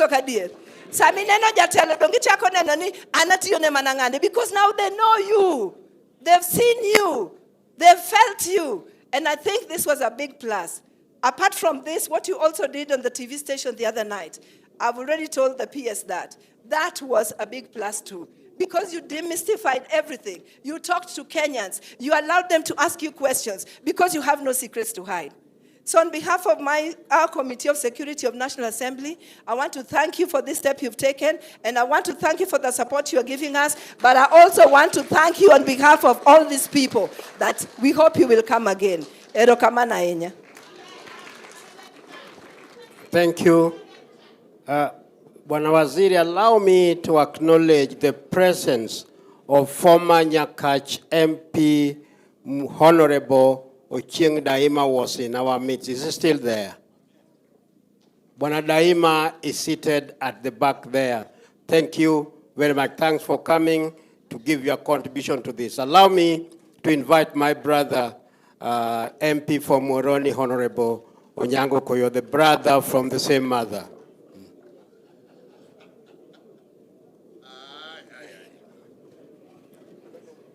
Thank you so very much, Waziri. The day has been long. I'm very happy that the day was meant for the stakeholders, the sub-county security, various sub-county security teams, and you have been equal to the task. We have dedicated the day to them. The deliberations here have gone on very well, and I'm happy that everything came out and you have responded to them seriously. I want to thank you for that. I only want to remind you that most of the things that came out here, more so about this sub-county, were things to do with Muhoroni. You remember very well, there was a very tribulating moment. I had spent 2 nights without sleep at the Bomas of Kenya waiting for the results. He had done so, I think he was doing his 3rd night. Then we met, there were mixed reports coming, false reports. He was excited, I was excited. Then he told me, Koyo, the way you are excited like this, I think Arab Ruto is winning. Because they always think that I'm Kalenjin, I'm not Luo. So I want to thank you very much and to tell you that most of the things that came, the reasons that came out of this meeting were true. You are a modern administrator. When you go back, study them properly, make sure that those that are implementable, you implement them. These people may not know, I want to remind them today, that the government is like a stool with 3 legs. During the colonial government, there was the colonial governor, then there were the provincial administrators. And these are the ministries, health, but there are a few areas the government cannot subcontract. It is security, it is justice, and finance. Those departments belong to the president, and he gives them to the people he trusts most. So you check in President Ruto's government where finance, justice, security, where they are. And then you know who are his most trusted workers. Or winning elections, this country easily is Ruto. And he has worked out one. Don't doubt this one, 2027, even now, we are looking at 2032. Who is coming after Ruto? And that's why the people are fighting him, because he will determine who will succeed him. And he will be a Kenyan. We will put an enabling infrastructure that will bring any Kenyan. It can be a Turkana, it can be anybody. And you must support him. We must support him. When you go back, remember that there's a sub-county that has not been actualized. It's in Muhoroni. And those other few divisions and whatever. Go and do your best. You know, between you and me, I can't report you to President Ruto. He will tell me you can't report your brother to me. Go and fight him. So when you go back, you go and do your best. In Kisumu sub-county, we are working very well. More so after the president he agreed to work with his brother Raila Odinga. We have no qualm. Because we are followers of Raila Odinga, and Raila Odinga is working with the younger brother who helped him some other time. And we also always owe Ruto something, which I think we will pay through thick or thin. So I want to welcome you and to tell you to come back again. And these people may not have, each time you see us to your office, around the office, we are not idlers. We have come to represent to you the interests of these people. Always allow us to and the two of you here, don't let President Ruto down. The two of you don't let President Ruto down. You know you hold the key to this country. Every morning, you and Molo can tell Ruto what happened in the border of Kenya and Tanzania. Because you have the facility, you have the infrastructure. These chiefs are your people. The DOs are your people. The DCs are your people. So I want to thank you so much and invite you to Muhoroni very soon for what you know you must come to do. My people do not have, are lacking transport to police stations. At this time, I don't want to have an experience I had last time during Matiang'i. He pledged to give me vehicles. He gave me one very good Land Cruiser, but it came through the RC. When it reached here, the RC returned it and gave one to Muhoroni, one that was not serviceable, the one that he had always been using. So this time I want one marked for Muhoroni, and it comes to Muhoroni, a new one. Thank you very much. Thank you, Honorable Koyo. Bwana Waziri, a lot has been said. I don't want to say a lot more, but I only have 2 or 3 points that I wanted to raise. One, majority of the people here have talked about the insecurity. They have talked about the youths and the young people. What I've not heard is the root cause of some of those insecurity. It's like wanting to cure a disease that you don't know what is causing that disease. Majority of our crime here, majority of the youth involved in the petty crimes is as a result of unemployment. Bwana Waziri, we are now in broad-based government. We've seen affirmative action in projects, roads, health, and other things. It's my request that we have affirmative action in employment within the security sector for these young people. Bwana Waziri, the army recruitment is coming, police recruitment will be coming.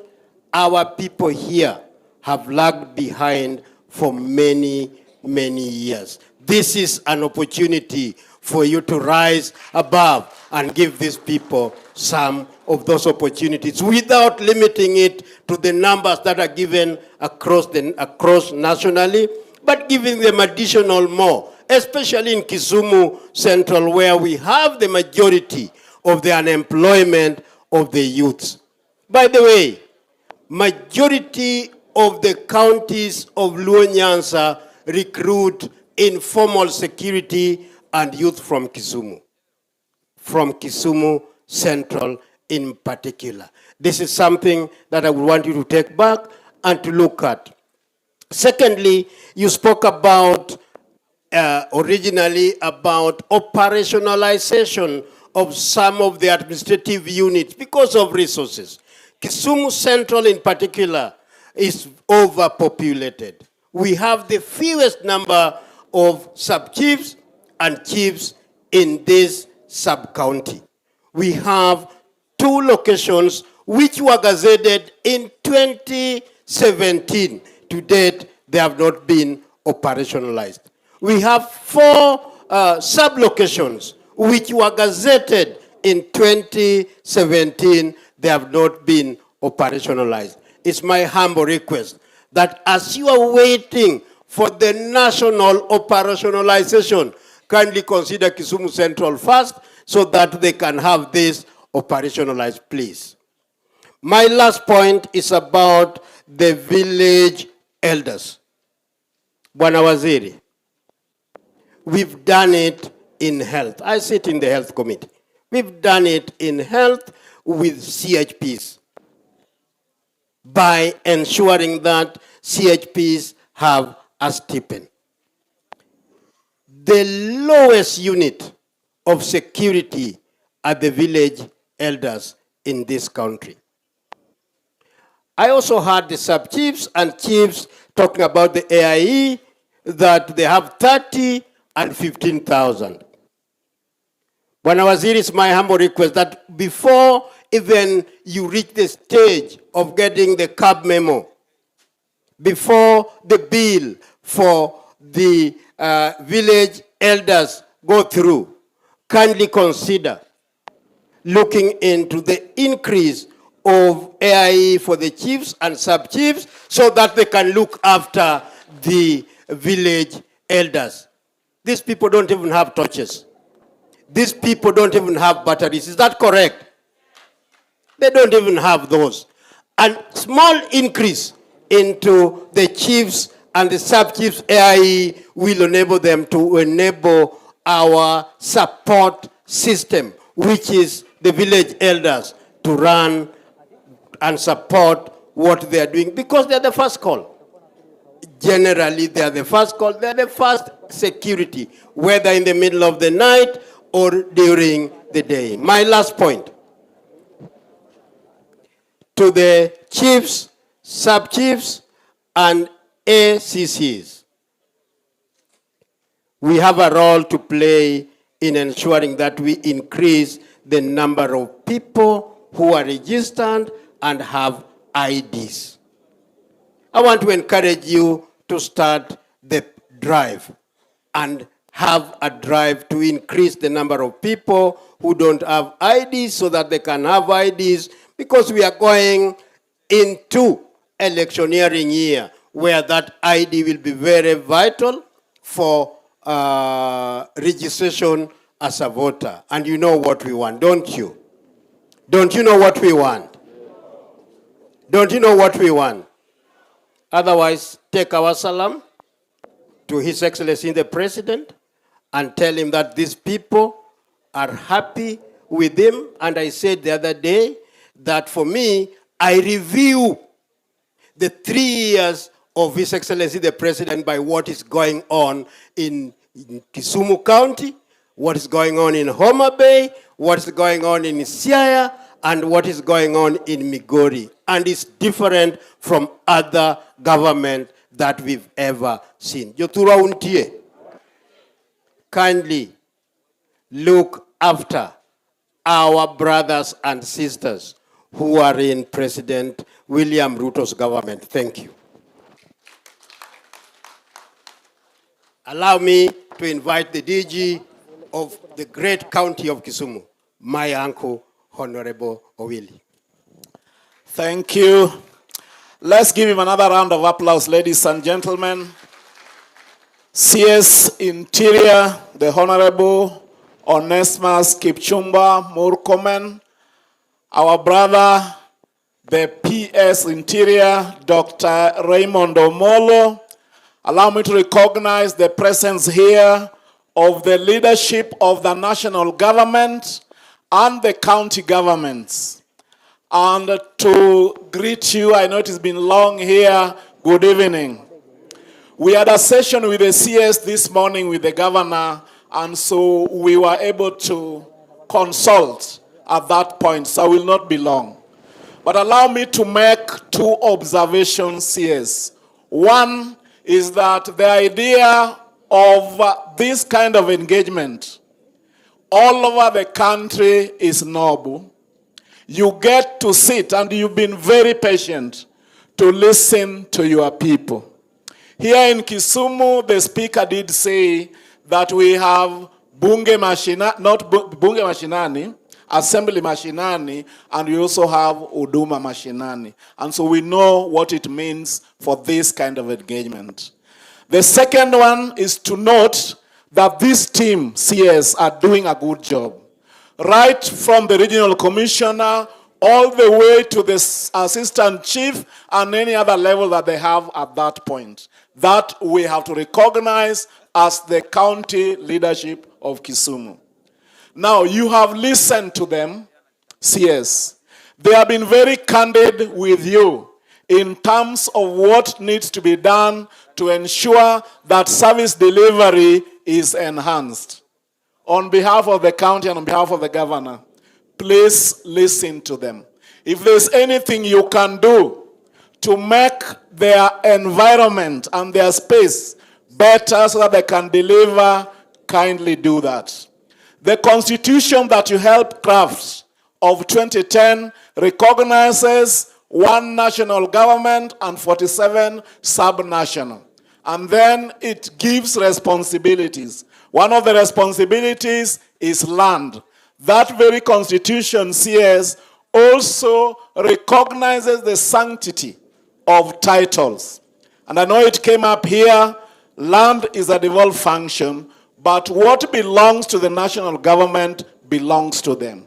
What belongs to the county government also belongs to them, but the interdependability that the constitution is asking for is such that, like what you can see in Kisumu, we are sharing offices with the Ngao fraternity. And so issues of land, we can always talk about it at the 2 levels of government.